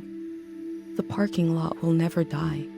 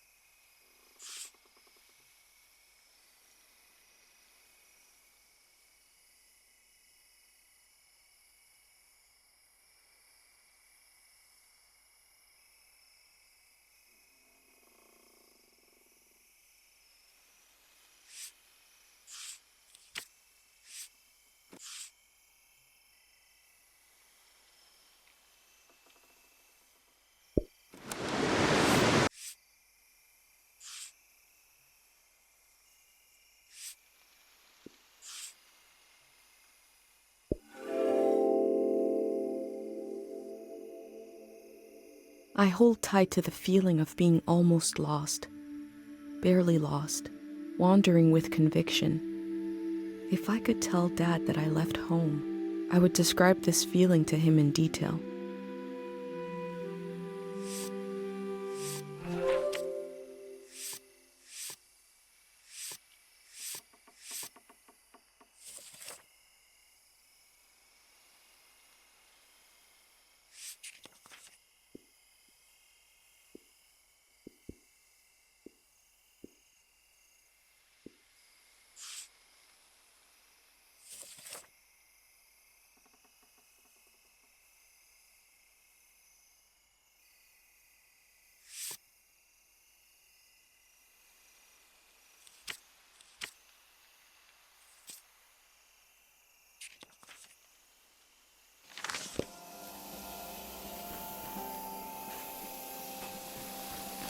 Night has fallen.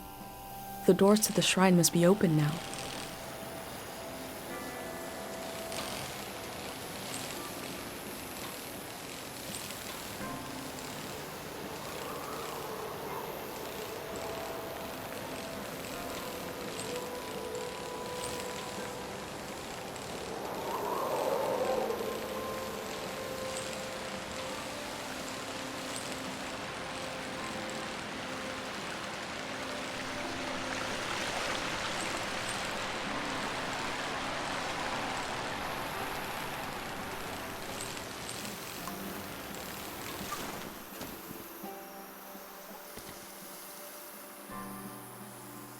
Do you want to go on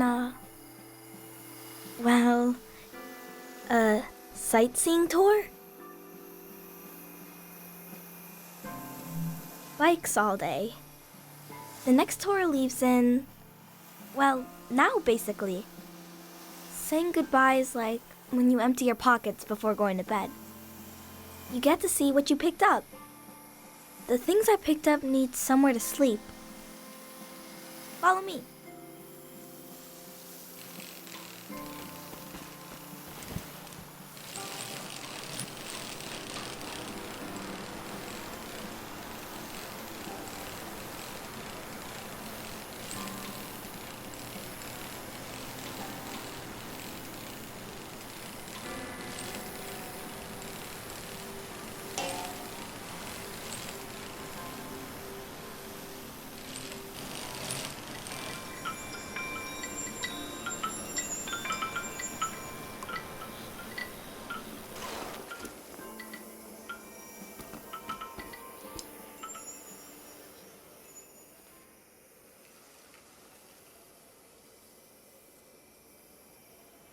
His name is Frenay. I asked him how he ended up sleeping here. Frenay said they were in the valley because they were so hungry. And then there was light everywhere. And they fell asleep forever. They should be old men now. But they couldn't get older if they tried. One time I saw the monk out here cleaning them. It was so funny. He looked like he hated doing it. I'm not supposed to touch the soldiers, but I let Frenay borrow my pig. I need it back now. Let's go.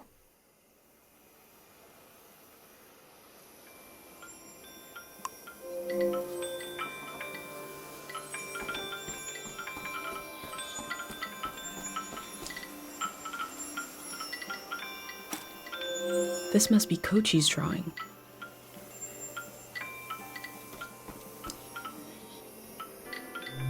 Let's go.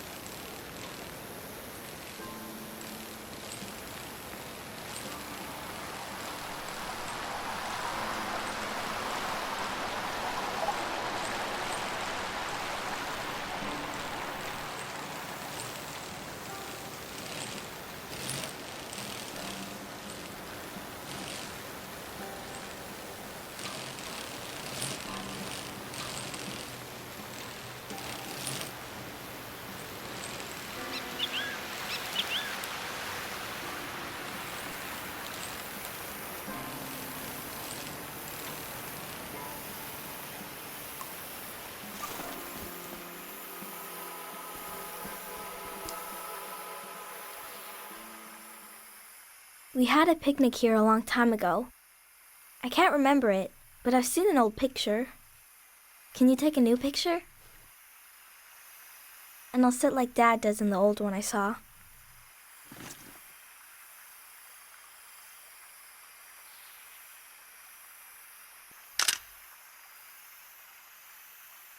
He is a great kid.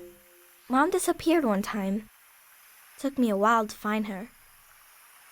She was sitting right here. And she was sad. I got one of her tears on my finger, like a little bug. And I flicked it into the water. And I said, flow, flow, flow, flow, until it didn't sound like a word anymore. It made her feel better. Now I say it. I say it when everything is moving, but we don't want to move.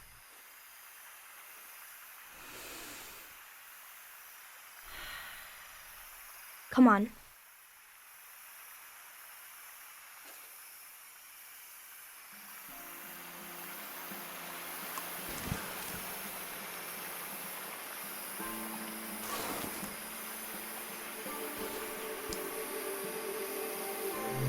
Let's go.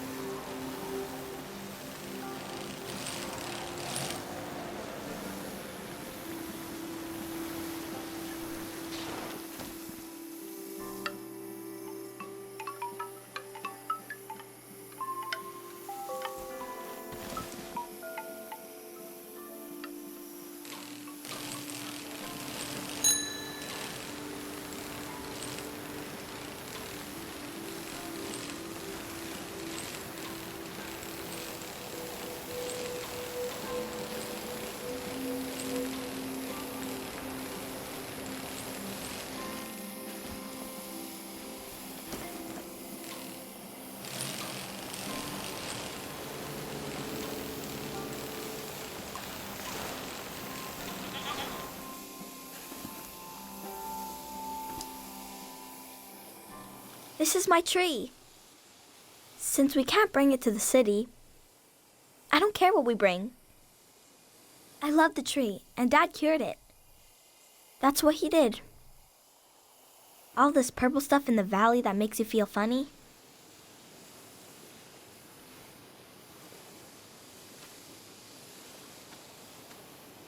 See? This used to be purple and dangerous. Dad made the dangerous part go away. He wanted to make it so all the purple rocks were safe and green. I know there are plants underwater. Can a tree become an underwater tree? This one can't die. It's been through too much. Let's go.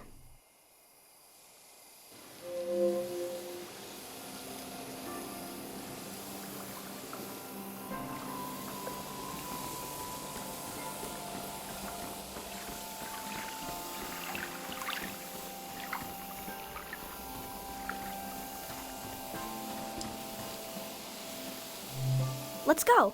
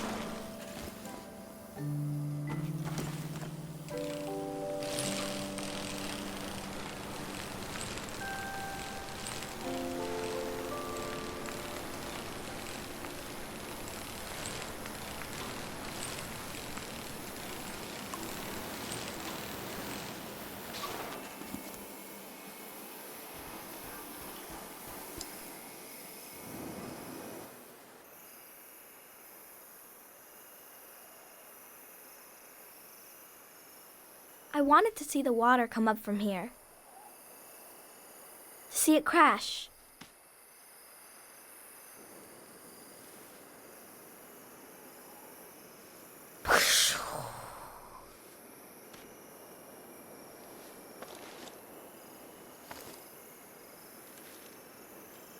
I thought the flood would clean everything. But Mom said a flood is dirty. That makes no sense. I asked if we could stay and watch, but Mom said we need to get a ride to the city.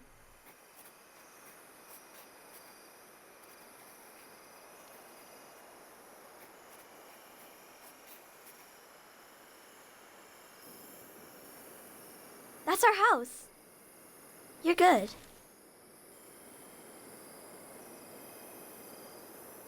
Come on.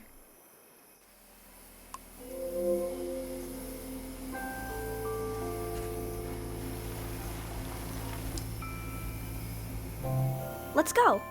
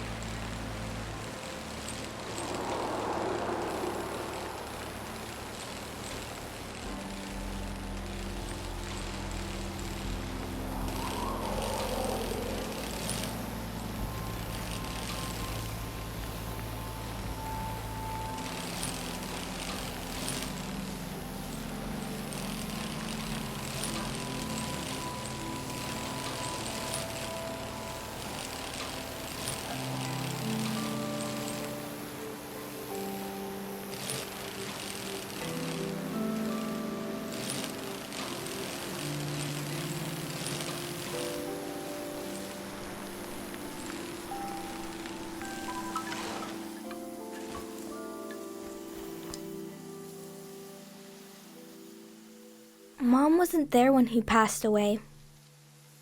I was there. Dad had his eyes closed, but he was making a face, like he could see something. So I asked him what he was looking at. He said he was looking at me, and I was all grown up. He saw me climbing up a hill in the sun.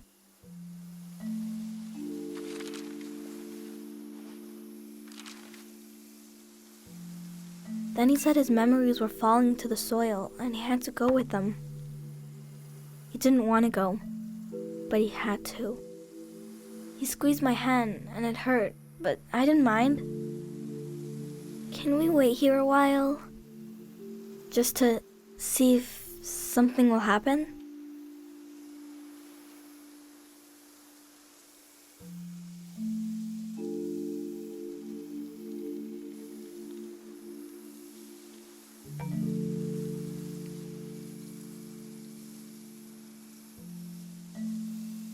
I met a boy who lost his father just like I did. It's something I don't talk about much, but I did to him. I've been recording everything for you, but this feels private. I'm not sure if I want to share this with the future.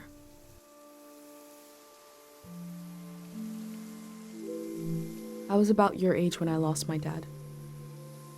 Growing up, everyone said I took after him. I didn't know what it meant exactly, but I felt proud. He fell while climbing a mountain. The other climbers looked for him. He really tried. A friend of his almost fell, maybe in the same spot. The search was called off, but my search kept going. I couldn't understand where he went. Every morning when I woke up, I thought he'd be back. Couldn't he come back just as easily as he disappeared? I was embarrassed to look for him, but I did, secretly. I thought about impossibly small places, like in the air of my breath or in the silence between heartbeats. It was silly. I felt silly. At the same time, I was growing up. I was changing all the time. Every night I would go to sleep and wake up a little different than the day before.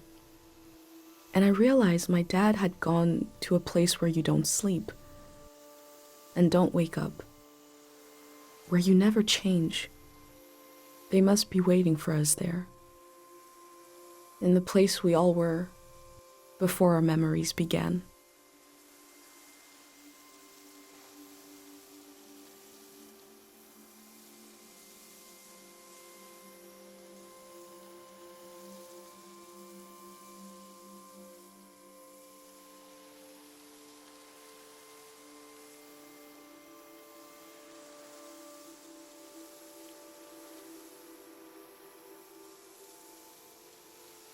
You're still here.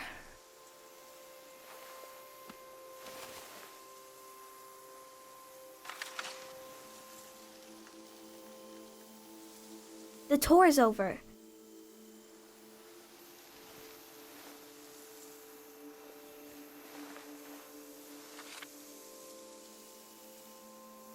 That's your prize, okay? I have to go home now. I'll see you someday later today.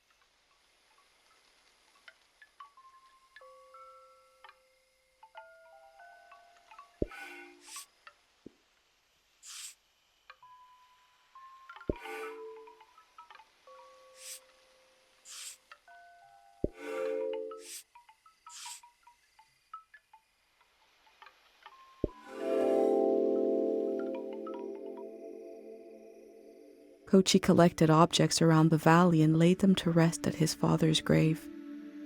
I've collected memories. Where will they be laid to rest? The museum vault?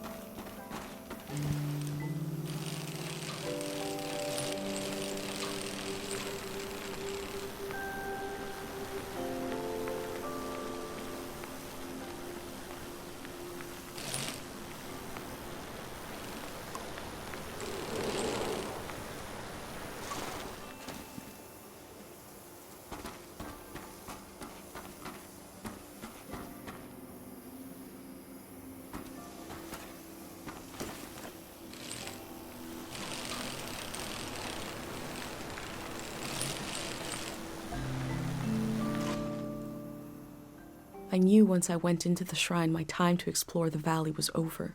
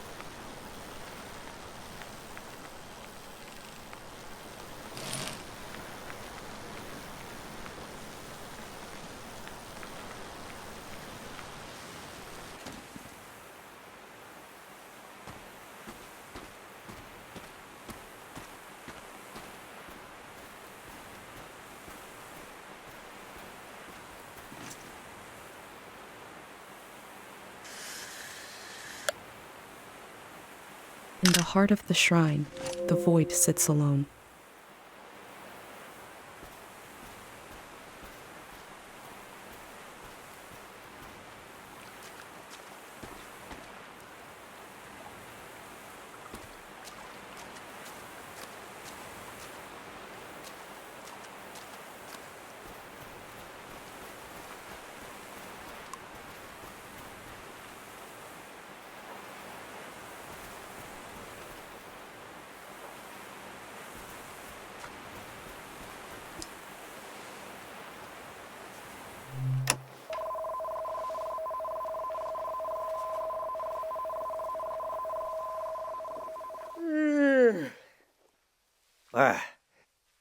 Who are you? What are you doing here? I hope this isn't your first day on the job. There isn't much season left to record. What's that? Around your neck. That's a pendant. You're wearing a pendant. My God, I've read about those.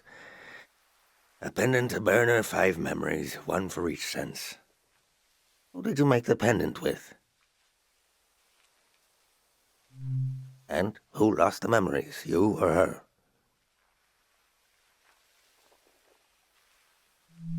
I see. And what was something you burned?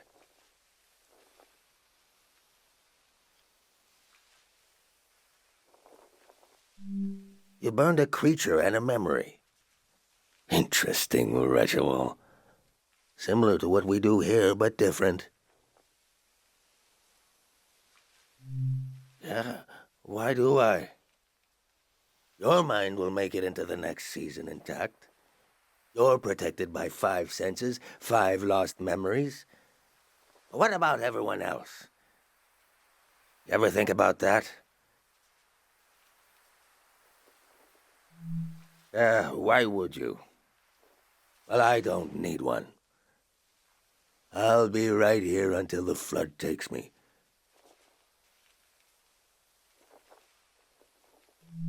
I told you I read about them. Look at you, protected. The rest of the world is not so lucky. Me, the people you've met on your way here, nobody else is protected. You think everyone makes it into a new season intact? Tell that to the boys face down in the parking lot. You know things are about to change. I can tell.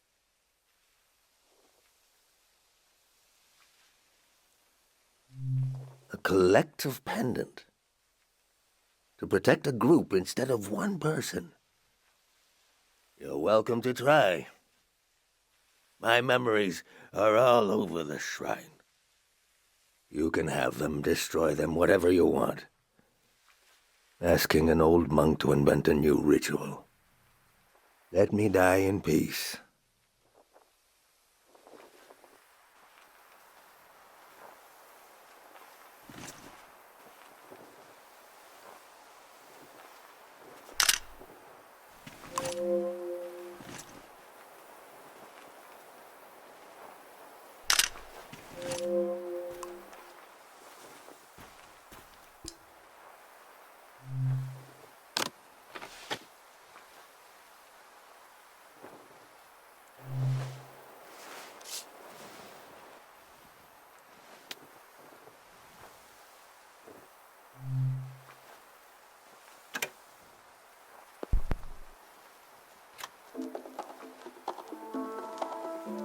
Music in the air, I hear it.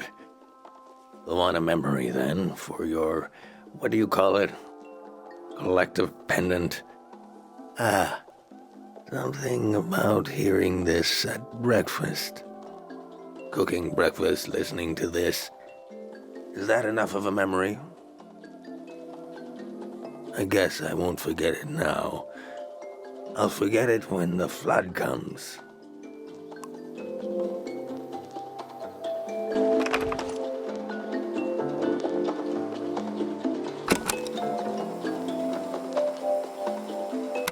The musicians are gone. The thousands of hours they spent learning their instruments are gone. The song plays on.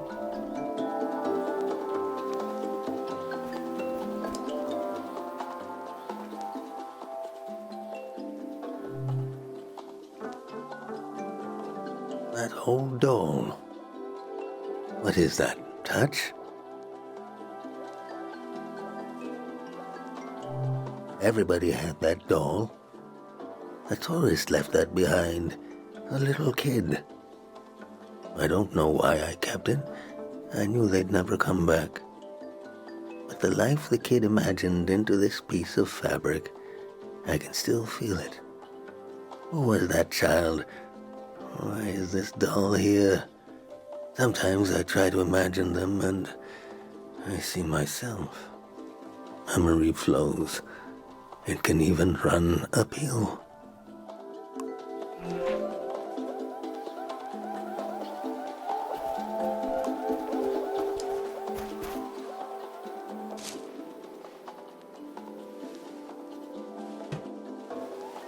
That fruit is an acquired taste, but go ahead, try it.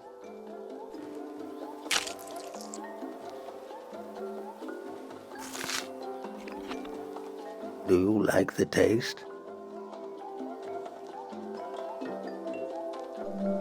It takes time. I remember long ago when I was a beautiful human being, sneaking into the orchards with another boy, before we knew what was romantic and what wasn't. Stealing those fruits, pretending to love the taste. Pretending to love the taste and pretending not to love each other. Both of us pretending, smiling and laughing until it became true. Oh, it's so good. He was a tourist, that boy. Left me heartbroken like so many others. Do I love the taste of the fruit now? I don't know. Do I love being alive? What choice do I have?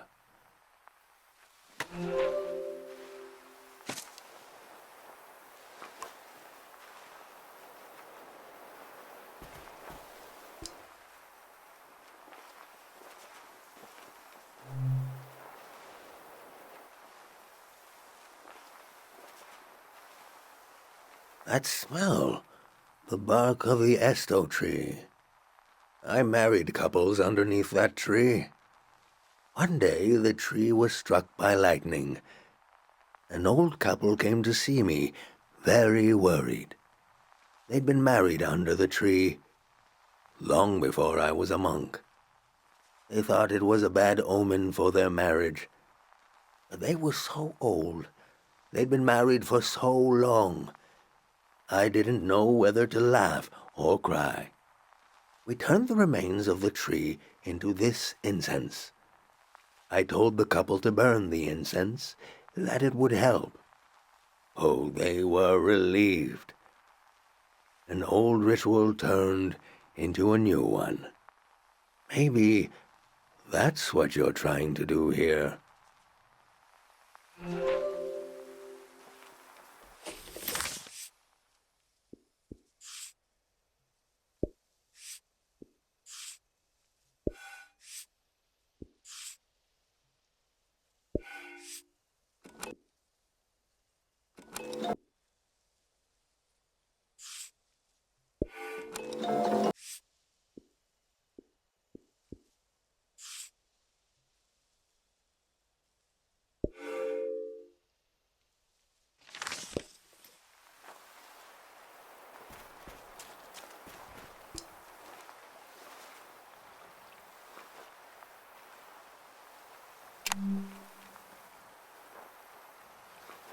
I remember seeing lights like these in the forest one night. It was Manches, the famous singer. The only time I ever got to see him sing.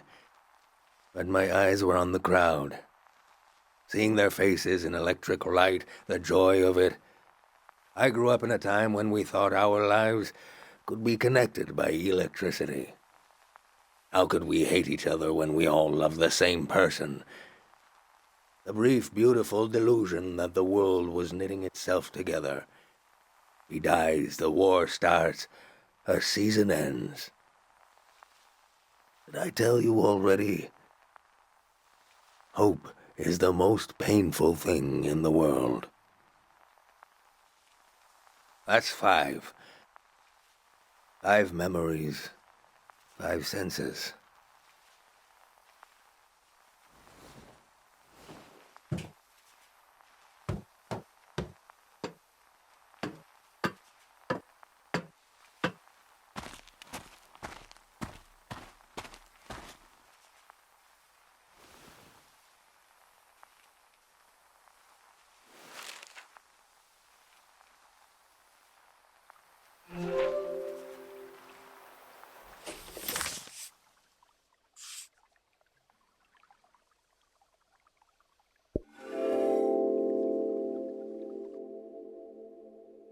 An old monk surrounded by his memories. Is this a shrine to a god? Or is it a shrine to his past?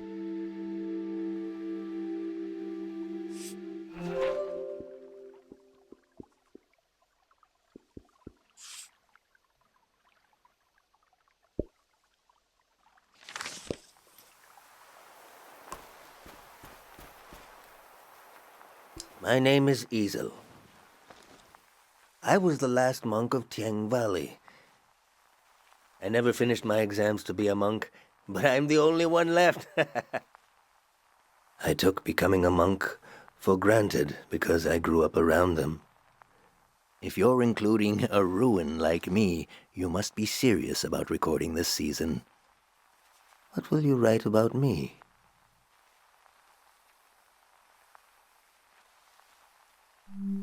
That's true, but I was once a scared little boy.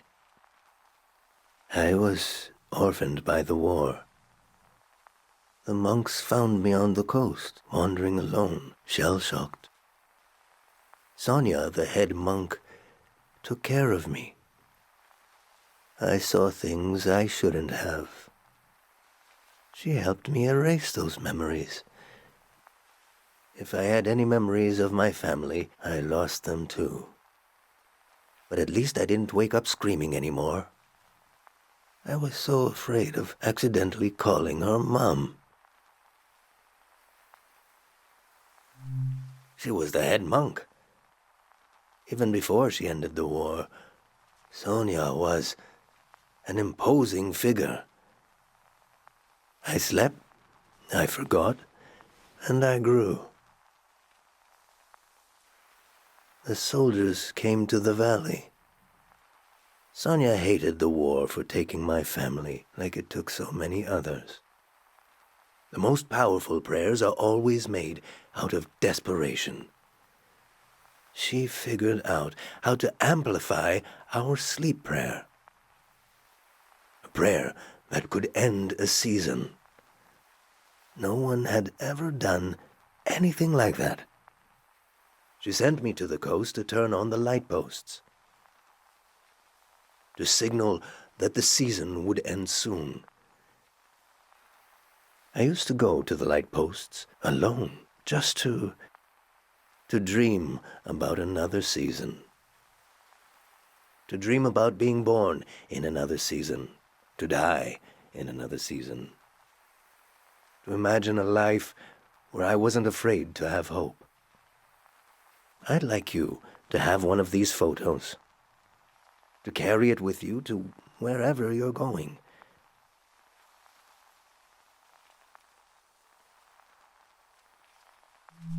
These lights out on the coast, it's a solemn task to turn them on.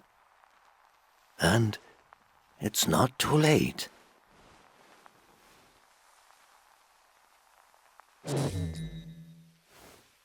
They've shut off the power. Won't be long now.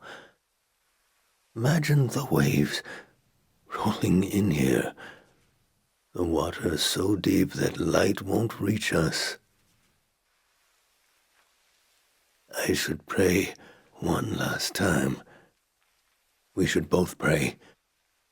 Right now.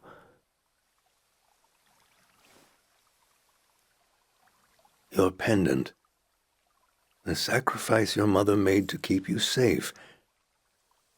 It might be possible to pass on this blessing, to divide its power among the people you've met on your journey, to shepherd them into the next season. For a truly strong player, we would need to use up the power of your pendant. I'm not sure it would work. It's never been done before. But I know it would weaken your pendant. In that case, nobody would be protected. Before you light the candle, I want you to think hard about if you want to do this. Do you want to pass on this blessing and leave yourself vulnerable? Or will you continue your role as a vessel of memory?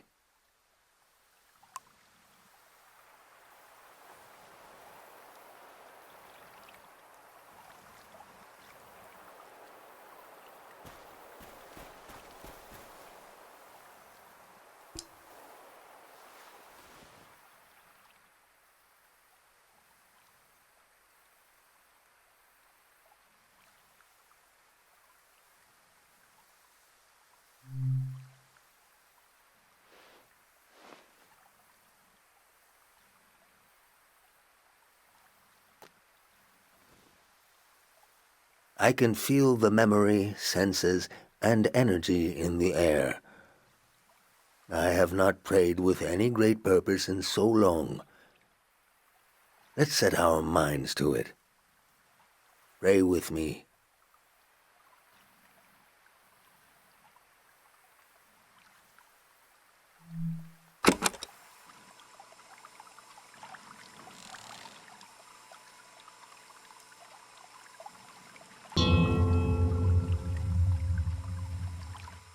We sink these words into the fragile earth to accompany lost souls. Listen to the record of our lives spinning and the old woman tapping her foot to the music. Taste the fruit we stole from the orchard and pretend to love the taste until you truly do. Feel the fabric of a lost doll. Smell the incense of an old evening sun, the caretaker prayer, the scent of the woods and the wedding tree. Turn your eyes to the colored lights. The faces in the crowd are the faces of your children. We offer this prayer on behalf of our companions. Let them find themselves with senses warm and ready for the life of the season to come. You have the sounds of the moment. The moment is already past. We've done all we can. I need to take you out of this place. It can't end here. Let's go.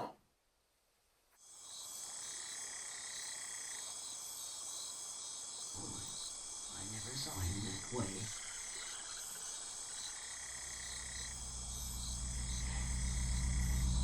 I was there. I saw it. Firsthand. The true end of the Tiang Valley was not the flood coming. It was when these people would go their separate ways. At the last possible moment, I saw them as a community. Without the protection of my pendant, I felt even closer to them. Whatever happens, we're all in it together.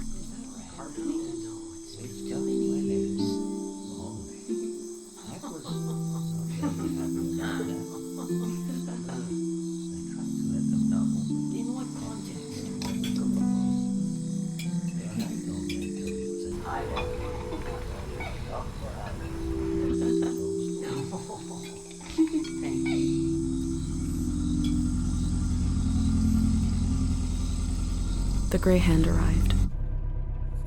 He had what he called passports for everyone. He said they were supposed to have a photo, but that his camera was broken and he wanted to use mine. I saw in these little papers the beginning of a new world. He asked me if I could help him. I had only one moment to decide.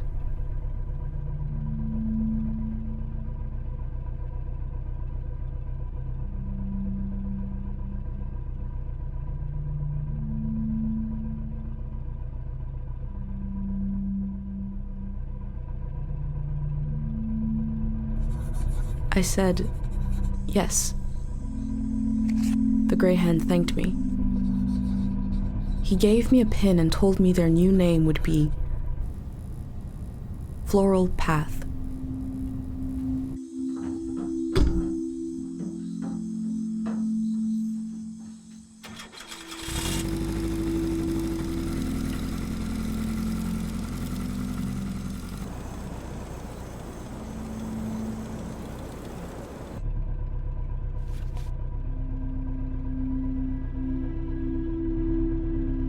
The monk said he felt like driving all night.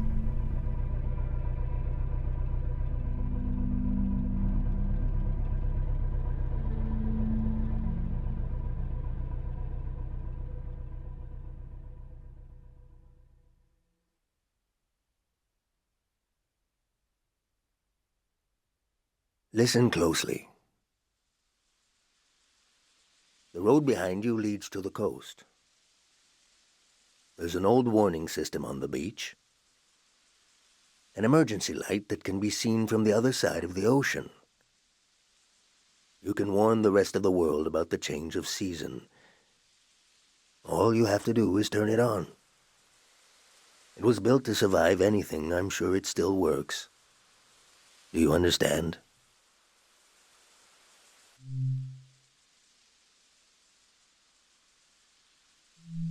Of course.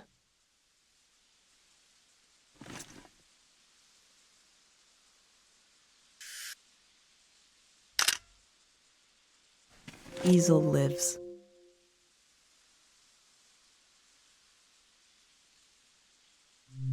I've been thinking about that all night. I have this idea to turn my van into a shrine. For every sermon I preach, I'll listen to 10. And you will remember everything. You will survive everything. Rest transparent in the spirit that gives you rise. Farewell.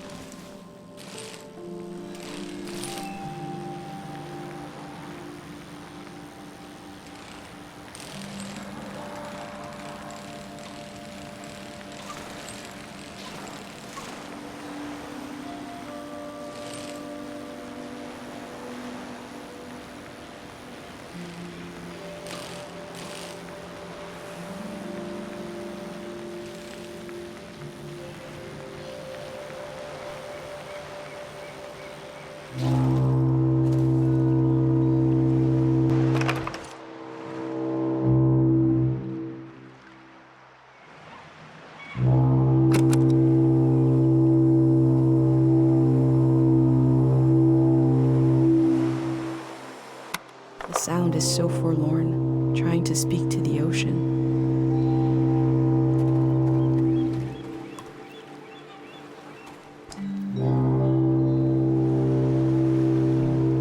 The elder told me she grew up on a watery republic. The ship was commandeered during the war.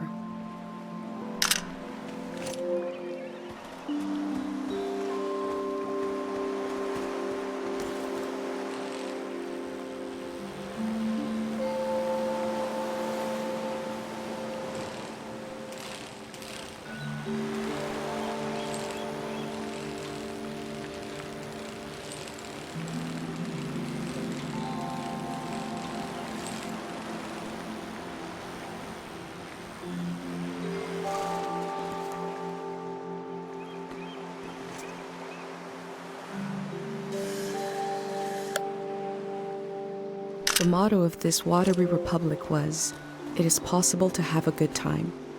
I hope they did, while it lasted.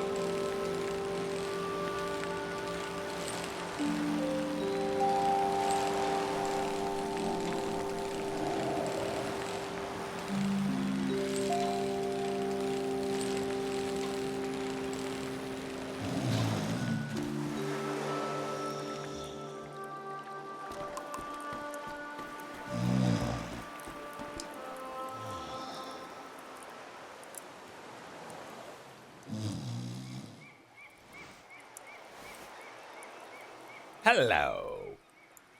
I love you. Ice cream.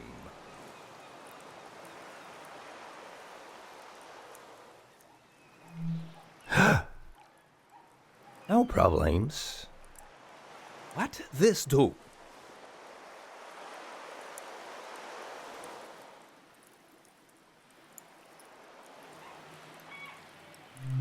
Hmm?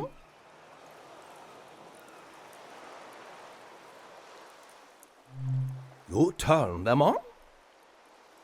Aha! I think wrong. It's not for sport.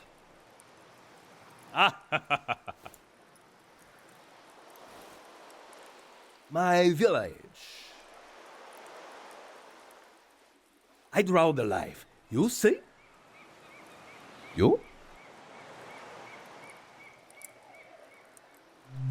Safe village. So.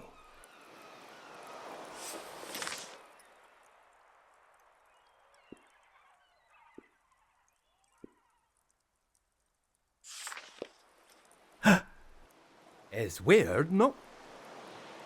I have weird. Public lizard.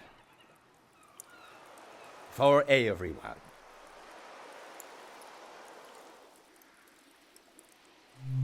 Oh! Haha! I say I live home. My mother no cry goodbye.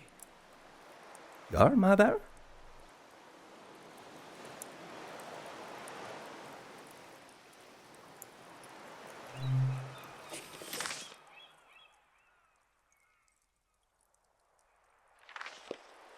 Ah, sad mom.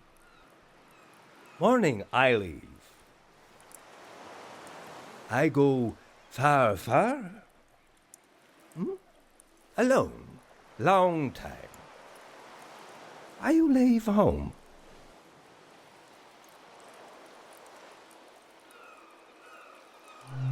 Ah, good.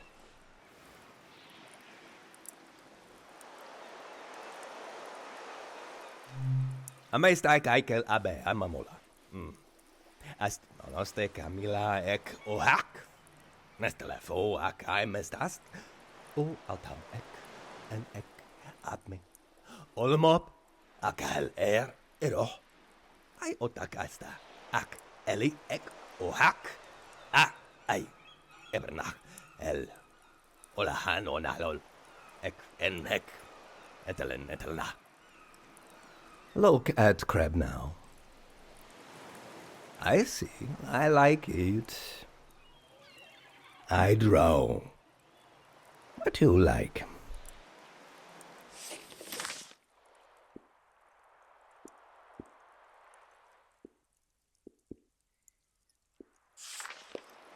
Uh-huh.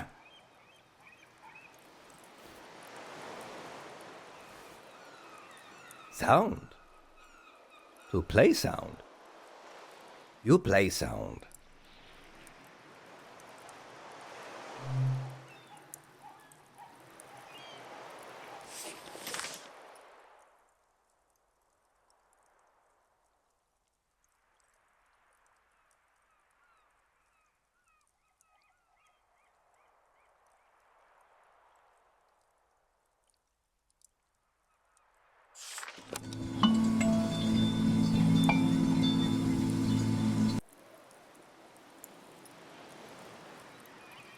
I heard a lot of music on my trip, but never saw anybody playing it. Just instruments, recordings, echoes. Good. Here? 3 days together. Friend now. Sad that I go.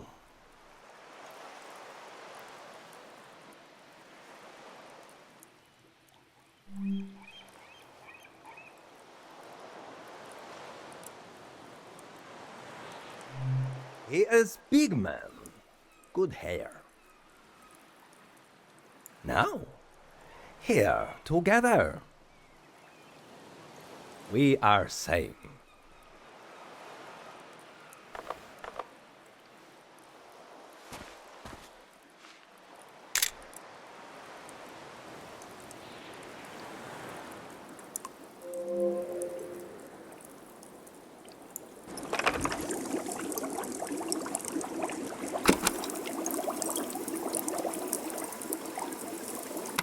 This season is the warm embers of what came before.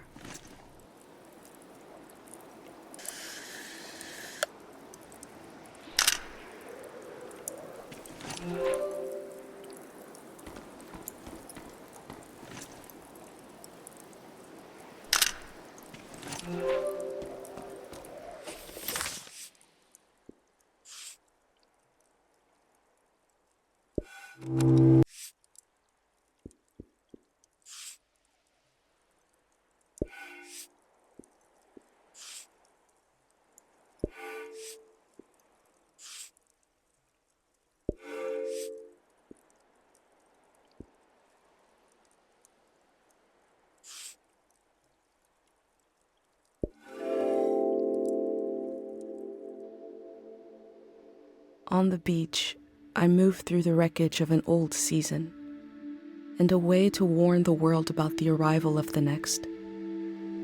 The cycle will continue. I hope I played my role well.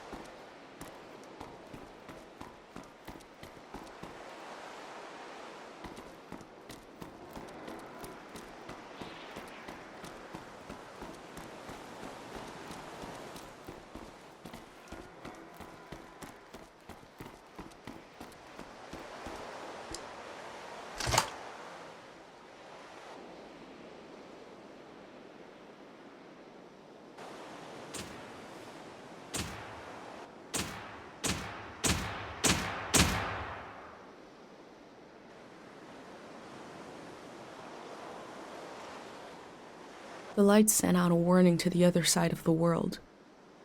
I wondered if anyone was watching. I wondered if anyone remembers what it means. This season is over.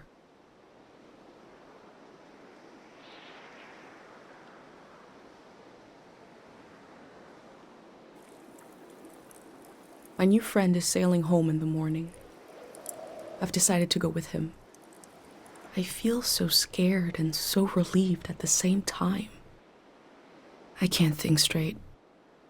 Before sailing into the unknown, I checked in on my journal, my letter to the future.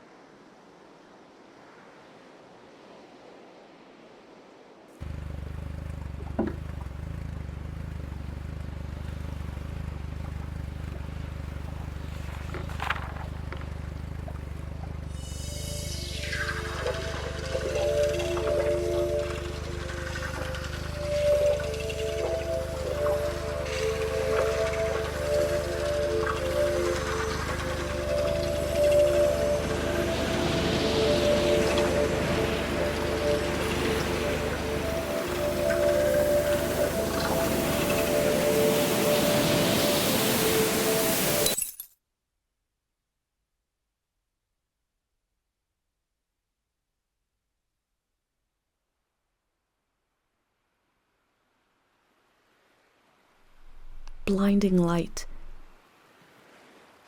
and a strange pattern disappeared off the surface of the water. My mind emptied out. But then my senses came alive. I smelled the ocean air, felt the boat rocking, heard the waves rolling, saw someone else was with me. I detected the world for the first time.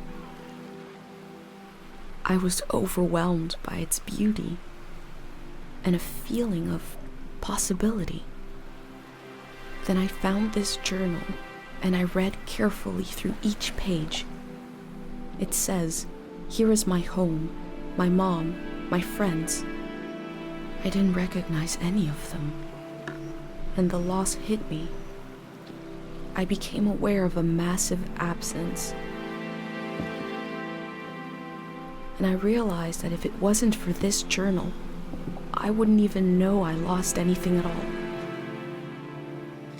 These pages are a little bridge between us and the world that just disappeared.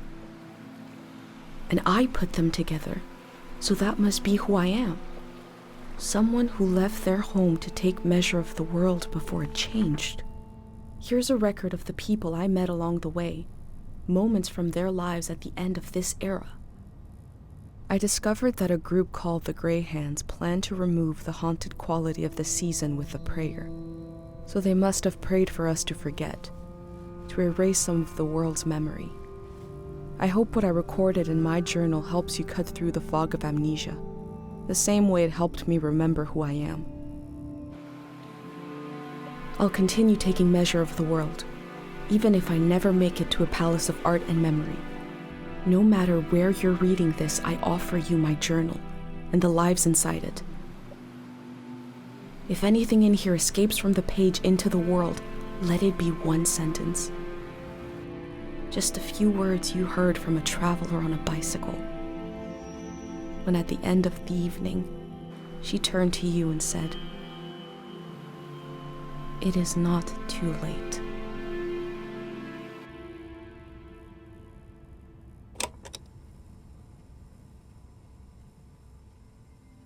How to leave home for my daughter. Find a sacred square of earth.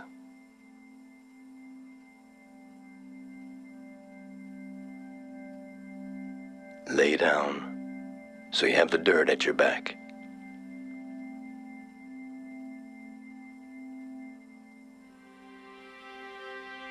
Close your eyes. Close everything.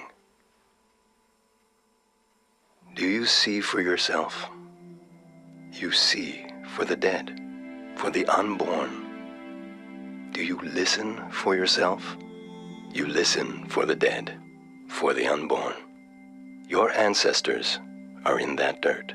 All the living and all the dead are holding you up. Now, stand. They're still there, aren't they? It's time to move, to entangle yourself everywhere with everyone. So the next time you lay down in the dirt, you will have so much more to tell them.